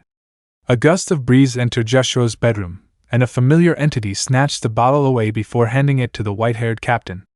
Shoving the medical pills into his mouth, Jushiro grabbed the cup of water at his side and took a long drink. "You should get a lieutenant, sensei." Naruto sighed as he patted his mentor on the back. Jushiro sighed as he placed the cup on the side table. "You know it's not easy to find a competent lieutenant these days. And finding a compassionate one who cares deeply for the members of his squad isn't easy. I've been looking. Kaien, right? Yes. He's a prodigy, but stubborn. I know if I meet with him every week, he'll open up to me." Jushiro coughed. "Get some rest, sensei. I'll meet Kaien for you. He's Kuchan's brother. I'm sure he'll agree." The blonde smiled. "Thank you very much, Naruto." Jushiro smiled. "So I heard about your battle with Kyubi. I see it's a victory, of course." As he shuffled the chess pieces on the table, Naruto smiled. "What do you say, sensei? It's been a while since the last battle," the white-haired captain chuckled. "Yeah, it's been a while," Naruto sighed. "You know Kaachan cares about you, right? By Kaachan, do you mean Retsu-senpai?" "Already," Jushiro laughed. "Of course she cares about me. She's my doctor." Waving his hands disapprovingly, Naruto widened his smile. "Not that kind of caring. You know, I think Kaachan has feelings for you." His mentor choked in recognition and coughed. "And Naruto, you shouldn't joke about these things." "I'm not." Naruto set up the chessboard and moved a piece forward. "I mean the real thing. She likes you, you know. Ever since a certain coolie saved a damsel in distress, and was even mortally wounded during the incident, I'm sure any girl would fall for you." Jushiro blushed. "So you know, huh? I can't believe my student is teasing me with this kind of thing." "You're not young, sensei. It's time you found a good woman who can take care of you. Look at me. I'm retired and still kicking very well." Naruto gave the white-haired captain a thumbs up. "Kaa-chan is a great woman, even though she gets violent sometimes." Avoiding his student's gaze, Jushiro moved his chess piece. "This is adult business. Don't get involved in it, Naruto." "Look at you, sensei. Everyone's so nervous. I think I hit the jackpot." Naruto pointed an accusing finger at his mentor. "You like Kaa-chan, don't you?" "And no way. That's not true. How can I be in love with Retsu-senpai? I'm sick and unworthy of her love dash. Blah blah blah. Say what you want, but you're entering into the love game, sensei. Keep up the good work." Naruto raised his head and sniffed the air. Suddenly, the blonde's pleasant characteristic was replaced by horror. "Oh shit! Looks like she found me. I have to go. But you just arrived dash." Jushiro sighed as his reckless pupil vanished into thin air, literally. Momentarily, a sonic resonance invaded his chamber, and Jushiro blushed a deep red before a panting Retsu. Jushiro-kun, did you see that mischievous rascal? It just took off." Remembering Naruto's words, Jushiro gulped and quickly poured a cup of tea for Retsu. Please sit down. You look exhausted from all that chasing." "Yes." The dark-haired captain smiled and sat down on the carpet. "Thank you. Naruto is indeed a prodigy that comes every millennium. No one has ever tried to catch him and succeeded," Retsu chuckled. "One hyperactive kid, that boy is." An awkward silence ensued. Speaking, the captain of the fourth squad took a casual sip of her tea and smiled uneasily. "So how are you?" "Just the same old problems." The pair shared a few laughs in their conversation. Retsu had forgotten about Naruto in the process. "Hey! Kaien! Get your ass here!" Naruto impatiently stamped his foot on the ground in Shiba's compound. He was surprised to see Kensei leaving the compound. "Kensei?" The silver-haired Shinigami glared at the blonde and grabbed his shoulder. "We need to talk." The two captains transformed into air currents, leaving the Shibi complex quickly. "Hey! What's wrong? Why are you bringing me to Rakangai? Unexpectedly, Kensei threw a punch to Naruto's face, knocking the blonde to the ground. Ow! That hurts! What the hell, man? The blonde was shocked by the creepy aura Kensei was emitting. The silver-haired Shinigami grabbed Naruto's neck and shouted. Do you like Kakaka? Do you love her? Answer me, what are you talking about? I love Ku-chan. She's like a sister to me, that's it. Kensei shook Naruto fiercely. She loves you, damn it. At the very least, you should tell her how you feel. She's suffering torment while you're happy and foolish with Yoruichi. If you like her, then marry her. Don't leave her hanging like that, scum! What are you talking about? The blonde pushed the silver-haired Shinigami away. Stop joking. Ku-chan will never fall in love with someone, fool! Kensei brutally punched Naruto in the face, and the blonde backed away from his attacker. Kakaka loves you so much. He's done so much for you, you ignorant idiot, heh. Naruto smiled as he wiped the blood from the corner of his lips. So what do you want me to do? Marry someone I don't love? Then we both won't be happy. Shut up. Kensei marched toward his best friend and ready to punch, only to stop when Naruto yelled. You love Ku-chan, don't you? The silver-haired Shinigami's fist stopped mere inches from the blonde's nose. His hand trembled, and his body shook. Naruto stood up and brushed the dust off his pants. I won't betray Yo-chan. And I won't hurt Ku-chan either. If I marry Ku-chan, Yo-chan and Ku-chan will become enemies. No one will be happy, so you choose to let Kakaka suffer for your own selfish greed? Kensei growled with pure resentment. If you love her, then marry her yourself. Naruto grabbed the silver-haired Shinigami's Haori and shouted. If you love her, win her heart yourself. I can't give her happiness. You know that. Everyone knows that. I'm faithful to Yo-chan and only Yo-chan. No one else. Ku-chan is beautiful and strong, but I don't deserve her. I already have Yo-chan. I'm satisfied. Ku-chan needs someone better than me. Someone like you who can give her everything she wants. She just likes you. She only loves you, damn it. Stop being a coward. You're the Taicho of the 9th Squad, Niguruma Kensei. You're stronger than this. Why are you hiding your feelings when you clearly love her? Kensei gritted his teeth. She loves you. She only loves you, so you love her? I love her more than you know, then that settles it.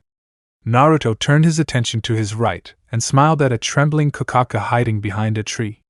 Walking freely over to the Shiba princess, Naruto gently grabbed her wrist and pulled her closer to a blushing Kensei. The blonde took her best friend's fingers and intertwined them with Kakaka's. Get to know yourself better, Kensei. This time, you're not hiding anything anymore. A once-in-a-lifetime opportunity.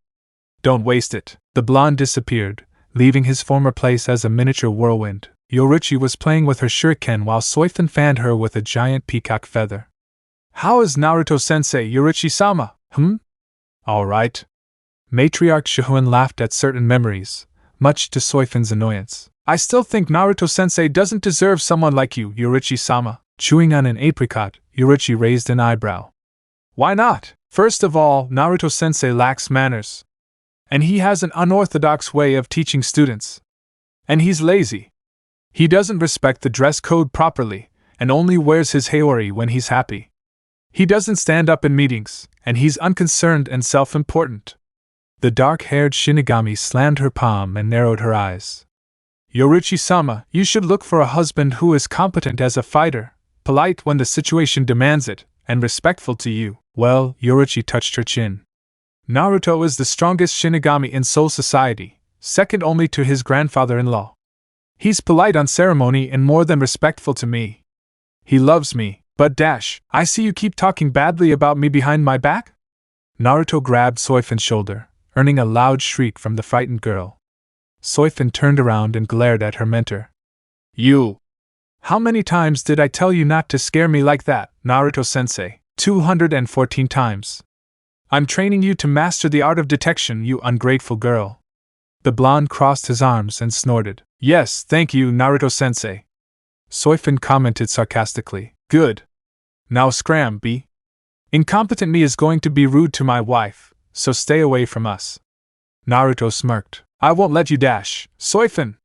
Yoruichi shouted, catching her subordinate's attention. The little girl bowed remorsefully to her master, stood up, glared at the giggling blonde, and left. Naruto chuckled and rested his head on the Shihoin matriarch's lap.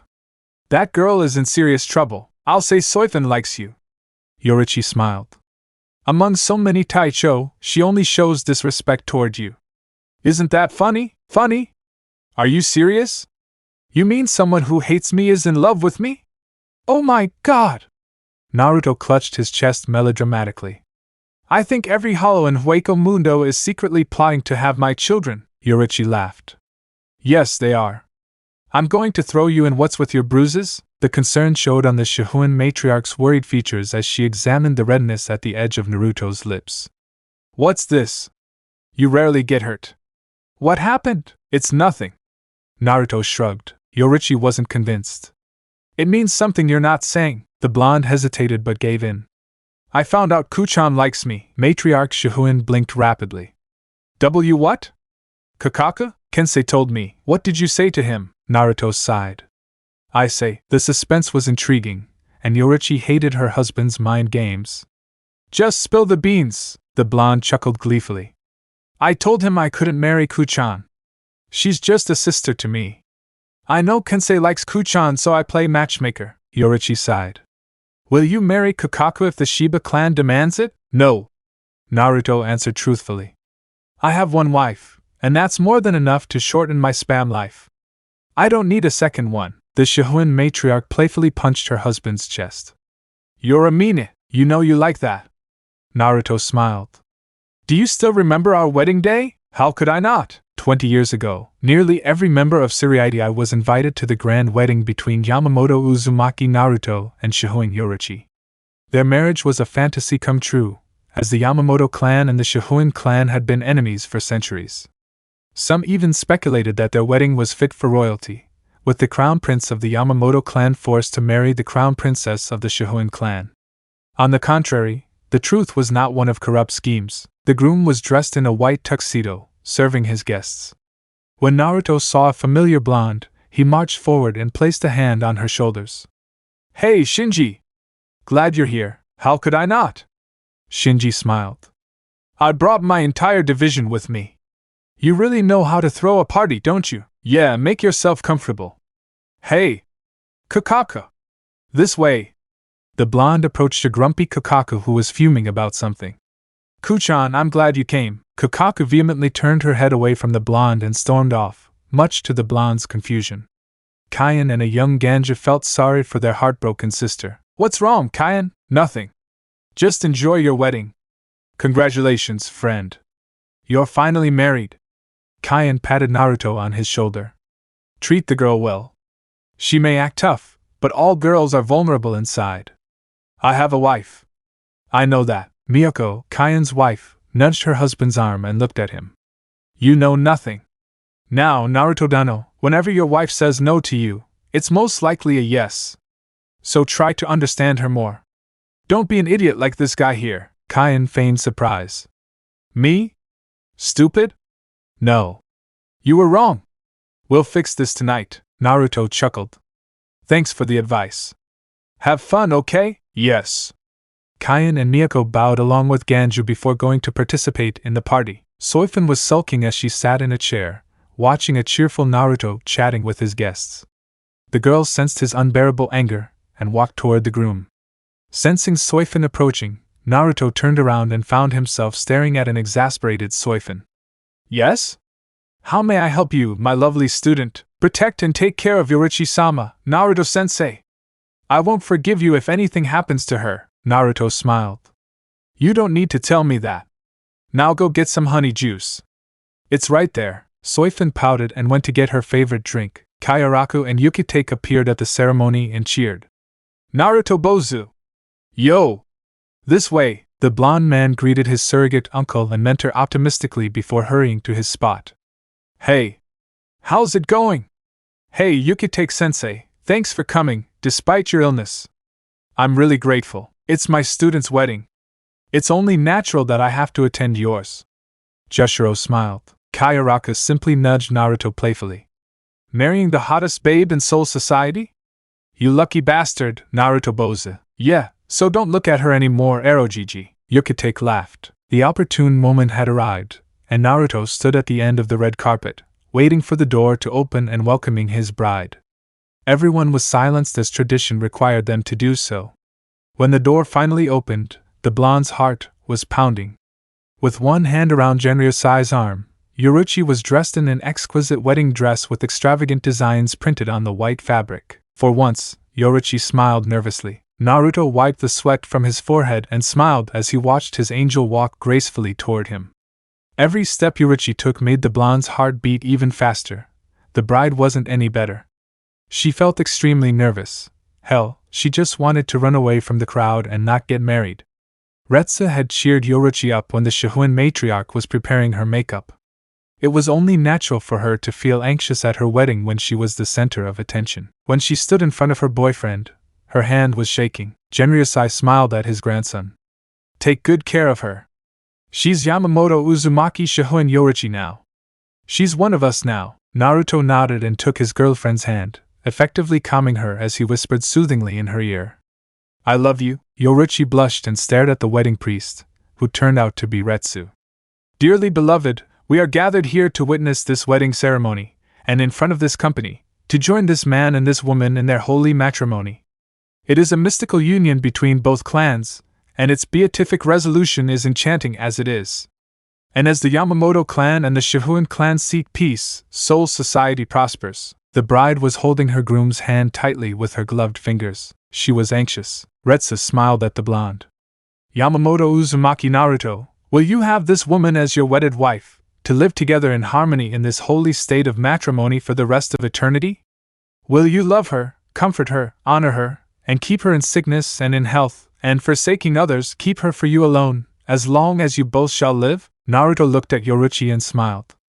I will. Retsu turned to the purple-haired woman. Shihoin Yoruichi, will you have this man as your wedded husband, to live together in harmony in this holy state of matrimony for the rest of eternity? Will you love him, comfort him, honor him, and provide for him in sickness and in health, and forsaking all others, will you keep yourselves for him alone, as long as you both live? Yoruichi nodded. I will. Disappearing from her spot in a blur of static, Retsu reappeared between Naruto and Yoruichi and took their hands. The blonde man looked lovingly at his girlfriend. I, Yamamoto Uzumaki Naruto, take you, Shihoin Yoruichi, to be my wedded wife. To have and to hold from this day forth, through better or worse, richer or poorer, sickness and health, to love and to cherish, until death do us part. Yoruichi smiled. I, Shihoin Yoruichi, take you, Yamamoto Uzumaki Naruto, to be my wedded husband. To have and to hold from this day forth, through better or worse, richer or poorer, sickness and health, to love and to cherish, until death do us part. Retsu handed Naruto a 20-carat ring, with Yoruichi's name embedded within the curve. She's a good woman. Take care of her, Naruchan. The blonde smiled and gently lifted his girlfriend's wrist before sliding the ring onto her ring finger. Kayaraka seized the opportunity and shouted, Kiss the bride, baby! Naruto chuckled, but was surprised when Yoruichi jumped on him and gave him a passionate kiss on the lips. The entire audience applauded fervently. Present, you're a great kisser. Too rough for my taste. Naruto smiled mischievously. Yoruichi pinched her husband's hand and pouted. What do you mean by that, idiot? I mean I love a rough kisser. I'll show you a rough kisser. Yoruichi leaned down and captured her husband's lip embarrassingly, moaning in pleasure as Naruto's tongue lingered inside the cavity of her mouth. 60 years later. Always remember this, Byakuya, your subordinates are your children. They will follow you to the depths of hell as long as you watch over them. If you cannot protect your family, your friends, or even your loved ones, you do not deserve to wield your sword. Your purpose is gone.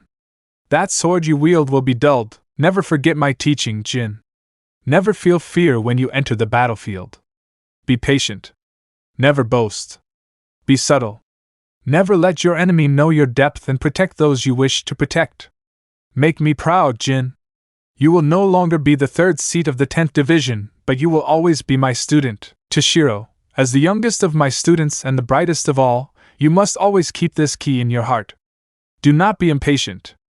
Remain calm in all situations, no matter how dire. Do not be arrogant, for that will be your downfall, mark my words. As long as you remain calm at all times, you will never let your loved ones down. Rengi-chan, you're the laziest among my apprentices, but the one with tremendous potential as well. Cut yourself some slack and do some paperwork, damn it! And don't forget, never let your emotions cloud your judgment, especially in battle. And grow stronger. Don't let others protect you. Protect them with your own strength. Soul Society had been at peace for a while, but Hollows had been frequently invading Rakangai. It was worrying since Hollows rarely caused a stir within the Shinigami realm. There were reports that the Hollows weren't originating from Hueco Mundo. Instead, they were mysteriously appearing in Soul Society. Initially, Tsurugi paid no attention to the incidents, but Naruto was concerned. It warranted an investigation with his squad, but there was no solid evidence. Jin had successfully transferred to the 5th Squadron and served under Shinji. He had reported every event that occurred in his daily life in a notebook stored within his chamber, detailing Aizen's activities. Ranjika visited her fiancé often, demanding to know the silver-haired Shinigami's resignation. She assumed it was Byakuya's influence, or his captain's arduous training, but Jin maintained that smile that never faded. Toshiro's strength had grown tremendously to the point that the soldiers of the 10th Division believed him to be the prodigy who came to Soul Society every century and the successor to Naruto's rank. Byakuya, training under his captain, had nearly achieved Bankai. He was unaware that his rival, Jin, was on his level. Byakuya's grandfather, Jinrei, had high hopes for the Kachiki heir. At the barracks training grounds, Naruto personally oversaw his apprentice's training. He wore his white haori draped over his shoulders, similar to his grandfather's signature style. His opponent was Toshiro, and he was composed. The white-haired Shinigami, however, was in a difficult situation. His captain was one of the most powerful Shinigami in Soul Society, and while being his teacher was an honor, he was terrified by the blonde's strength. Naruto had never been serious about any of his training. He never resorted to using his Zanpakuto and relied solely on Kido and agility throughout the session. Toshiro did not hesitate in battle. He brandished his sword with blazing vigor toward his captain. The audience of the 10th squad was stunned. Naruto had stopped the attack with his bare hand as he grabbed the oncoming blade, halting Toshiro's momentum abruptly. A shockwave erupted behind Naruto's feet simultaneously as he stoically glared at his apprentice. "If I'm your enemy, you're already dead. Lesson over. Go clean yourself up." Scratching his head, Toshiro sighed and sheathed his sword. "Understood." Byakuya stood impassively on the sidelines.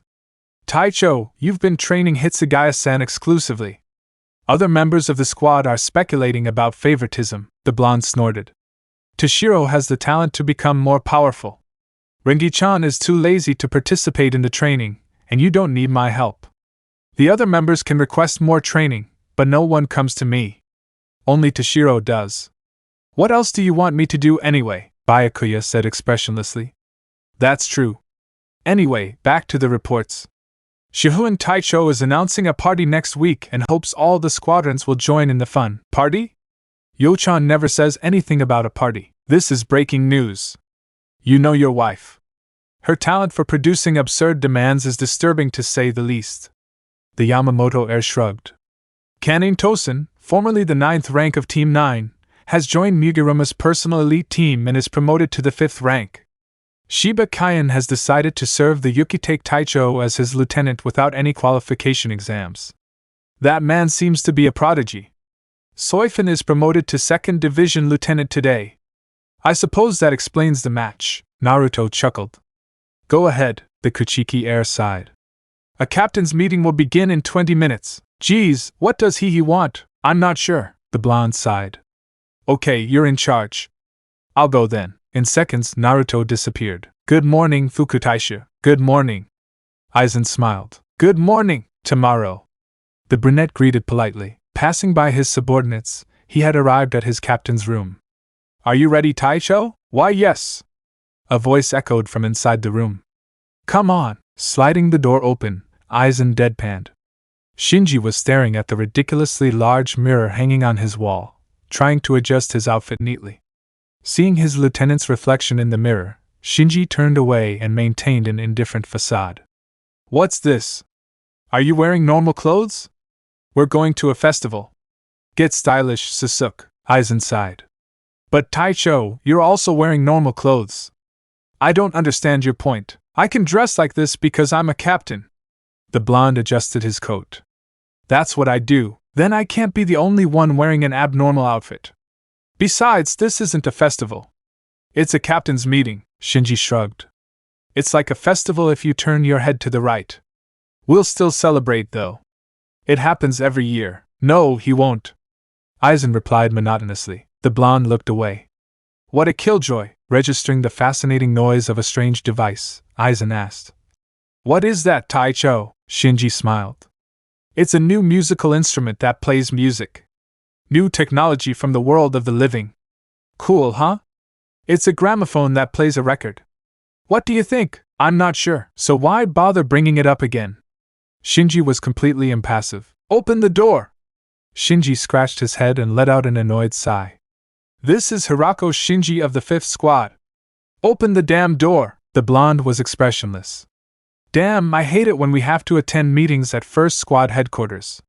Everywhere but here. It makes me nervous. That's why I don't like it when this comes up. You certainly don't seem nervous. Please don't throw a tantrum just because you're irritated by the meeting. Today is different from the others. It's a monument dedicated to Hikifune Taicho of the retired 12th Division. We should at least act appropriately in such situations. Aizen replied in a matter-of-fact tone. Shut up, Sasuke.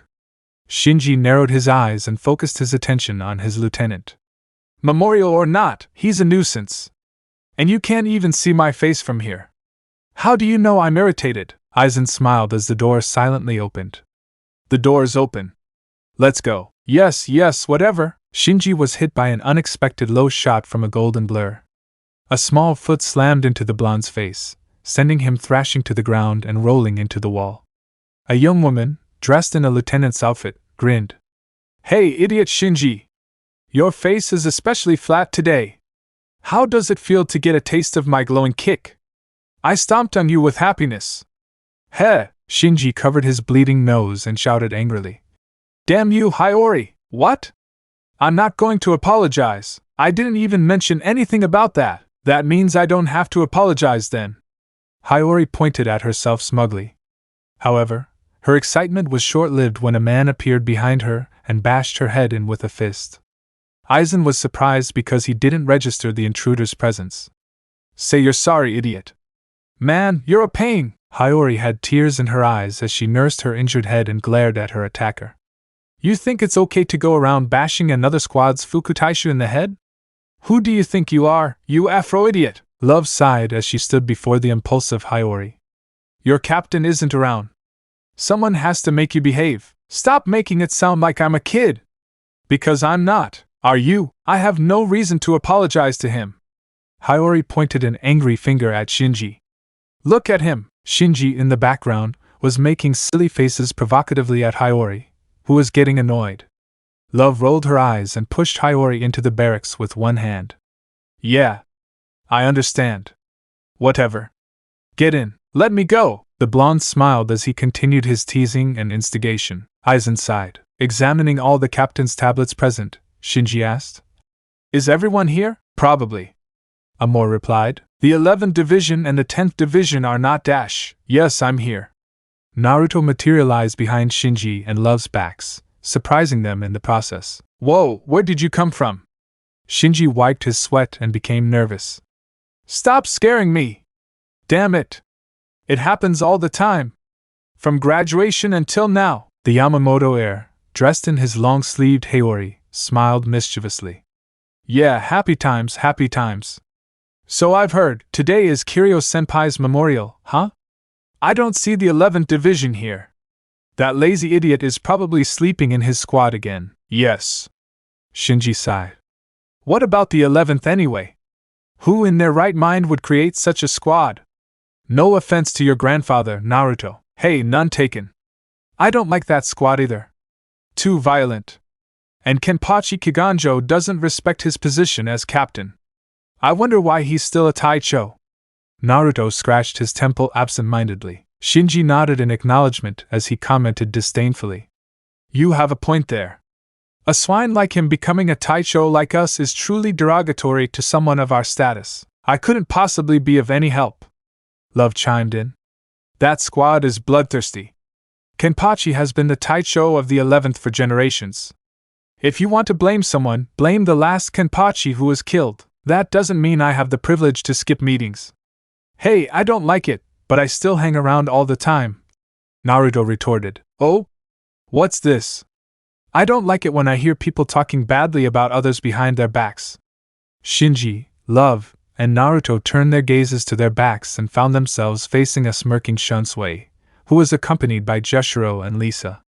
The Yamamoto heir felt his forehead twitch vigorously at his surrogate uncle's statement. Say the man who gossips all the time when he's drunk. Erogigi, you're not the right man to say such things. The eccentric captain clutched his chest dramatically. You hurt me, Naruto Bozu. It's quite impressive of you to come here so early, Erogigi. Good work, Lisa-chan. Naruto winked at the girl and gave a thumbs up. Does it feel great to serve under our esteemed Kaiaraku Taicho? I get to enjoy Erogigi's love when I was serving him as his lieutenant. I feel your pain, thank you. Lisa growled. I have to drag his ass here from our headquarters. Shunsui swallowed. You don't need to say that, Lisa-chan. How are you feeling today, sensei? Naruto smiled at his white-haired mentor, who returned a happy nod to the blonde. I feel very well. Jushiro hid his nervousness. Retsu-senpai gave me her regular checkup. Good to know. Naruto smiled. Jushiro looked at the tablet attached to the wall and sighed. Looks like Hikifian isn't around anymore. She's with her new group now. Shunsui nodded solemnly. Naruto led the rest of his fellow captains into the hallway and they walked toward their designated destination. During their journey, the white-haired captain stroked his chin and reflected. It's not like we're in a crisis or anything. I should have taken it at a slower pace. Shinji was impassive as he chimed in. But you know, we've been changing captains one after another. If this keeps up, I won't remember the new faces any longer. Our good friend Rose was just promoted to Taicho of the 3rd squad a few years ago. Sure, we'll have a party afterward, but oh well, that doesn't change the point. We're all working hard to keep our promises. Naruto replied. I was the first to be promoted during our generation. Then you, Yo-chan, and Kensei. Then Rose. I wonder who's next. Meanwhile, Rose sneezed. So now it's down to 12th. Shinji scratched his nose. Will we be okay like this? Relax. Shunsui gripped his bamboo hat and lifted his head. Everything has to change sooner or later. That's how the world works. This is just one of those moments. Come to think of it, there are only a few captains who managed to hold their positions for over a century. There's me, Yukitake, and Yamaji. Right, Yukitake? You forgot about Retsu-senpai. Jushiro reminded his friend. Shunsui chuckled. Yes, that's true. She'll be angry, no doubt, if she finds out. She's a terrifying woman, that Hana-chan. What scares me, Kaiaraku Taicho? Jushiro and Shunsui stiffened as they recognized the voice that intruded behind them. The flamboyant captain blinked as he improvised excuses. No! Nothing. We're just saying the weather is so nice today it's almost scary. Naruto materialized next to his surrogate mother and put an arm around her shoulders. Hey, Mom. It's okay. It's just that Erogigi has forgotten you're a Taicho for over 100 years. Shunsui gulped and muttered incoherently. Golf club! Retsu smiled sweetly at the eccentric captain.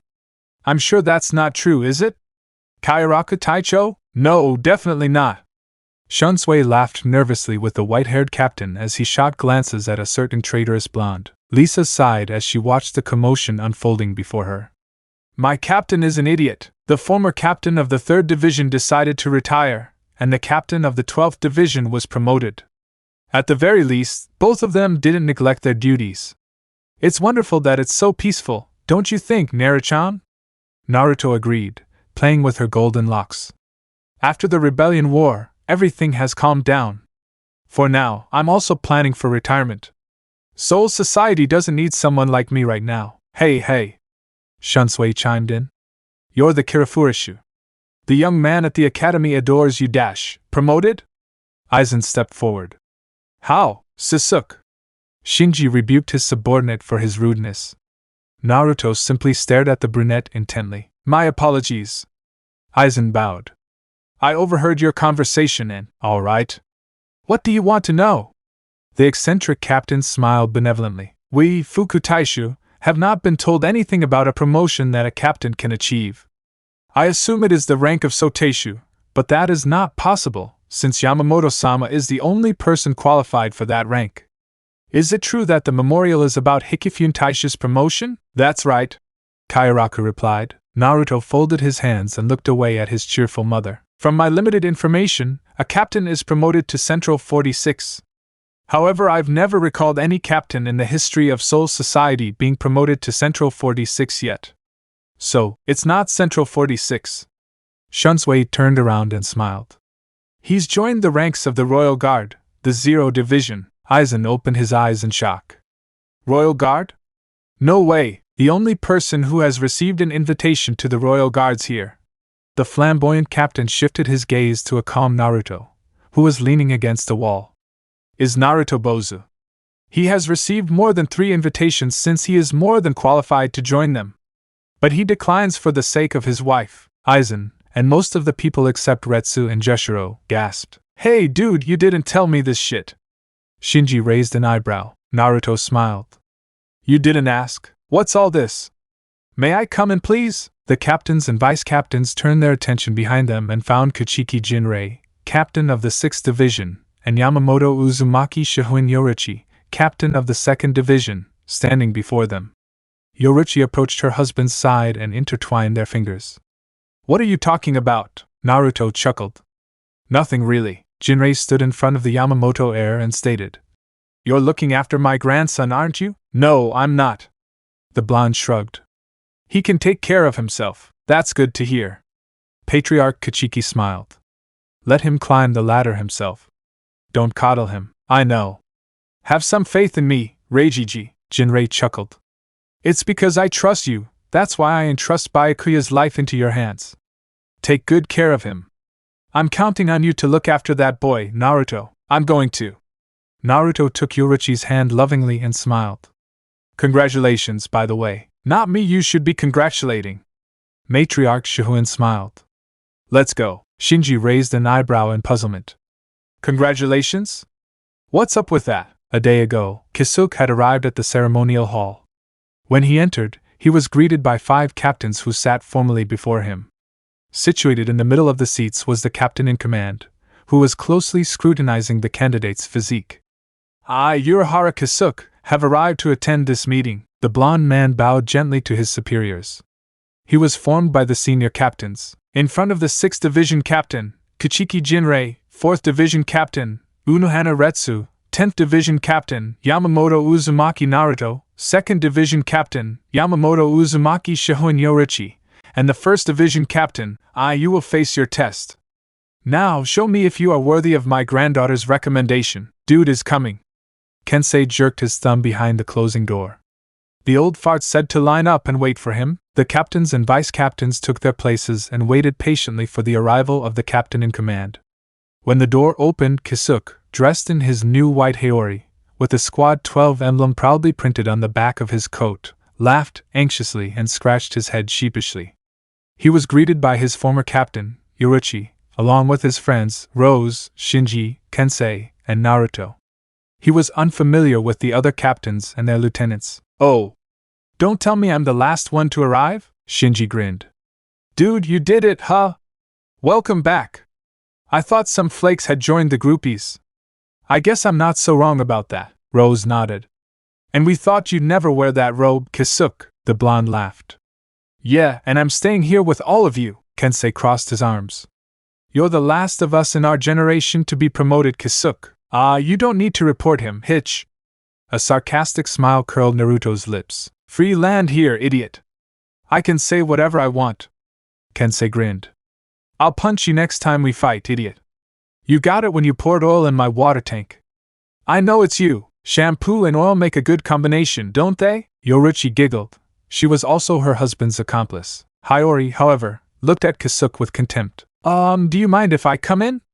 Although the newly enlisted captain recognized some of his teammates, he noticed the awkwardness in their posture. The other captains were studying him, and he was fidgeting. Stop bucking around! Yoruichi placed a hand on her curvaceous hip as she lectured Kisuke. You're a captain now. Act like one. Now come in with some dignity, Kisuke. Calm down, Yo-chan. Naruto poked his head out of their formation and smiled at his wife.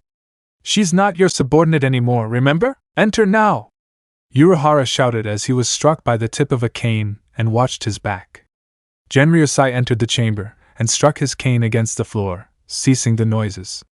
We will now begin the welcoming ceremony for our newest member. I believe you've heard about this before.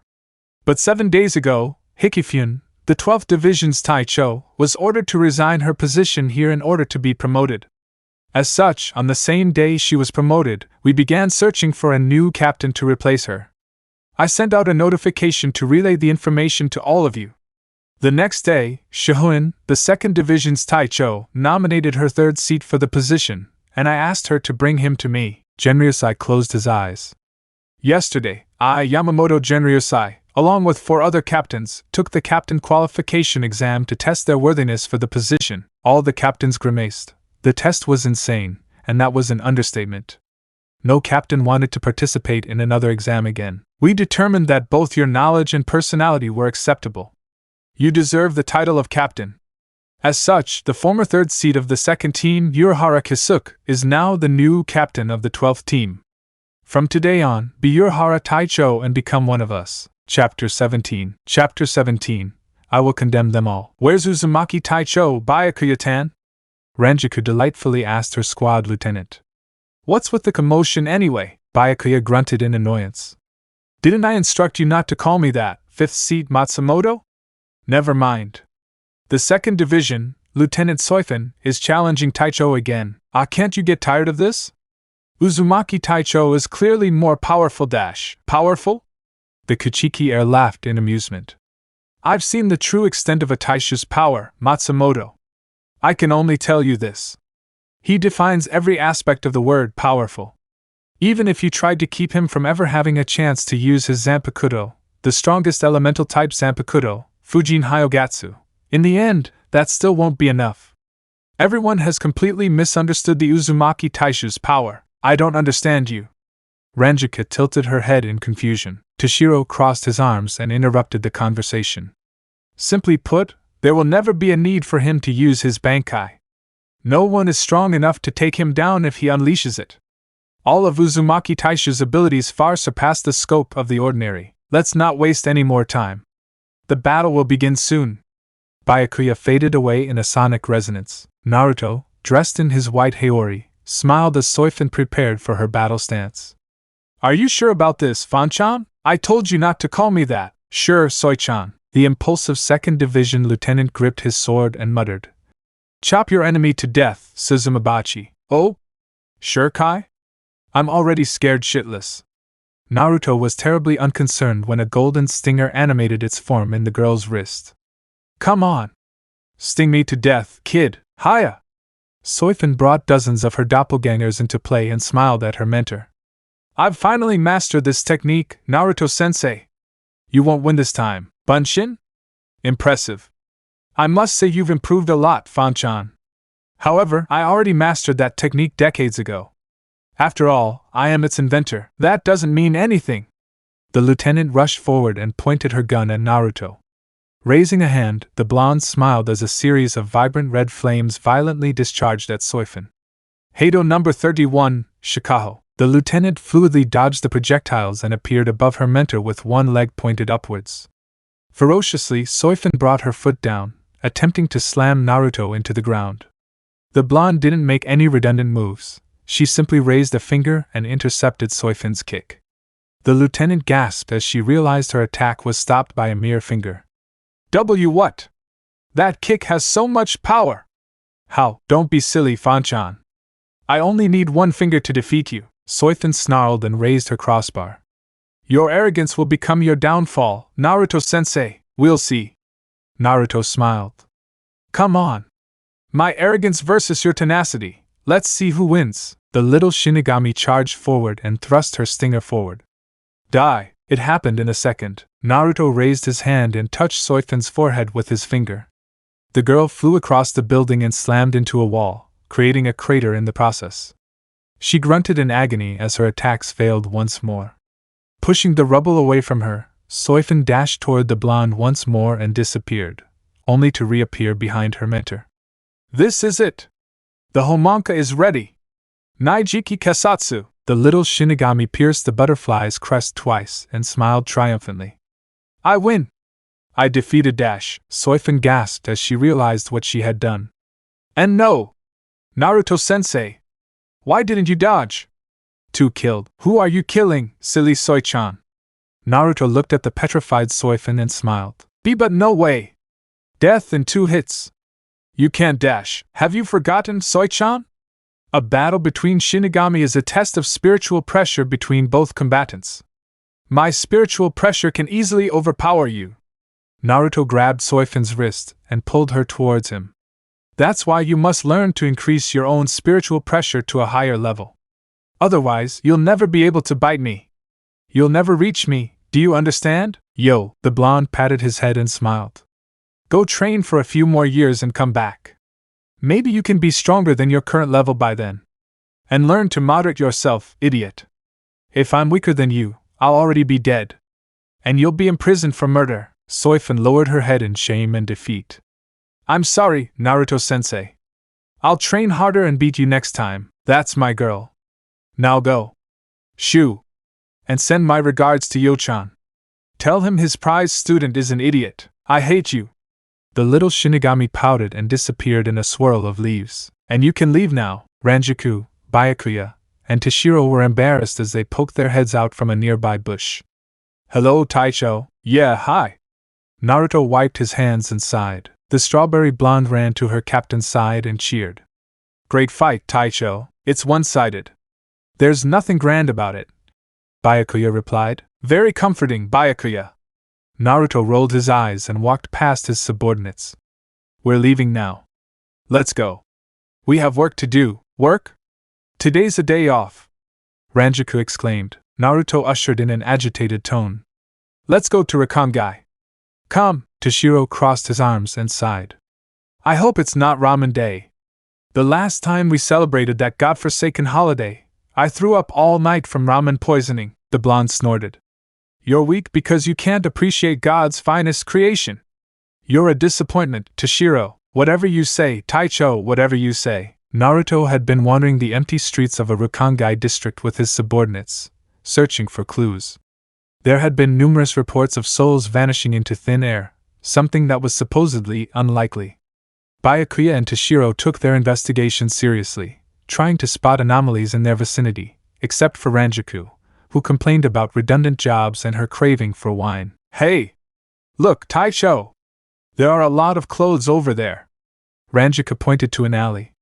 Naruto followed the strawberry blonde's pointed direction and gasped at his discovery. Those are the Shinigami outfits. Byakuya walked over to the pile of evidence and grabbed the clothes. Craning his neck, the Kuchiki heir narrowed his eyes at the inspection.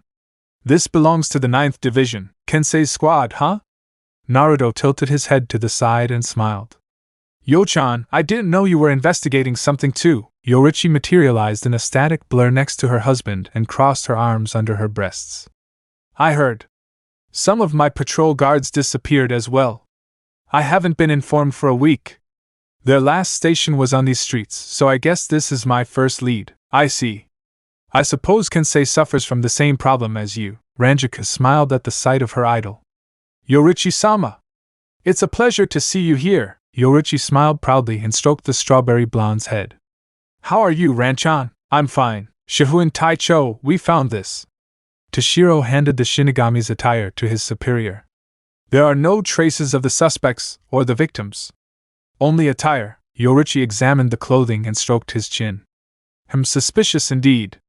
From the looks of it, their souls really did turn to dust. There are no signs of a struggle. Usually, people have to take off their sandals and socks, but it looks like the guy just teleported his body away, leaving his clothes here. I don't think that's plausible. What's your hypothesis, little Byakuya? The Kuchiki heir groaned at his nickname. Don't call me that, monster cat. And there's no hypothesis. A soul can't disappear without a trace. It's not possible. Naruto smacked Byakuya's head for his insolence. She's still your superior and my wife. Respect that. The blonde man wrapped an arm around his wife's curvaceous waist and pulled her closer. Yoruichi mockingly stuck her tongue out at the Kuchiki heir, earning her a venting Byakuya who was desperately struggling to control his petty rage. If you're not Taisha's wife, I dash. Byakuya! Naruto glared at him. Byakuya sighed dramatically and looked away. I apologize for my comment, Shihoin Taicho. Good boy. Yoruichi ruffled the Kichiki heir's hair. Naruto sighed. Yo-chan, go home first. I'll stay here and continue my research. But why? There's something sinister here. I'll stay here and see what's going on.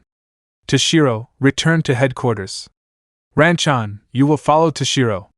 Byakuya, return to the squad and write a letter about our findings. If you pass it to me, send the letter to my grandfather's squad. Naruto ordered emotionlessly. Yoruichi frowned. I'll stay. The blonde man grabbed his wife's shoulders and smiled warmly. You know why I want you to go home. We have no idea what's lurking here. I promise I'll come home tonight, okay? Promise, The Shihoin matriarch smiled back and kissed Naruto on his lips. Byakuya and Toshiro were disgusted while Ranjika had stars twinkling in her eyes. As they broke away from their passionate kiss, Yoruichi sighed and caressed her husband's cheeks, her finger brushing over Naruto's whisker marks. Come home for dinner, okay? I'll cook you your favorite tonight. Hey, don't burn down the kitchen like last time. Naruto smiled when his wife pouted. Fine, go. When do we start our operation, Aizen-sama? Tonight, the brunette announced. Jin smiled. I heard Uzumaki Taicho went to Rikongai. It's the best chance to catch him off guard. That's right, Jin. He'll send all his subordinates away and camp there. Alone. It's the best time to attack. Tosen, prepare the necessary. We'll head there. Aizen smiled. It has become too great an obstacle. Tonight, it will become my experiment. Retsu was delicately sprinkling water on her flowers with her watering can. Wiping the sweat from her forehead, the fourth captain smiled at her work and walked over to her bench. Reaching for her teacup, she was surprised when it cracked. Retsu blinked and felt her eyebrows twitch uncontrollably. What is this? This feeling, clutching her Haori, Retsu bit her lips. This is the same feeling I had when Kyubi tried to kill Naruchan. Why is this happening again? It's a bad omen. Naruto sat in his tent, patiently waiting for any strange events to occur. It was too quiet, and he knew he wasn't right. Civilians had evacuated the streets, and therefore there wasn't supposed to be any spiritual energy in the air. However, Naruto could sense a tingling of spiritual particles in the air. He had to stay and investigate to avoid collateral casualties. Naruto sighed. He is the only one, alongside his grandfather within Tsurugi, who stands as the strongest Shinigami in history. He can't afford for anything to happen to his stupid and generally annoying Yoruichi or his subordinates. A spiritual pressure abruptly surged and immediately dissipated. Naruto dove out of the tent and scanned his surroundings, only to see darkness. What is this? Yoruichi hummed a cheerful tune as she stirred the noodles in the pot and smelled the pleasant aroma of her ramen. It was both Naruto and her favorite food. Ladling the broth with a spoon, the Shihoin matriarch took a sip of the soup and meowed happily. Good! Everything's done! You just have to wait until Naruto-kun returns. Placing her lip on the teapot, Yoruichi sat down on the mat, picked up her teacup, and drank her drink. A steel blade soaked in his blood protruded through his chest. Naruto coughed crimson liquid from his mouth and growled. Who? Weakly, the blonde looked back and saw a familiar face, grinning sinisterly at him. Gathering his strength, Naruto managed to utter the name of his assailant. Jinichi Maru, my apologies, Uzumaki Taicho. Jin smiled as he retracted his sword and sheathed Shinso. What must be done, must be done.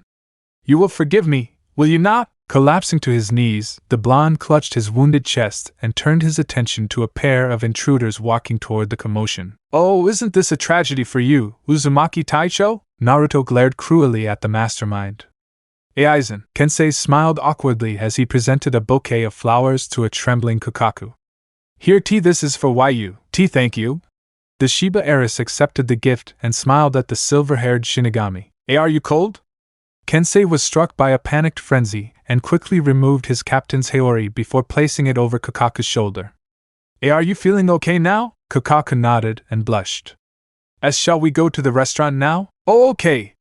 Let's go. Kyan sighed and scratched his head, watching his younger sister leave for a date with the captain of Team 9.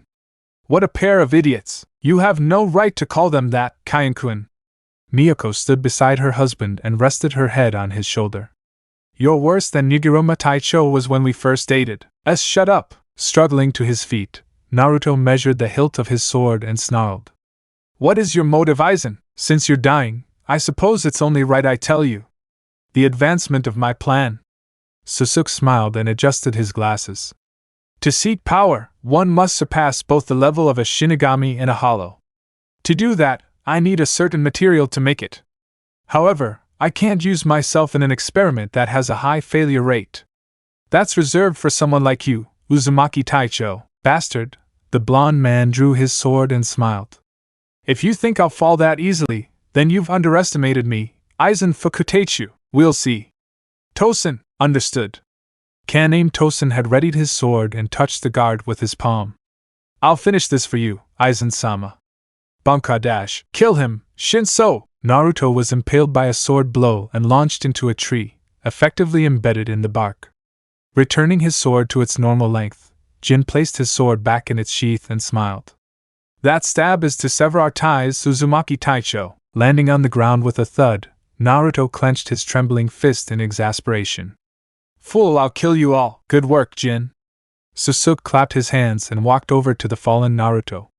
This is the end for you, Uzumaki Taicho. However, you need not worry. When my plan comes to fruition, your precious wife, Yamamoto Uzumaki Shihoin Yoruichi, will die with you. I will make sure you both get a decent grave. It is the least I can do to honor someone of your caliber, Yamamoto Uzumaki Naruto. With you out of the picture, Soul Society will fall. All of your friends and family will die with it. Aizen! Your fin dash. A globe of white energy erupted from the left side of Naruto's face, enveloping him in a sticky substance. What is this? The hollowification process has begun. Aizen smiled. How wonderful! Turning a page in the Women's Weekly of Shinigami Publishing, Yoruichi smiled at the elegant red dress displayed on the page.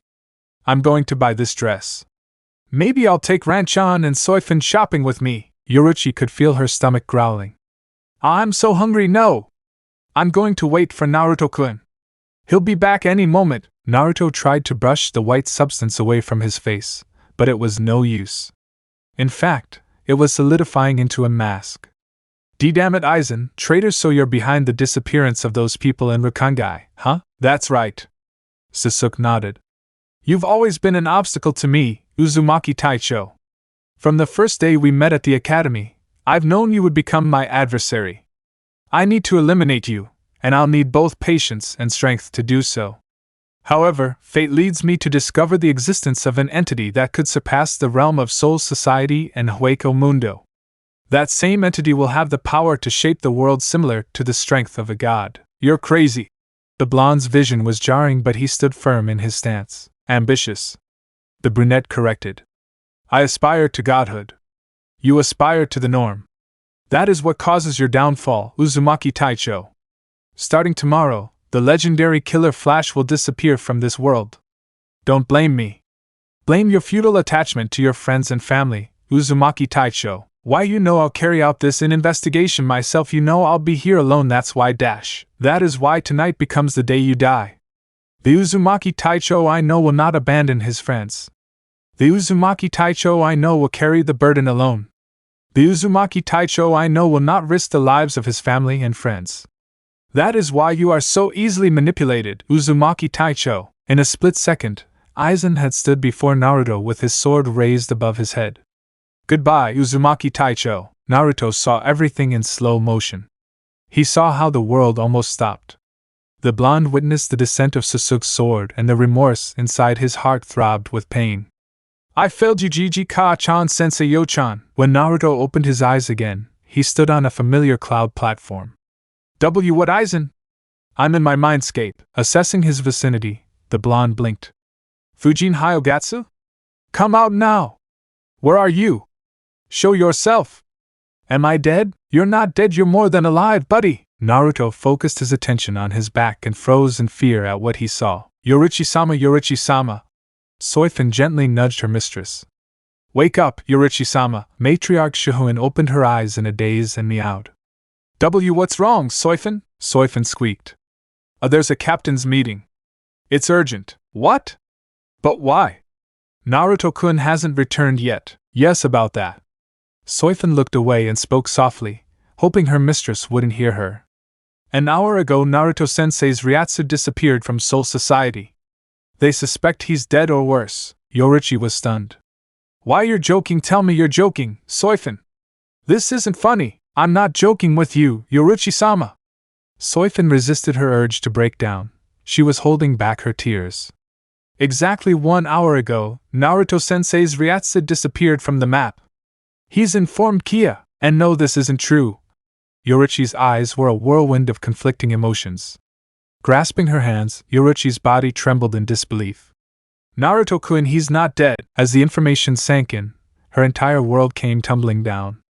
Her vision blurred, and her clammy hands trembled with fear. She was practically gasping for air, trying to fight her way out of the terrible dilemma.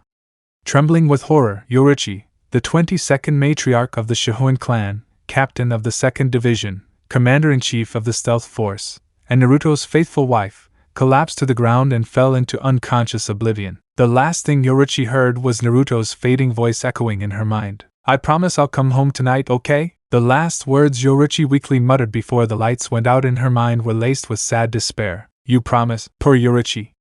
Aizen is evil, he can't be of help. Capítulo 18, Chapter 18, The Dark Side of the Universe. 2 days ago, Naruto sat in his office, the sinister darkness shadowing most of his body. Jin stood at the end of the table, frowning in dismay. So, Aizen's really behind all this shit, huh? Yes, Taicho, the undercover agent reported. What should we do now, sir? The blond man stood up from his seat and looked at his reflection from the window. Here's the plan. You won't abandon your position as Aizen's most trusted subordinate. As for me, I'll pretend to be the useless guy who can't do shit. He'll turn on me in 2 days, I guarantee you. I don't know what's up with his newly perfected hollowification process, but I can't let him carry out his immoral experiments on other people anymore. I'll willingly screw myself and investigate it personally. Isn't that crazy? I'll get him out of his cozy spot. I have to make a scene about Aizen's secret hideout so he realizes I'm trying to find evidence to drag his ass behind bars. Naruto smirked. That's enough to attract the big fish to my bait. You do your part. I do mine. I have to know how he does it, the hollowification process, that is. This is the only way. Taicho, I have to tell you this. Jin smiled. You crazy bastard, the blonde sighed. It's for the safety and well-being of Soul Society. This plan will never work if I'm not crazy. Besides, it's not like Aizen can really catch me that easily. I understand. The silver-haired Shinigami nodded. Then I'll stab you with my Shinso in non-fatal places. I'll make sure Aizen doesn't get the chance to cut you, Taicho. Do that. It'll make Aizen trust you even more. Taicho, Jin wasn't sure as he hesitated. Are you really sure about this? Do you want to call this off? It's really going to get bloody and dangerous. Naruto turned around and smiled. It's for the well-being of Soul Society. If I don't do it, who will? And remember, Jin, don't do anything rash without my consent. Don't let Aizen know of your spy status, no matter what. When I give you orders, you'll only leave your post if your identity is compromised or if Aizen is going to kill you for some absurd reason. That's the only time you run, do you understand? The undercover agent nodded. Understood. Present. Shock? Why? You should have predicted all this. After all, you're the one who planned this whole farce, aren't you? I'm not really surprised. Naruto deadpanned as he walked forward and examined his doppelganger's appearance. The mysterious entity was dressed in the opposite color of his outfit, and its hair was midnight black with a crimson tinge. His Zanpakuto, the perfect replica of Fujin Hyogatsu, had its colors reverted to a simple, dark appearance. Smiling at his alter ego, Naruto placed a hand on his waist. Even when I'm in a hollow form, I still look amazing. I'm impressed. Buck off, dude! I'm not your toy. I didn't say you were. Naruto smiled. So, can you go Bankai too? Yeah. Do you love Yochan too? Yeah. Do you love ramen too? Buck, I guess not. Naruto shrugged. So how does this work? I'm kind of new to this. You're a pseudo-hollow idiot. Yeah, about that. The blonde pointed a lax finger at his alter ego. So you're QB too, Buck? That idiot is part of us now. Now that I'm here, his power transfers equally to both of us. If you gain my powers, you'll have full access to hollow abilities, as well as my power. You'll transcend through the realm of a hollow and a Shinigami, asshole. Now listen, Aizen is out there trying to kill us. We need to figure this out. Woof. Easy, Tiger. I don't know your deal, man. I don't even know if you're trying to kill me or I'm not really a hollow, Buck. Naruto's hollow screamed in rage at his master's careless attitude. Huffing angrily, the raven-haired Naruto growled. Now listen up, shitface, because I won't repeat myself again. We are one. You will surely gain my powers, one way or another. However, if you screw up, this game switches and we play the other way around. That means, you double-digit IQ son of a hitch, I can be the king and you can be my slave. Do you understand, buddy? Naruto blinked. You have a terrible accent, motherfudash. In Rakangai, a conspiracy was about to unfold. Before Sasuke's sword could cut Naruto, the blonde's hand abruptly shot out and grabbed the brunette's wrist. Sasuke was shocked. What is this? Do you really think you can screw me? Naruto grabbed his sword and slashed upward, inflicting a deep cut on his torso. You've underestimated me, Aizen. Gritting his teeth, the brunette wiped the bloodstain from his jaw and glared at the blonde. His face was already covered with a mask resembling a devilish fox that had a malevolent grin, wrapped with jagged teeth, plastered across its features, and had tribal patterns decorated on the front. This isn't possible. Why is his hollowification process speeding up? You can stop daydreaming! The blonde lunged forward and kicked Sasuke in his stomach, sending the brunette hurtling through some trees. Tosen, in exasperation, charged forward blindly, neglecting his battle instincts that were screaming at him to escape. Naruto scoffed at Tosen's impulsive assault. Idiot! You can go to hell and die! Naruto dissipated his body in a harmless whirlwind and reappeared behind Tosen, his sword soaked in blood. Let there be death! Yoruichi stood stiffly, waiting patiently inside the first headquarters meeting room. She was the first person to arrive, and her mood was tremendously calm compared to the other captains. Kensei and Shinji were discussing the events that occurred that night. Joshiro was concerned for his apprentice's well-being, and Shunsui maintained an indifferent demeanor. Retsu was assisting other captains and seemed a little upset about Naruto's disappearance. The other captains hurriedly took up their positions when the captain commander arrived. Exactly 1 hour and 30 minutes ago, Uzumaki Taicho, who was investigating the incident within Rakangai, was reported missing. We now know that this has become a red alert for Dash. I volunteer to go find him, Sote Shidano. Yoruichi interrupted. No, I have to go. Ji-sama, Naruto Dash, remain impartial, Shihoin Taicho. Genryusai shouted. Address me formally, Shihoin Taicho. This is court, Soteishu. I have to go. I have to go. My husband is out there, and we don't know what's happening to him.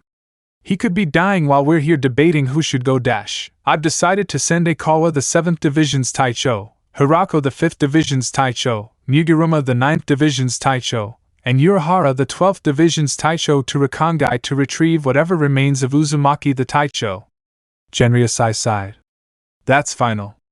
Kayaraka the 8th Division's Taicho, Yukitake the 13th Division's Taicho, Shihoin the 2nd Division's Taicho, and Unohana the 4th Division's Taicho will stay and protect Tsuruidai. Yoruichi clenched her fist and growled. No! I'll go. Dash. Thank you. I'm sorry. He is your grandson. Dash. Remain impartial at all times. That is our code and our honor. Respect it.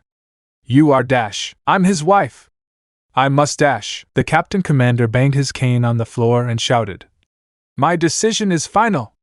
The meeting is adjourned. An ominous shadow hid Yoruichi's amber eyes, but her murderous aura was palpable. This isn't over. Naruto was vomiting blood in his mindscape, which he thought was impossible. D-damn, you're tough. I told you. You're nothing to me. You're just the boss of this world, but that will change soon. Hollow Naruto snickered. You can't defeat me. Get over it. We'll see. The blonde stood up dizzily and gripped his sword with both hands. It's been a while since I used this. Ban Dash. Instantly, the empty Naruto stood calmly in front of his master and grasped the sharp edge of Fujin Hyogatsu. This sword belongs to me. You don't deserve Fujin Hyogatsu. Just admit it. You don't know how to use Bankai. You fear your powers, Naruto. Bankai. That is something I will never allow. Quite talkative, aren't you? Naruto animated a clone behind his alter ego and pointed a finger at the back of Naruto's hollow neck. Rikujikoro. 6 planes of light energy slammed into Naruto's hollow waist, immobilizing him. You understand now, don't you? You might be me. You might have my powers. You might be my equal. But in terms of experience, you're not on my level. I purposely gave you the chance to be arrogant. I let myself take hits from you to make you fall into my trap. When you're around, there's a small chance you can escape when I use Kido on you. You're dancing in my palm the entire time. Be bastard! Hollow Naruto growled. I lost this time, but I won't give up. As a warning to you, if you give me the chance to become stronger than you, I'll bring you back here and send you to hell. Yes, we shall see. And as a parting gift, I will tell you this. I do not fear Fujin Hyogatsu's power. I find it redundant to use its full power, that is all. Goodbye. Naruto smiled and cleaved his alter ego in half with his sword. Hollow Naruto's body dissipated into black ash, and the scattered dust was absorbed by Fujin Hyogatsu. Sasuke couldn't fathom Naruto's destructive nature. He'd never seen anyone complete the hollowification process with such astonishing speed, let alone survive the ordeal. The blonde accomplished everything at an ungodly pace and exceeded Sasuke's every expectation. Naruto had regained consciousness in just a few minutes, and his strength had skyrocketed. It had been a while since the brunette had felt fear within his heart. Naruto had removed his menacing mask and was smiling at Sasuke. Surprised? Do you really think you can outsmart me, Aizen? I knew from the start you were the traitor, the brunette sighed. Indeed. You're truly unpredictable, Uzumaki Taicho. In Suratii, you're one of only 2 people whose intelligence matches mine. Jin smiled as he swung his sword and pointed it at Naruto. Allow me to finish this myself, Aizen Fukutechu. Sasuke smiled approvingly. Excellent. Go ahead, kill him, Shinso! The silver-haired Shinigami shot the blonde with Shinsa's sword, who simply dodged Jin's assault and rushed at Sasuke.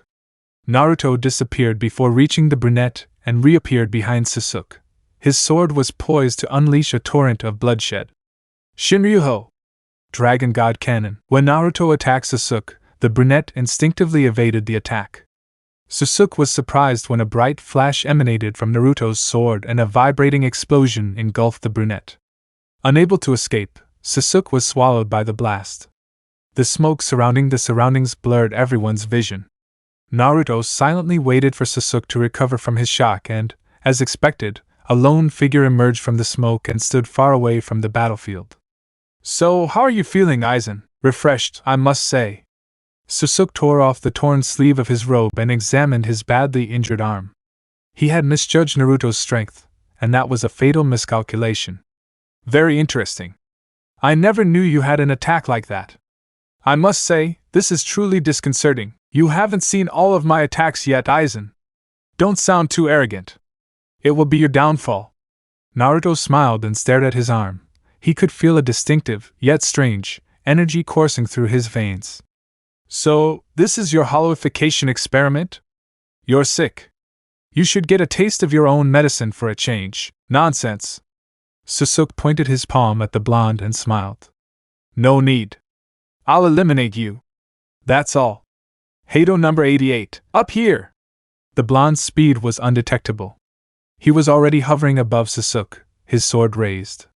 I taught you! Shintenho! God Heaven Cannon. As Naruto's sword descended upon the brunette, the ground was engulfed in a deafening explosion. Yoruichi had discarded her Haori. She was dressed in her stealth attire and prepared to save her husband. When she stepped out of her room, she was surprised to find Soifin standing outside her office. Why, Yoruichi-sama, are you going to rescue Naruto-sensei? Matriarch Shihoin blinked and looked down at her feet. Yes. It was a quiet murmur, but Soifin knew that her mistress's tone was laced with resolve and unwavering determination. Yoruichi walked past her apprentice and continued down the hallway. Are you going to stop me, Soifin? No. Soifin turned around and bowed. I know you won't let me fight your battles for you. I'm glad you understand. The Shihoin matriarch disappeared in a blur, vacating her former spot. Soifin sighed and retreated to her room. Why is it taking her so long? Shinji pricked his ear and questioned the rescue team gathered around him. Kensei sighed and shifted his gaze toward the 2nd Division headquarters. I think she assumes we'll leave without her. So Teishu has already declared that Shihoin Taicho is not allowed to face uncharted territory. Love replied. Why should we wait for her? It's pointless. Kisuke chuckled. Knowing Yoruichi-san, she'll never just sit back and wait for Naruto to die in the wild. Aren't we going against the Soteishu's orders? By allowing Shihoin Taicho to follow us on our mission, we've defied orders. The 7th Division captain shouted. Shut up, will you? Shinji deadpanned.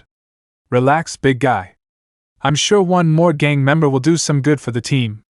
Kensei specialized in hand-to-hand combat. I specialized in Kido. Kisuke specialized in strategies.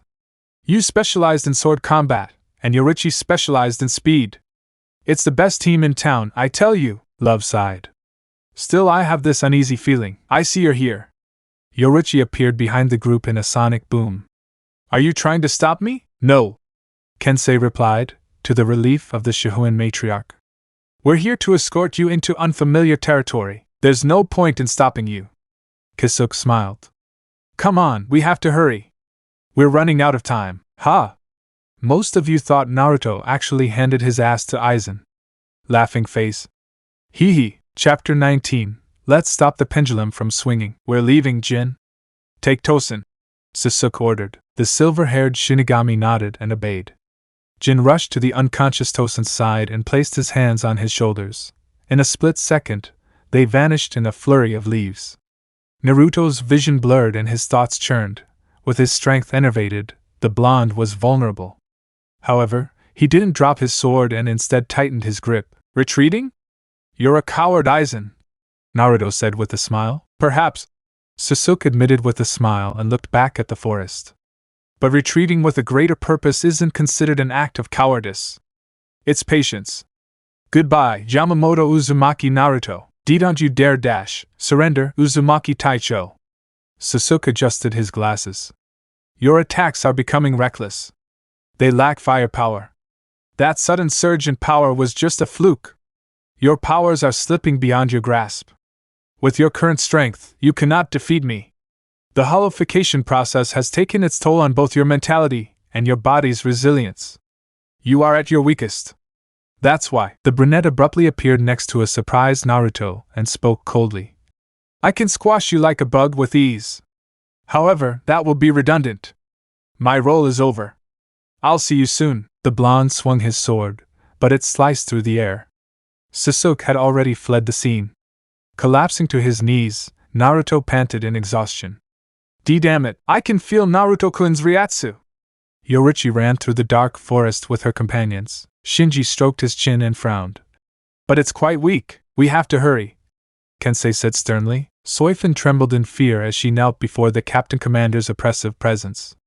When her lover left, she was ordered to meet Genryosai at his quarters. She didn't realize that the Captain Commander had discovered the plan.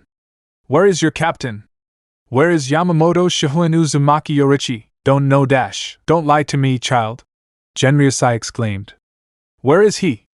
Has he gone into uncharted territory? I don't know. His loyalty to his captain is inspiring, but it is a crime to hide the mistakes of his captain's idiocy. I don't. The Captain Commander unleashed his fury as he flooded the chamber with murderous intent and an unholy spiritual pressure. I will not repeat myself again. Tell me, where is he? Tears sprang to Soifin's eyes as she moaned. Say it, and no! I don't know anything. The girl shook her head in pure anxiety. Foolish boy. Genryosai snorted disapprovingly and stood up from his seat before walking past the trembling Soifin. You're of no use to me. Leave my premise and return to your post. Why yes. When Yoruichi and her group arrived at their destination, Naruto was lying unconscious on the ground. There were signs of a struggle and battle in the area, but no injuries were visible on the blonde. Yoruichi rushed to her husband's side and examined his body, which was surprisingly unharmed. Kensei stood behind the Shihoin matriarch and raised a mocking eyebrow. He's not injured, but his Ryatsu is abnormally low. We don't have time, Yoruichi! Shinji shouted. Let's bring him back. No, something's wrong with him, Love announced. There are traces of hollow presence within his spiritual energy.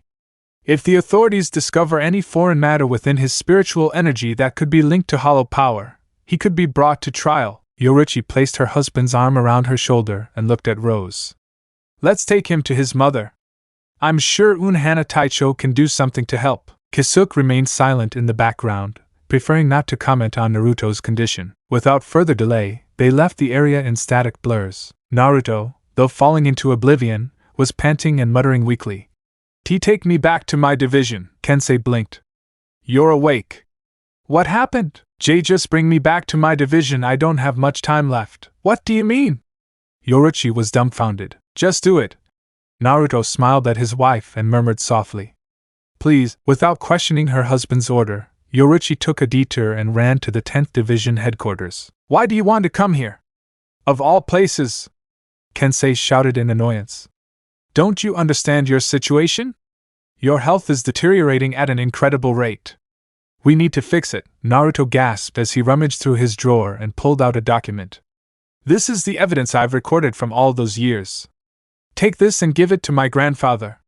It contains confidential files that represent the spy I sent to investigate the Rukongai incident.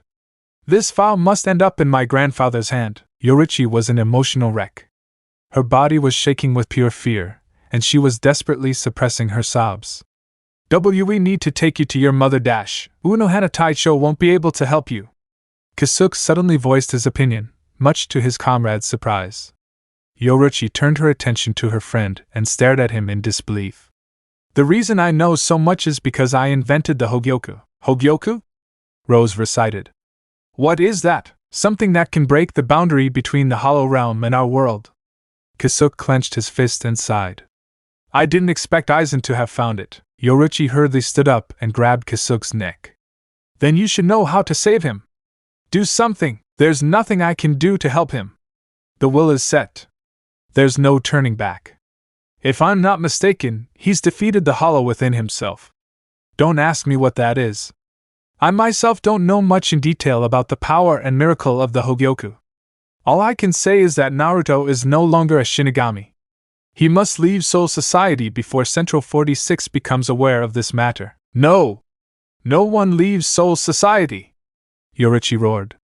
Naruto-kun stays. Hakafuku. The Shihoin matriarch opened her eyes in stupefaction before darkness enveloped her. She collapsed in Naruto's arms, unconscious. Kisuke looked at the blonde remorsefully. So you planned all this? Naruto nodded reluctantly as he straightened. His exhausted features were replaced by a placid smile. Now that Aizen knows about me and my situation, his next target will be Yo-chan. If he can't hurt me physically, he can hurt me in any number of other ways. He knows I love Yo-chan more than my own life. If I stay here, he'll come after her. If I leave, he'll have to hunt me down some other way. I will leave Soul Society and hide from Aizen's detection. That is the only way to ensure Yo-chan's safety, as well as everyone else's. Kensei sighed. Don't you think it's too much? You're sacrificing too much, and for what? For her. Naruto looked sadly at his wife's beatific features. Kisuke, can you get me a jigai? Kisuke smiled. So you've planned it that far? The blonde man laid his wife on the floor in a comfortable position and stood up. I need a jigai that can withstand my spiritual pressure. Also, this jigai must allow me to use my powers. The best I can do is give you a jigai that allows you to freely use 20% of your powers. In other words, you won't be able to activate Bankai Dash. That will do. Naruto chimed in. Shinji, Kensei, Rose, Amor, take the document and pass it to my grandfather. Shinji sighed. Take care. As for Sasuke, don't do anything. Naruto interrupted. What dash? If you let him know you know what happened earlier, he tried to eliminate you. The blonde looked grimly at Shinji. Aizen is strong. He's captain level, maybe more. Shinji, you must be careful starting today. He'll try to see if you know anything about me, since you're part of the rescue squad. Everyone, for your own safety, act as if nothing happened. Kensei gritted his teeth. I can't do that. Whether you like it or not, what's done is done. I'm entrusting Yo-chan to you, Kensei. Please take care of her. Naruto sighed and turned his attention back to Kisuke. Can you get me the jigai now? I need at least 12 hours for it to work. Kisuke looked apologetically at Naruto before vanishing into a gentle breeze. Naruto smiled. That would be great. I need to go somewhere else. The rest of you can return to your posts. I'll inform my grandfather. Are you sure? Love asked. This is just crazy. If I'm sane, this would never work. The blonde caressed Yoruichi's face and sighed. He planted his last, passionate kiss on his wife's sensual lips before reluctantly pulling away. I should go now. Kensei. The silver-haired captain shook his head and pulled the Shihoin matriarch away from Naruto's embrace. We'll keep in touch, right? We'll see. I've already recovered from the ordeal. I can feel my body adapting to the new changes within me. Naruto sighed and disappeared in a miniature whirlwind. There were places I could go before he left. Naruto stood outside the Yamamoto clan's main hall, reminiscing about the days he spent with his grandfather. He remembered the first day he arrived and became Yamamoto. He wasn't careless, and although he wasn't Genryosai's blood relative, his grandfather had never ostracized him for being a wayward soul. His grandfather took the time to teach him and was always patient with his curiosity. He had never seen his grandfather's anger. Even when Genryosai was upset, Naruto's infectious, cheesy smile would make him smile too. Those days were over. The blonde entered the main hall. It was the same main hall where her grandfather sat in a chair, drinking tea while waiting for her to return from school. When she graduated from school and became an official Shinigami, her grandfather would wait in the main hall for her to return from work. Naruto smiled sadly. I guess this is the end of everything. Naruto lifted his head and widened his eyes. Genryosai was sitting in the same chair the blonde had made so many years ago, sipping his tea as he looked at Naruto. You're finally home, Naruto. JGG. The blonde clenched his fist tightly, desperately trying to suppress his emotions. I am leaving. I can't stay in Soul Society any longer. It'll only weigh you down and you don't need to say anything else, Naruto. Genryosai sighed and placed his cup back on the table. The old captain opened one eye when he heard a dull noise. His grandson had knelt before him, his forehead resting on the cold wooden floor and his body trembling. Tears threatened to burst as he struggled to speak.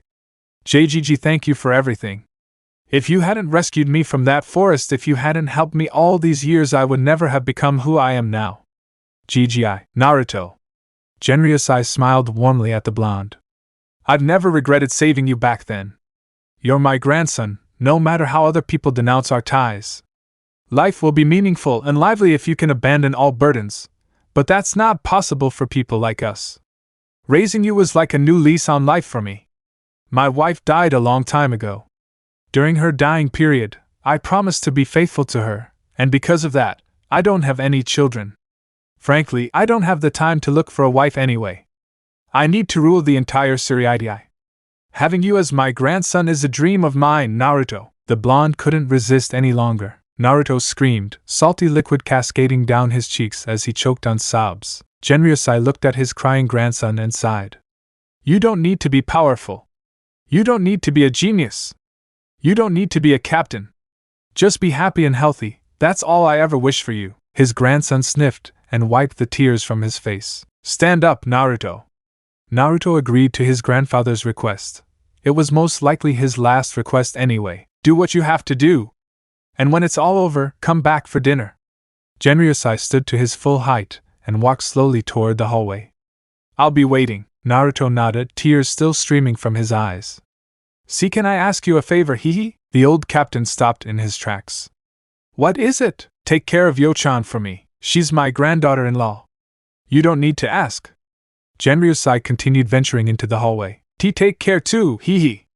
Naruto turned around and proceeded to leave the facility, but stopped in his tracks when he heard his grandfather's last words. Even if I can't see you, even if we're far apart, I'll always be watching over you, my grandson. I'll watch over you forever. The wind carried the echo of those words to Naruto's ears, and the blonde ran out of the mansion.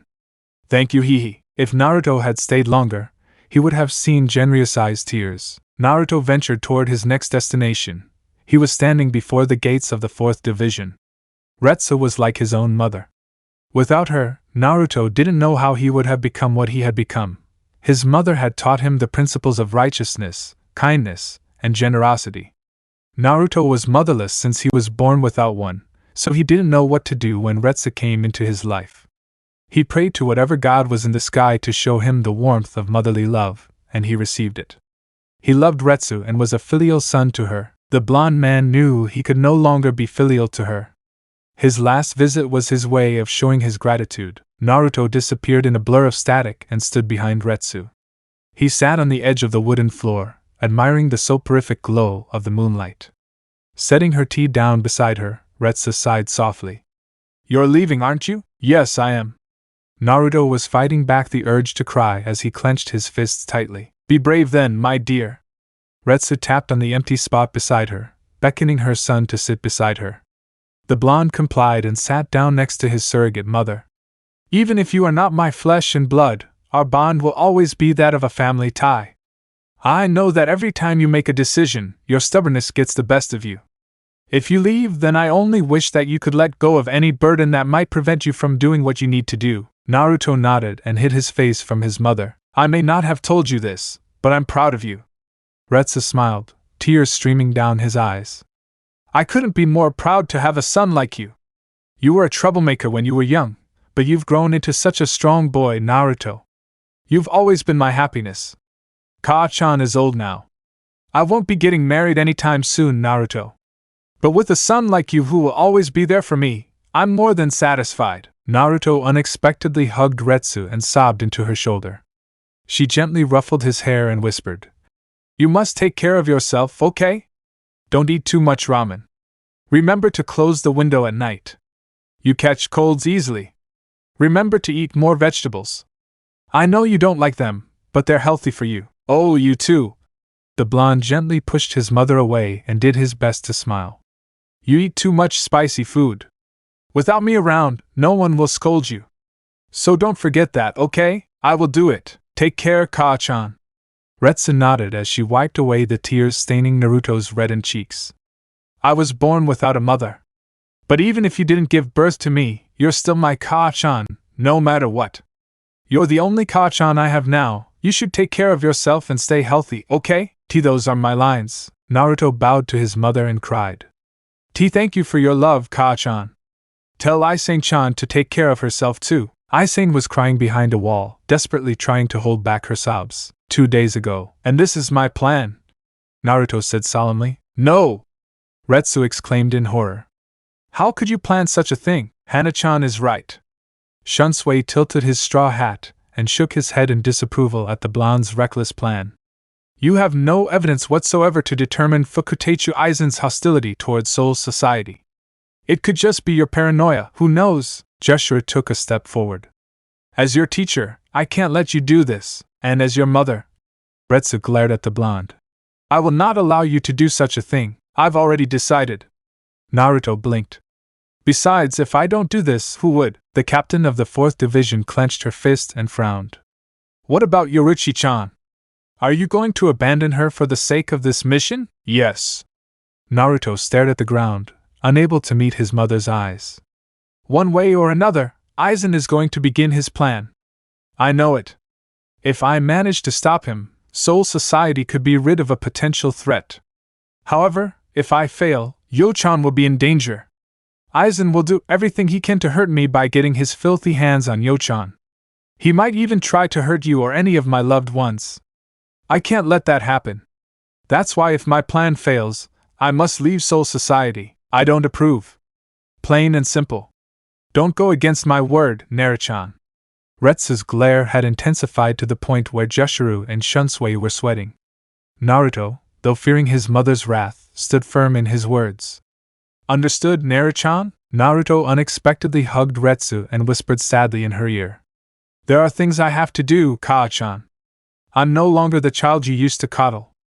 I told you the details of my operation because I know you'll let me go." "Ka-chan, please." Retsu bit his lip and sighed. "You're a big boy now. I'm sure you know what you're doing. Don't forget to come back, okay?" The blonde smiled and nodded. "Thanks for everything." Naruto crossed the empty Tsuruitai district. His destination was the Senkamen, a dimensional gate that would allow him to leave Soul Society. He was surprised when he was stopped by the sudden appearance of a group of Shinigami. "Uzumaki Taicho of the 10th Division, you are hereby arrested by order of Central 46. Central 46 has decided to place you under mandatory detention. Please come with us immediately." The blond man's eyes widened in shock. That wasn't part of my calculations. How did Aizen manage to persuade Central 46 about this matter? The Shinigami cautiously approached Naruto and handcuffed his hands. Naruto gritted his teeth and followed his captor to the council. If I resist, I'll eventually attract bigger trouble. Getting out of Soul Society will become problematic. I guess I'll see what Aizen is up to. What exactly is this? Naruto asked as he looked emotionlessly at the Central 46 counselors. Did we give you permission to speak, Uzumaki Taicho? An egotistical authoritarian announced. You were sent here to be interrogated by us. You are not allowed to speak unless it is to answer our questions. Interrogation? Did they know? Where were you last night, Uzumaki Taicho? Naruto frowned. I was in the 6th district of Rakangai. You were conducting your evil hollowification experiment, weren't you? The councilman accused. What? The blonde growled. I didn't do any such thing. In order to increase your strength, you used yourself as an experiment by infusing the power of a hollow into your soul. By doing so, you have crossed the boundary between the realm of a Shinigami and a hollow.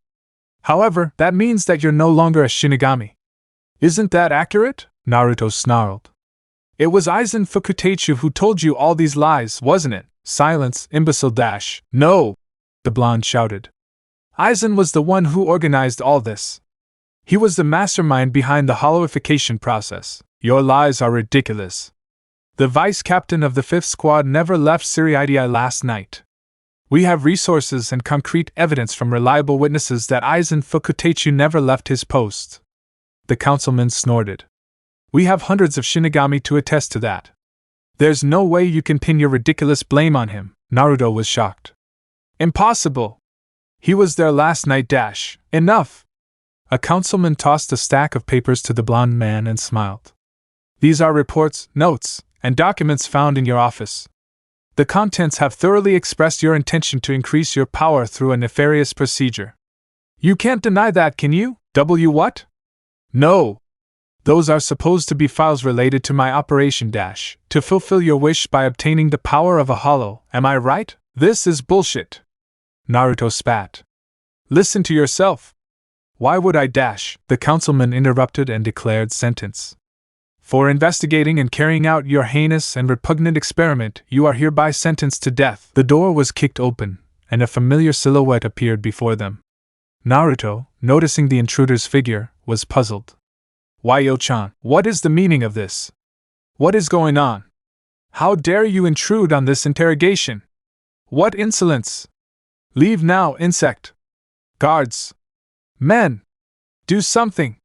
Unbeknownst to the Central 46 authority figures, the guards stationed outside the chamber were all incapacitated. Yoruichi, in disguise, dashed forward and quickly eliminated a guard. Without hesitation, she crushed her husband's handcuffs with her bare hand and grabbed him by the shoulder before they vanished into whirlwinds. Catch them! What is this madness? Naruto flexed his sore wrist and looked away. Why are you here? Yoruichi, unable to control her rage, lunged at the blonde and threw a fist at her husband's face. Naruto didn't duck and took his crying wife's vengeful punch. Yoruichi straddled her husband's hips as she pounded her fists into his chest. Idiot! Idiot! Idiot! Idiot! Yo-chan, don't you dare do that to me again! Yoruichi yelled. I know what you're thinking. You don't want to involve me, so you choose to leave me behind. Do you know how selfish you are? Have you considered my feelings? Do you know what I'll do if something happens to you? Do you think playing the hero is so cool? Yo-chan, please listen. No! Yoruichi intervened, grabbing a handful of fabric from Naruto's coat. Listen to me. Never ever do that to me again. Naruto softened his gaze and wiped a tear from Yoruichi's face. I'm sorry I hurt you like that. I don't want an apology. I want a promise. The blonde leaned forward and captured his wife's pink lips. Moaning in pleasure, Yoruichi broke the kiss and gently pushed Naruto away. So, I promise. The blonde smiled. I see the lovebirds have reunited. Retsu interrupted, much to Naruto's dismay. Behind the 4th Division captain were Kensei, Shinji, and Kasuke. Keikawa-chan, why are you here? That's not important. The most important thing is that we should get you out of here, Kensei said. For now you're a wanted man, Kasuke sighed. I'll open the Senkamin and prepare what you need. Besides, I've already built 2 jigai for the 2 of us, thank you. Naruto smiled gratefully at his friends. Shinji frowned. You 2 need to get moving. You don't have much time. Naruto turned his attention to his wife and smiled. Are you sure you want to follow me? We'll be running constantly the whole time. I'm married to you. I have to follow you wherever you go, stupid. Yoruichi laughed. Kensei shuddered. Just go. You 2 are just go. That's right. Retsu smiled. And once you 2 have calmed down, remember to send me some pictures of my future grandchildren. Grandchildren? Naruto and Yoruichi stuttered in unison. You're going to give me some grandchildren to play with, aren't you? Retsu's smile gradually turned sinister. Sure, Naruto laughed nervously. When we get settled, I'm sure we will. Yoruichi blushed when her husband looked at her. Kisuke clapped his hands, getting the couple's attention. Let's go. The Senkamin is ready. Take care, Naru-chan, Yoruichi-chan. Retsu smiled. Take care of yourself too, Ka-chan. Don't get caught by us, idiot. Kensei smiled. Naruto stood up and lifted his wife to a standing position before smiling at his friend. I won't. A gigantic portal was ripped from the atmosphere as Kisuke completed his spell. Naruto took Yoruichi's hand and then took one last look at his mother and friends before launching himself toward the Senkamin. Yes. The next chapter will be the beginning of Bleach. I need to apologize to my readers. I'm dealing with my military life, so in the process, I'm very busy. I won't have enough time to update my stories. Anyway, I need to thank Aviana Helena, my beta reader, for helping me out. Chapter 20. Strawberry Interferes. The story begins, 94 years later. Mommy, I don't like school. Why? Is something wrong? And no, yeah. My friends laugh at my hair. They think my purple hair is fake. It's not fake. The vibrant violet-haired young woman pouted as she played with her bangs.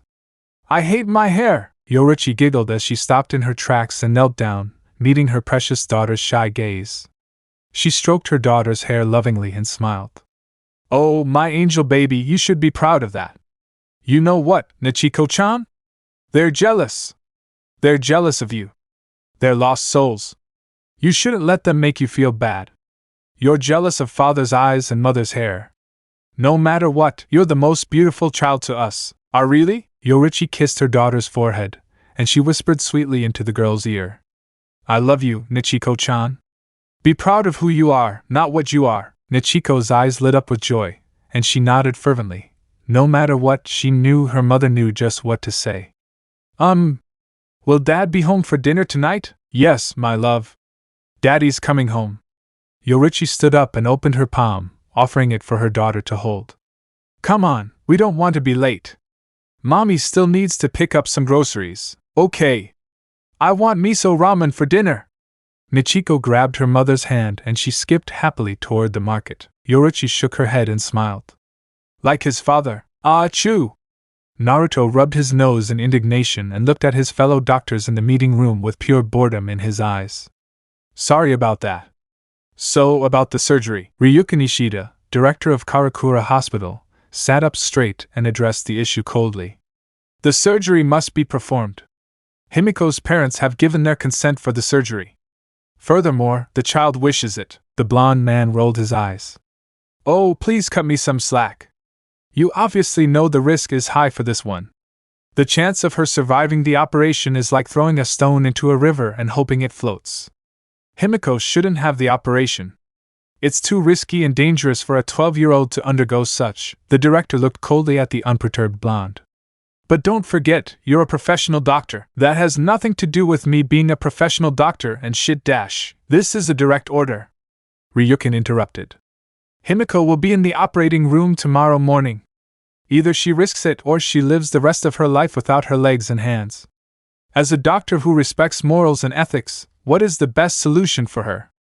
Her willing parents have already paid for her operation.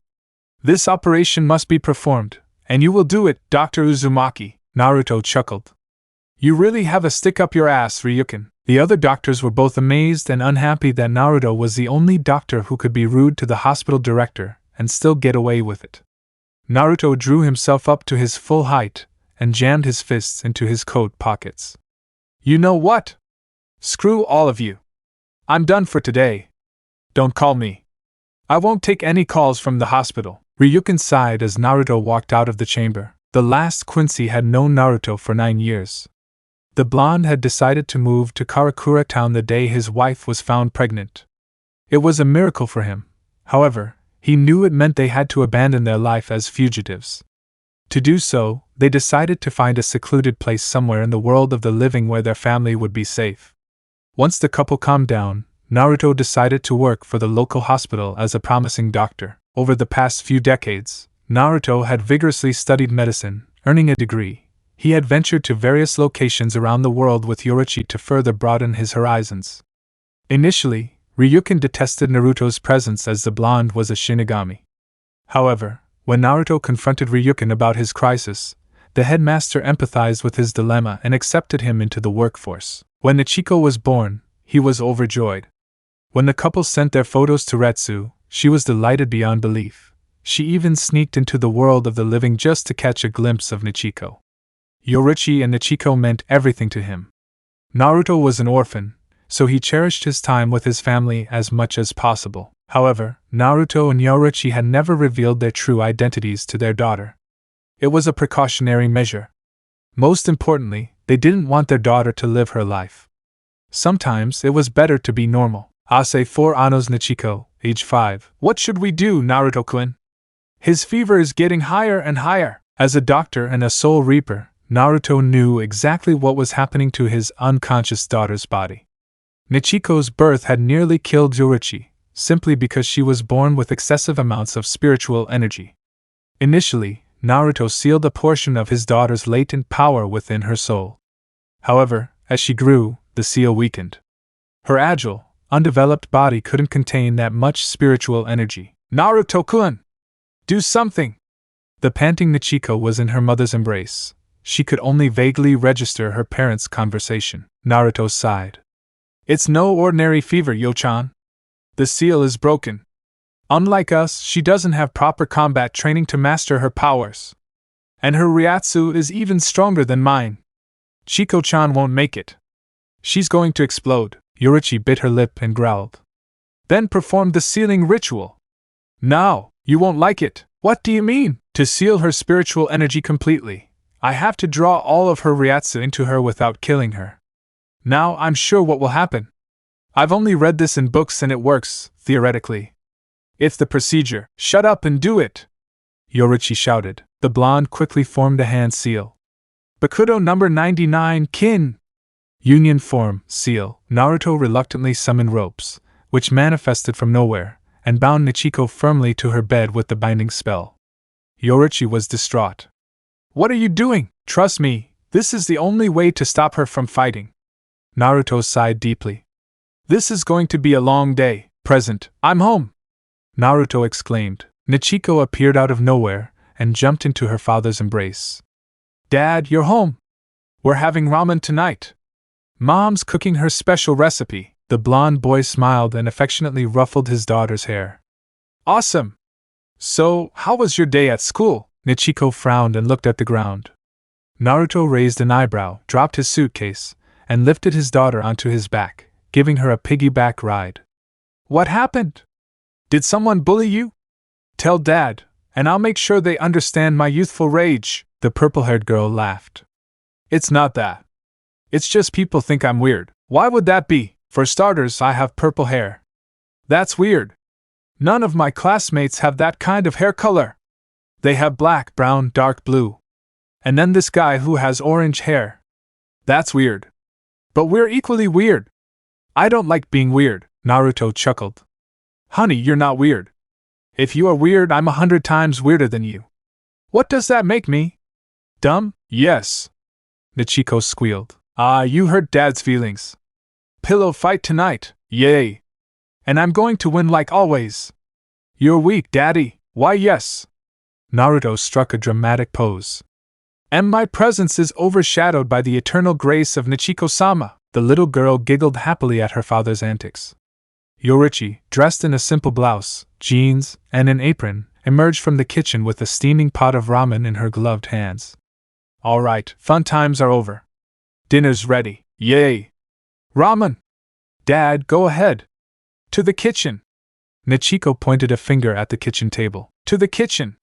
Naruto repeated. The sun had set, and to Nichiko's dismay, she didn't like the night. She had seen paranormal things since she could talk. However, she rarely confronted her parents about it.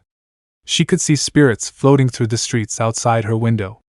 Sometimes, on unfortunate occasions, she saw enormous, gruesome monstrosities flying through the city.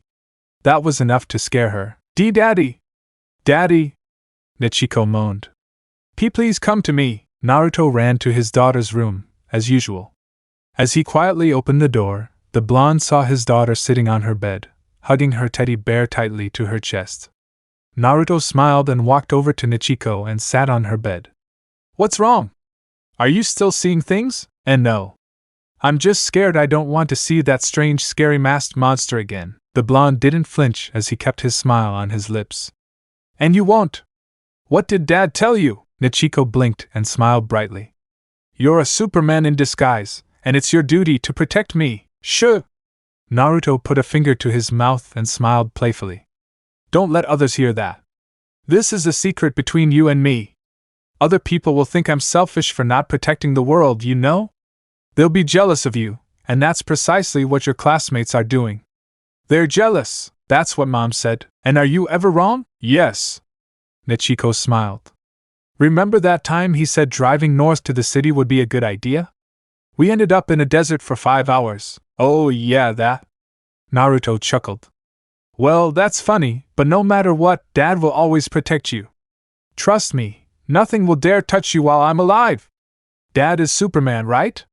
And Superman is invincible, right? The purple-haired girl smiled cheekily. Yes, how about this? I'll stay here and be on guard. If any stupid monster dares to come, I'll kick his ass with my awesomeness, believe me. Nichiko collapsed onto her pillow and smiled appreciatively at her loving father. Thank you, Daddy. I love you. Naruto brushed his daughter's purple bangs out of her eyes and smiled. I love you too, Chiko-chan. A few days later, June 17th, Naruto returned home with an impassive facade. Yoruichi was sitting on the couch, sighing deeply. Naruto sat next to his wife, and she rested her cheek on his shoulder. Spontaneously, the blonde placed a hand on her shoulder and pulled her closer to his broad chest. So you've heard about it, Yo-chan? Masaki-san is a good person. He shouldn't die tragically like this. I examined his body at the morgue. It's definitely not an accident. Yoruichi blinked. Hollow attack? Naruto sighed. Regardless, I can't imagine what Isshin and his family are going through right now. The couple sat there in silence, wailing inside. Should we tell Nichiko-chan about us? You're making it sound like we're having a dirty affair or something. Naruto sighed and stared deeply into the carpet. I honestly don't know. I don't want our daughter to get hurt, or worse, she should learn to defend herself. Then we will put our burden on her. We can't protect her forever. There will be times when she'll be left unguarded. What if we can't get there in time? Yoruichi argued. So you're proposing it? The blonde looked away as he said solemnly. Should we teach him how to use his spiritual energy? I don't know. Maybe we can teach her how to use Kido spells or Bakudo spells. That way, she can at least protect herself. Yoruichi suggested with a smile. Then we have to convince her that Kido and Bakudo spells aren't witchcraft. Naruto chuckled. It would be a pain to explain. The fact that we're masters of magic spells should be enough to scare her off. Do you think she'll see us differently? Naruto smiled. Nah. You should believe in her. If we want to do this, then we have to be positive. I guess you're right. A moment of silence intervened before Yoruichi broke it. Should we tell him about the hollows? Shit, Yoruichi blinked dumbly. What's wrong, honey? Is something wrong? Naruto gritted his teeth and clenched his fist. Damn, Matriarch Shihoin was surprised when her husband grimaced. Naruto-kun, if we tell her about the hollows, then she won't believe I'm Superman.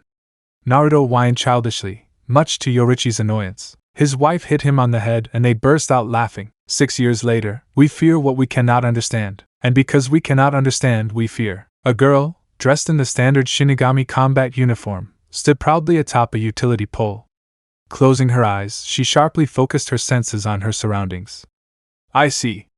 My instincts are correct. I sense strong spiritual activity here.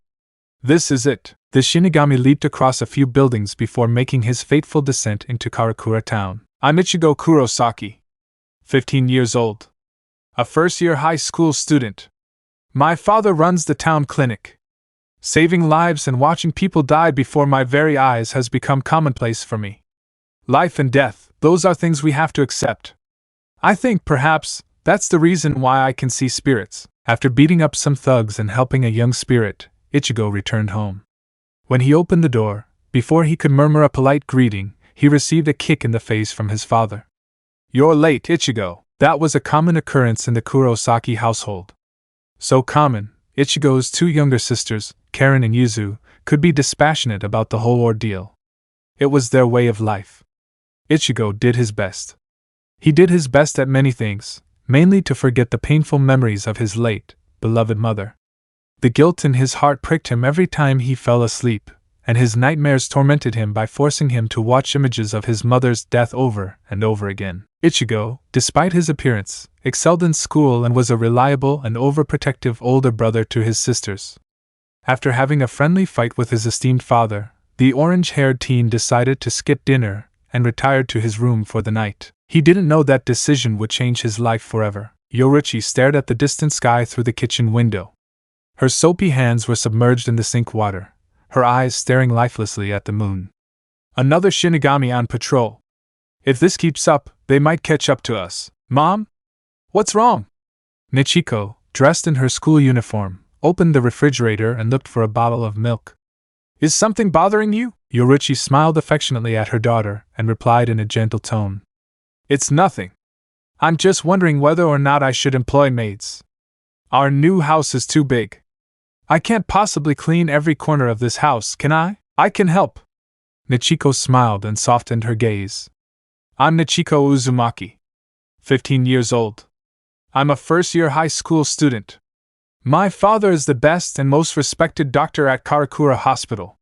My mother is an average housewife, having quit her job as editor-in-chief of a fashion magazine. Ever since I was born, I could already see both spirits and hollows. My parents never tell me much about what hollows really are, or where they come from, though I know they know something. But since they don't want to tell me, I won't ask too much. It's okay, honey. Just focus on your studies. Yoruichi turned her attention back to her work. I made some pudding. Do you want some? I'll eat it later. I'll go back to my room to finish my homework. Good night, Mom. Nichiko casually walked up the stairs and went up to her bedroom. Good night. Yoruichi sighed. Something's going to happen tonight. Without hesitation, he opened the window and jumped into the night. A fox, with vibrant orange fur, sat on top of a building, looking at the commotion below. He scratched his ears with his leg and returned to his original position. Suddenly, a cat materialized behind him, and the feline sat comfortably next to the fox. The fox spoke in a feminine tone. You're here, Yo-chan? I thought you wouldn't show up, the cat replied in a male voice. That Shinigami Naruto-kun is she dash. If I'm not mistaken, this is Rukia Kuchiki. Oh? She must be little Byakuya's adopted younger sister. Yoruichi frowned. So the Hollow decided to attack Isshin's family. His prey is Isshin's son, Ichigo Kurosaki. The fox watched as a wounded Rukia plunged her sword into Ichigo's stomach. Yoruichi and Naruto marveled as a disastrous explosion erupted as Ichigo was engulfed with immense power. His spiritual energy surged, alarming the fox and cat, as well as the dumbfounded Rukia. When the smoke cleared, the orange-haired teen was wearing the traditional dark robes of death and wielding a massive sword. The orange fox smiled. The boy really is something. The size of one's Zanpakuto is reflected in the strength of its wielder. The black cat smiled. I see you have some plans for him. Maybe, maybe not. In any case, that Hollow doesn't stand a chance against Ichigo. The boy lacks skills, but his Ryatsu can easily match any fifth-seat officer. Terrifying, terrifying, yes. Yoruichi sneered. Say the man whose Ryatsu surpassed any lieutenants when he was just in the academy. That's all in the past now. Now I'm just a humble doctor, a loving husband, and a fantastic father, the fox boasted. The cat rolled her eyes. So someone should clean up the mess, right? I'm sure Rukia-san knows what to do. Don't forget, we're just ordinary civilians, living very ordinary lives. They'll catch up with us sooner or later. Well, they haven't caught up yet. And it's been a century. We'll be fine. Naruto assured. We should go now. The show's over, Yoruichi nodded. I might have to go back and check the oven. Don't tell me you forgot to turn it off, the cat laughed. Heh, maybe, as expected. Naruto sighed. Let's go. Next, Nichiko, have you heard about that? The purple-haired girl raised an eyebrow. You heard about what? Something happened, Tatsuki. It's about Ichigo. Tatsuki stood at the side of the hallway and sighed. Last night, a truck crashed into his house. Nichiko blinked. Really? That's news you don't hear every day. Was anyone hurt? From what I hear, everyone's fine. Tatsuki shrugged. Geez, it sucks to be him. Orihime walked past the girls and listened to everything. I hope Kurosaki-kun is okay. Oh, good morning, Orihime. Nichiko smiled. Did you bring lunch for today? The orange-haired teen nodded bubbly. Yes. Today it's sweet bean bread shaped like a fish and ramen with honey wasabi sauce.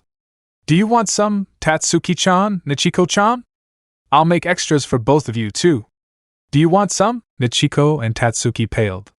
No thanks, but it's delicious, Kaya. Just as Orihime turned around, she bumped into her object of affection. Oh, is that you, Inoue? Tatsuki growled. Ichigo, you should apologize to Orihime. Nichiko shook her head in disapproval at Ichigo's action. When you meet someone, it's you isn't going to cut it. Under the oppressive gazes of both girls, Ichigo stumbled. My fault. Are you okay, Inoue? Orihime stood up abruptly and laughed nervously. It's okay. It's really okay. I'll go now. Ichigo watched as the girl ran away in fear. What's wrong with her? Nichiko crossed her arms under her chest and sighed. Maybe it's because you have a scary face. Kido smiled. Ichigo, this isn't a secret anymore. I heard a truck crashed into your house. You must have bad luck, quite a bit. Ichigo sighed. Have you cleaned up the mess? Mizuru asked. You know a truck crashed into my house, right? You can't expect everything to be cleaned up in one day. It'll take at least a week to fix that shit. Do you need my help? Ichigo turned his attention to the intimidating man standing next to him. Sato Yasutaro, the all-muscle guy in his class, was a good friend of Ichigo's. Alright. Thanks for the offer, Chad. Chad, you could probably break more things than help. Kido mocked. Oh, you must be Kurosaki-kun. Ichigo blinked, turned around, and was dumbfounded by Rukia's presence before him. My name is Kuchiki. I'll be sitting next to you from today on. The orange-haired teen yelled loudly before pointing an accusing finger at the girl. Why you? Rukia smiled to herself. Nichiko, who was sitting on the rooftop enjoying lunch with her friends, suddenly felt disturbed. A gap? Dropping her food, the purple-haired girl stood up and bowed meekly. Excuse me, I have to go to the bathroom. Okay. Tatsuki smiled. Don't forget the way back. Nichiko smiled before running toward her designated destination. Why is there a sudden increase in hollow activity in Karakura town? This town isn't usually filled with hollow invasions often. Now, it seems they're organizing a festival or something. Anyway, I have to find that hollow before it attacks innocent people. Channeling spiritual energy into his legs, he burst into supersonic speed and sped through the streets. Are you sure this is the right thing to do, Naruto-kun? Yoruichi sat on the rooftop in her cat form, spying on her daughter. You know she'll see you using her powers. Yes, it's fate. Naruto smiled as he stood next to the cat in his fox form. Also, I have a feeling about Rukia-san. Something tells me a mastermind is scheming behind everyone's back, trying to steal something very important and rule the world under his tyrannical hegemony. You're overthinking it. The black cat rolled her eyes. I just hope this works out. A terrible wind blew past him, and Naruto sighed. However, I have a bad feeling about this. Yo-chan. The fox narrowed his eyes. If we ever have to return to Soul Society, never bring Nichiko-chan with us. Yoruichi nodded solemnly. Let's hope that day never comes. A new chapter is being written. This chapter will take you back to the beginning of the canon series. Yes.